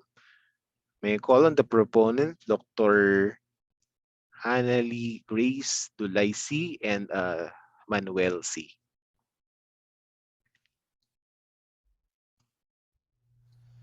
The title of our paper is Impact of COVID-19 Pandemic on the Pediatric Training in North Integrated Residency Training Program, or NIRTP Cluster 4 on the Pediatric Residency Programs. I'm Dr. Manuel C. IV. So World Health Organization on March 15, 2021, the number of confirmed cases 120 million, with 2,650,000 confirmed deaths due to the virus. The Philippines at that time had 1.81 million infections with 32,000 deaths. The hospitals took steps to mitigate the effect of this unknown viral infection. Invariably, this involved shifting human resources to areas of need, while non-urgent performance indicators such as residence training had to take a back seat. So 1 year after, so the results, we have 56 total respondents from 6 hospitals. The distribution of the positions of the respondents are as follows.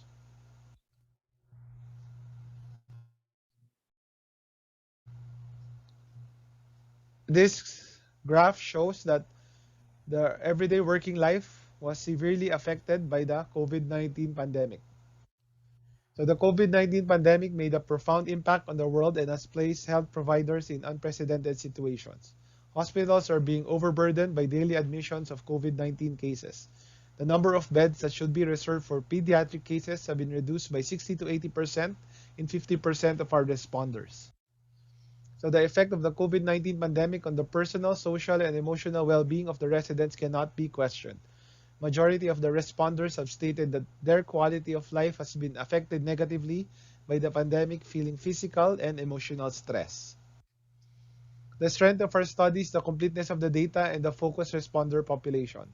The responders were all pediatricians, and some of them have a senior position, such as head of department and training officers, with a clear view of the situation and access to the numbers of centers. So in conclusion, the COVID-19 pandemic has definitely impacted the lives of pediatric residents. The various protocols observed, specifically social distancing, have changed the learning environment and processes. Further studies are recommended to assess the impact of the pandemic among pediatric trainees. Other training institutions are highly encouraged to do a similar study to have a better grasp of the situation as well as to give them insight on areas in training that needs to be improved. To our knowledge, this is the first study that assesses the impact of COVID-19 pandemic on pediatric trainees in the hospital. Okay. Last two na lang. Thank you very much, Dr. Hanelin Grace Dulay Z and Dr. Manuel Deport C. May I call on the next presenter with the thesis entitled A Comparison of the Implementation, Participation, and Economics on the Virtual versus In-Person Traditional Postgraduate Course in Tertiary Hospital. May I call on the proponent, Dr. Maria Joyce Camille Aquino, Dr. Krista Nimpa Jones, and Dr. Jonah Minet Licon. Good day.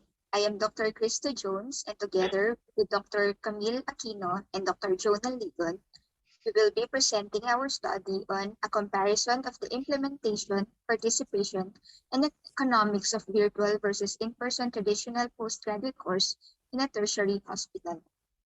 The COVID-19 pandemic has brought about the emergence of a new means of learning, the virtual platform. Prior to the pandemic, organizing a postgraduate course with a physical venue involved a lot of manpower, resources, time, and travel.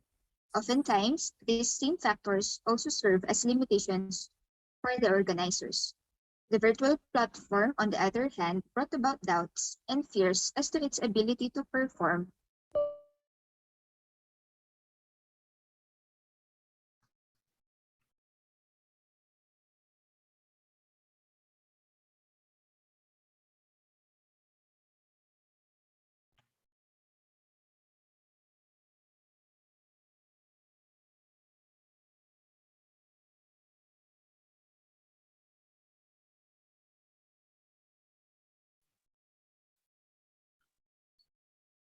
Yes, Ariel. Okay, just to remind everyone that there is a link for our evaluation posted in our chat box. So just click, use your PCU email account to access the evaluation. Thank you so much. Ako na lang mag-present. Ito, baka bumigay yung laptop niya.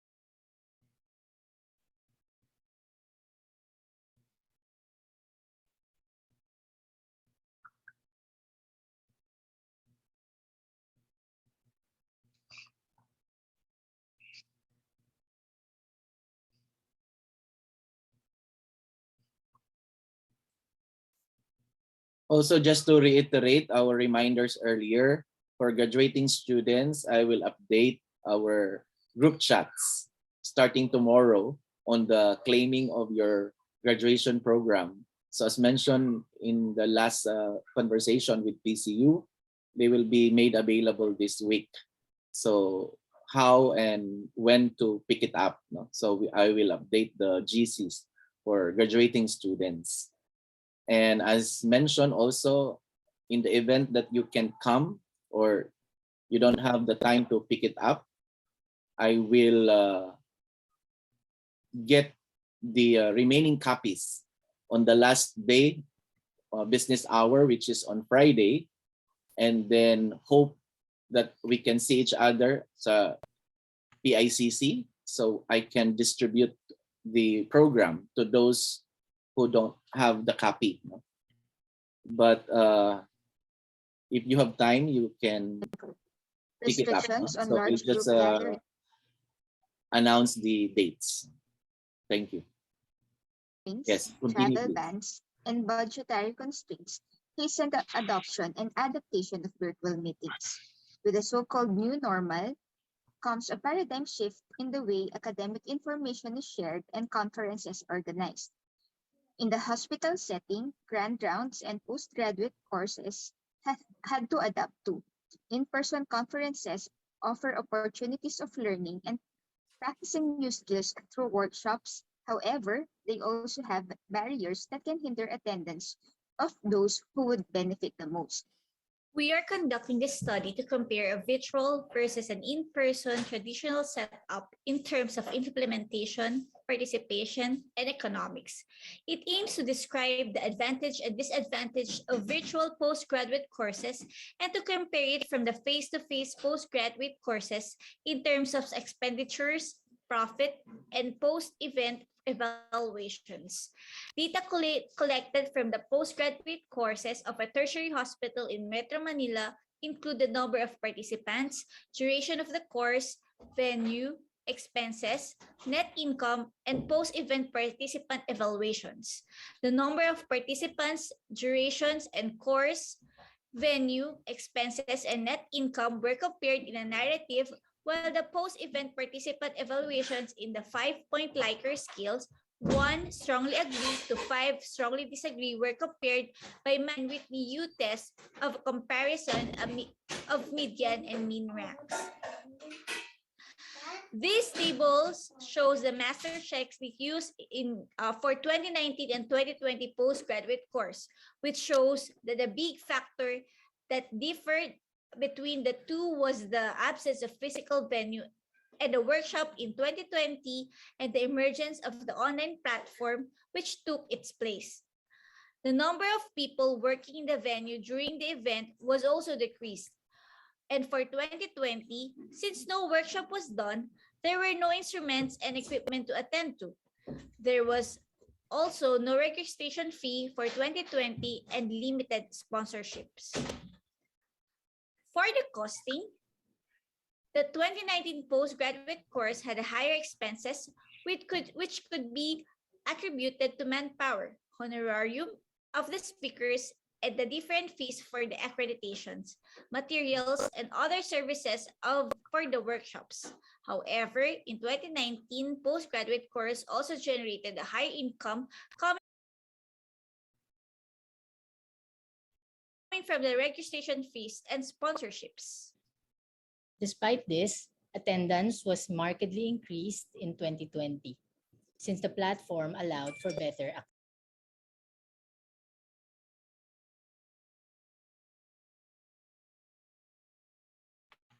accessibility. And a breakdown of the participants also show that more consultants attended the 2020 postgraduate course since it was now more accessible and most were staying indoors. This was a required course, and as opposed to 2019, where majority of the participants were those residents in the year level where the course was required, most of the participants in 2020 attended not because it was required, but to update themselves with current knowledge. The bar graph also shows that there is an increase in attendance from all year levels in 2020.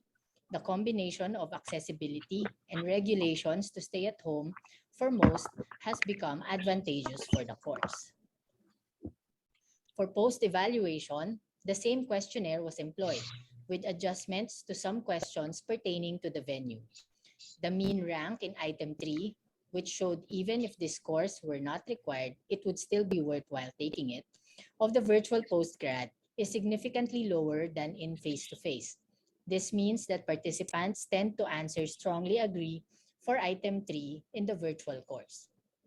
The rest of the items in the evaluation have no significant median or mean rank differences in the participants' responses. Also, the table shows that virtual or face-to-face have almost similar evaluation scores from participants for the items.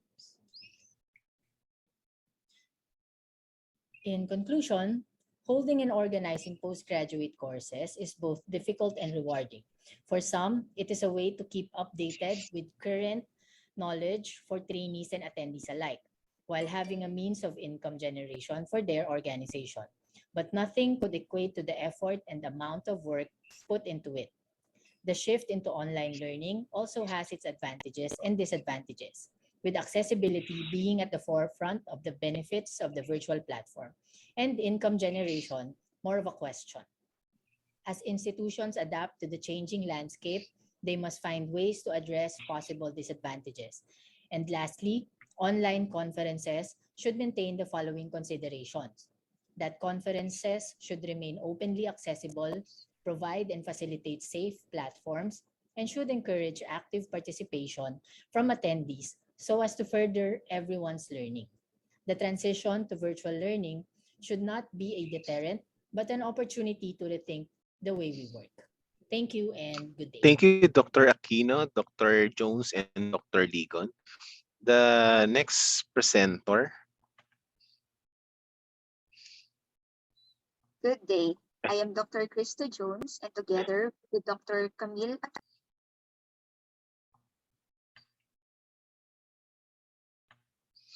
The next presenter with a thesis entitled Symptomatology of the People Living with HIV in Correlation with their CD4 count in the urban community setting. May I call on the proponent, Dr. Margarita Teresa Carmencita Ocampo.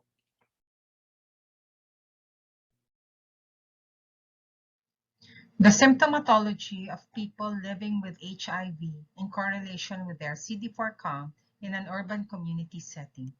Good evening, I'm Dr. Margarita Teresa Ocampo, and I shall be presenting the above paper. Human immunodeficiency virus, or HIV, is a virus that attacks the body's immune system. If untreated, it can lead to acquired immune deficiency syndrome, or AIDS. HIV continues to be a major public health issue, having claimed 36.5 million lives.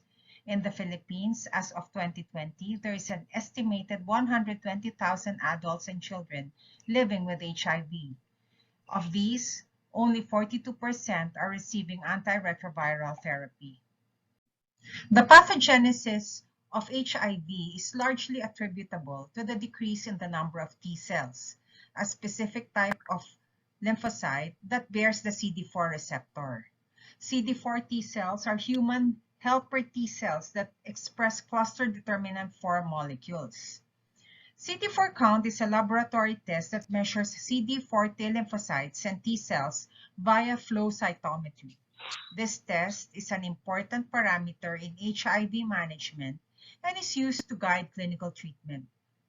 This is a retrospective descriptive study, and it aims to evaluate the serologic variability of the CD4 count of patients seen at the social hygiene clinic and correlate it with their presenting signs and symptoms that prompted the initial consult. The purpose of the study are the following: to determine the variability of the CD4 cell count from baseline testing during the time of diagnosis up to 6 months after initiation of antiretroviral therapy, to evaluate the reliability of the tests being performed in the social hygiene clinic for PLHIV and its clinical correlation to the presenting signs and symptoms, to evaluate the clinical effectivity of the combination antiretroviral therapy being given as evidenced by the level of CD4 count and symptomatology 6 months after initiation of therapy, to determine the occurrence of drug resistance in the commonly prescribed antiretroviral combination therapy being given, and to determine the most common signs and symptoms reported by PLHIV. The method would be to review the CD4 count of patients seen at an urban social hygiene clinic, where screening and testing for HIV is done using two methods, namely chemiluminescent immunoassay or CIA and enzyme-linked fluorescence assay or ELFA. Once a test comes out positive, a confirmatory assay using the Western blot is done. Western blot is the gold standard for validation of HIV results. Once confirmed, a CD4 count is done, which measures the number of CD4 T lymphocytes. The CD4 count is the most important laboratory indicator of immune function and the strongest predictor of HIV progression. Hence, it is one of the factors used to determine if combination antiretroviral therapy should be initiated. Lamivudine tenofovir efavirenz, or LTE, is the only fixed-dose combination antiretroviral therapy that is available in the Philippines. The results of the study showed that the most common symptoms presented by PLHIV include upper respiratory tract infection, lymphadenopathy, oral candidiasis, and weight loss. 9 patients had no presenting symptoms, but CIA or alpha as well as Western blot were positive. 8 patients had concomitant active pulmonary tuberculosis. 6 months after taking combination antiretroviral therapy, majority of the patients' CD4 count increased, indicating a good response to the therapy. Although majority of the symptoms were relieved, a significant number of symptoms persisted, but the more severe, life-threatening ones were notably resolved. It is also important to note that one patient developed lymphoma 6 months after therapy, which was not present initially. Indeed, treatment for HIV has come a long way since it was first recognized in the 1980s. Combination antiretroviral therapy, if taken daily and regularly by PLHIV, will keep an undetectable viral load in their blood. Keeping an undetectable viral load has effectively no risk of sexually transmitting HIV to their HIV-negative partners. These strategies have also helped lower the risk of mother-to-child transmission of HIV to 1% in the United States. Regular follow-up checkups and monitoring of CD4 count is done together with HIV viral load. To date, HIV infection is diagnosed based on laboratory criteria. Clinically diagnosing suspected or probable HIV infection should be confirmed by appropriate tests so that therapy can be initiated. Disease surveillance is crucial in HIV. The scale-up of services, that is combination antiretroviral therapy, preventing mother-to-child transmission of HIV, and HIV counseling and testing, has led to more people being diagnosed to have HIV, meaning PLHIV are now open in asking for help, and the burden of care would be a lot lighter to carry if society can help. Remember that AIDS is not only an infectious but also a social disease. Thank you. Thank you, Dr. Ocampo, for a wonderful presentation. Before I give the virtual floor to Dr. Matt, is there any proponent or candidate that I missed to present with their project? Meron ba ako nalimutan? Meron ba dito sa nalimutan ko i-present? Baka meron pa. Wala na siguro. Take it back, Dr. Matt. Thank you. Thank you so much, Doc Index. So that's it. That wraps our presentation today. The Master in Management, Major in Hospital Administration. So thank you so much. So that's the biggest in number. I would like to personally thank them for trusting Collab Group. I know that we will be missing them, but I think there are few. I hope it will be increasing in number, intending to continue pursue other programs. No? So maraming salamat po. And I think many have been asking about the possibility of publishing our papers as the general comment. And with that, may I call on Dr. August to give us some of the takeaways on this afternoon session. Dr. August, go ahead. Yes, Doc Matt and Doc Santos. Can you hear me okay? Yes, loud and clear. Yes. Well, yeah, good afternoon to all, no? And well, this a morning and afternoon, no, napakahaba na session natin, no, and definitely this session will not be complete, no, without us synthesizing and of course reflecting on what we have learned, no, for the entire day. So basically, the objective is basically to share, no, the findings of the research outputs, also the valuable presented, no, especially of our medical doctors, no, recommendation, no, that is actually drawn from the students' research findings, and more importantly,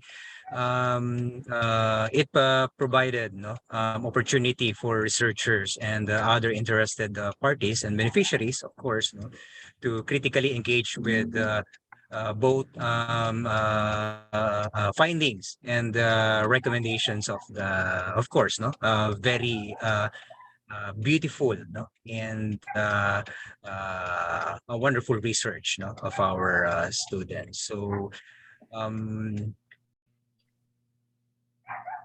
this is actually, no, the portion to award, no, the well, Doc Matt, now do I need to to introduce the certificate of appreciation, certificate of appreciation? I So think that I think you've done your job. yeah. So thank you so much. Yes. Okay, thank you so much, Doc August. Let's see. And yes, sir. So Yes, yeah, thank I you. would And like to go ahead. yeah, sorry.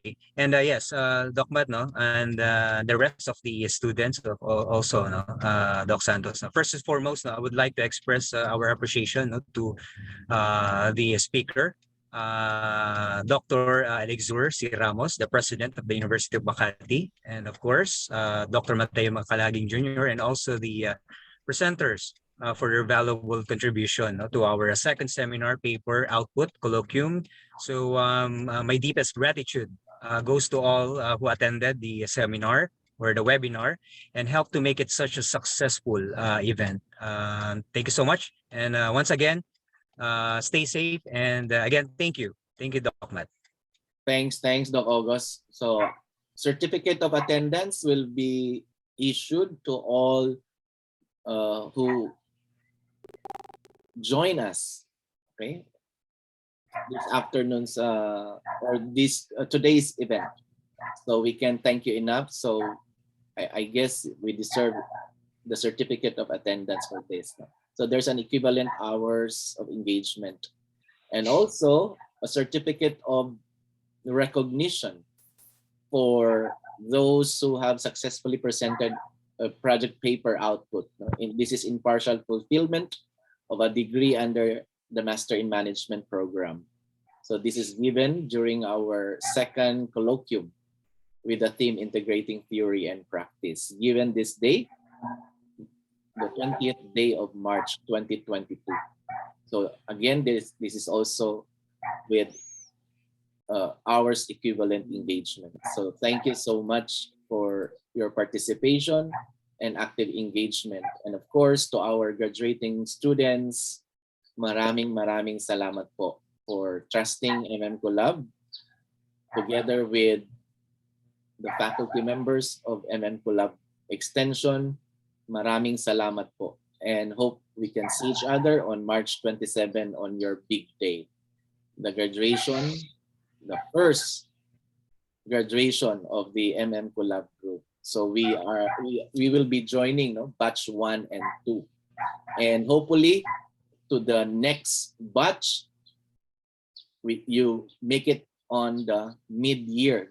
So there is a graduation by August. So sana makahabol po yung mga hindi nakahabol dun sa batches 1 and 2. So can I have the opportunity for photo op? I'll just say thank you. So thank you so much for joining this afternoon session. So can we open our camera for the photo op? Salamat po. Maraming congratulations!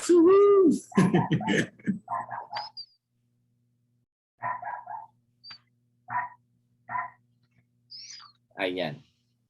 So I guess we can have 10 seconds of our smiles. 1, 2. Smile ng mga graduates. Ayun. Second frame. 1, 2. Doc Silva, good afternoon. Okay. Good afternoon, Sir Matt. Good afternoon, Sir Alex. Yan, yung idol. This is the third. 1, 2. UST na UST. Yeah, nandito sila, Doc Maso. Salamat po, Sir Index. Doc Robles. Okay. Good UST. afternoon. Okay, this is the fourth screen. Yeah. Yan. I think this is a common observation ng mga faculty. Ang mamimiss daw nila yung mga MMHOA sa webinar. Ito yung mga busy daw na tao pero unang nagla-login pag may webinar. So I think dapat inspiring, emulating. Sana magaya kayo ng ibang programs, So sila yung nagsasabi, busy po kami, pero sila yung unang nagla-login pag may webinar. So I think walang reason doon, Parang tapos na ang laban, okay? Busy kami pero nandito kami. So maraming salamat po. Yun daw ang mamimiss ng mga faculty, Pag tinitignan na yung mga pictures ng webinar, palaging nandun ang kompleto attendance ang hospital administration. The busy people log in first. Okay? Yes. So, maraming salamat po. Okay? So sana hindi na Salamat po, sir. Sana hindi na kayo mag-miss. Thank you. See you Salamat po sa lahat, sir. I-send ko na po yung public health administration na curriculum. Okay? Salamat po. Archie, wag kang tumawa, ha? Nagsabi ka na ng yes. Okay. Oo, napakagaling mo ni po Doc siyang guest Archie. speaker. Future director yan. Archie. Si Archie. Ganda ng boses. Ay, Doc Archie. So, Opo, afternoon po. Sa susunod po, kayo nang magtuturo. Okay? So, Thank you po sa inyo. okay, thank you po. I know this is Sunday. So, maraming salamat. Thank you po. Bye-bye. Bye, Doc. Thank you. Doc Elvira, bye. Congratulations. Thank you. Bye po, Dr. Matt. You did great daw sa compre. Ha? Thank So you po, we'll thank just you. wait for our results. Okay? So again po, yung program, i-distribute. May allowed na isang tao sa graduation na kasama nyo. Siya yung mag-hood. So kasama sa stage. So yun ang ating graduation. Tapos pwedeng magdala ng dalawa, yun nga may bayad, But you're allowed to bring one. I think the person will be part of the processional. So kanina po, balikan ko baka mag-aaway tayo dun sa PICC. Importante po yung attendance dun sa bridgeway. Ito yung attendance para tawagin dun sa stage ang pangalan ng candidate. Kaya may 2 hours na lead time para mag-collect ng attendance kasi pag nagma-march na po, bawal na ang singit-singit. Kasi na-collect na So, yun nga sabi ko kanina, hindi ko alam kung may provisions ba ang PCU to call on late people, Kasi mabilisan na yan na program, So, hindi pwedeng mag-adjust ang isa ng upuan kasi mag-a-adjust lahat. So, sana po, sana po doon tayo. Mabilis naman ang graduation. So, pagkatapos noon, then we can celebrate. Okay? So, ang MBA po, maaga. Call time is 5 o'clock in the morning. Graduation starts at 8. Importante din kasi ang time sa PICC kasi ang binabayaran yung time. So, pag sinabi ng PICC, out na. So, yung afternoon po, 11. So, 11 ang call time. Tapos magmamarcha magmamarcha na ng 12. No? Kasi parang 1 hour ang processional. Hindi naman mabilis, no? 1 hour. Tapos program starts at 1. So, I think you have seen the program. So, marami po ang magmamarcha. So, definitely may lead time sila doon. So, importante po may attendance tayo, no? Makahabol tayo sa attendance. Meron naman natang provisions ng mga kiosk, no? Mga pagkain doon sa gilid-gilid. No? Yun naman ang business ata ng PICC. No? So, they will set up some refreshments. Okay? So, again po, let's see each other sa Sunday po. Okay? Sunday graduation. See you. Bye-bye. Bye. See you. Congrats. See you around. Happy Congratulations graduation. po. Salamat po. Thank you. Thank you. Para nagsimula lang tayo dati, ngayon tatapusin na pala natin. Okay? Anong ninyo? Graduation song ninyo? So, salamat po. Graduation song daw, Doc Man. Anong graduation song nila? Definitely, we will have a victory party. Okay? Gusto ko yung victory party natin, meron na akong pictures na nakatoga sila. No? So, mag-iipunan ko yung shots ko sa PICC. Okay? So, we will set one webinar for the graduates. Okay? Yes. Kulang lang tayo ng mga documents. So, we will have that.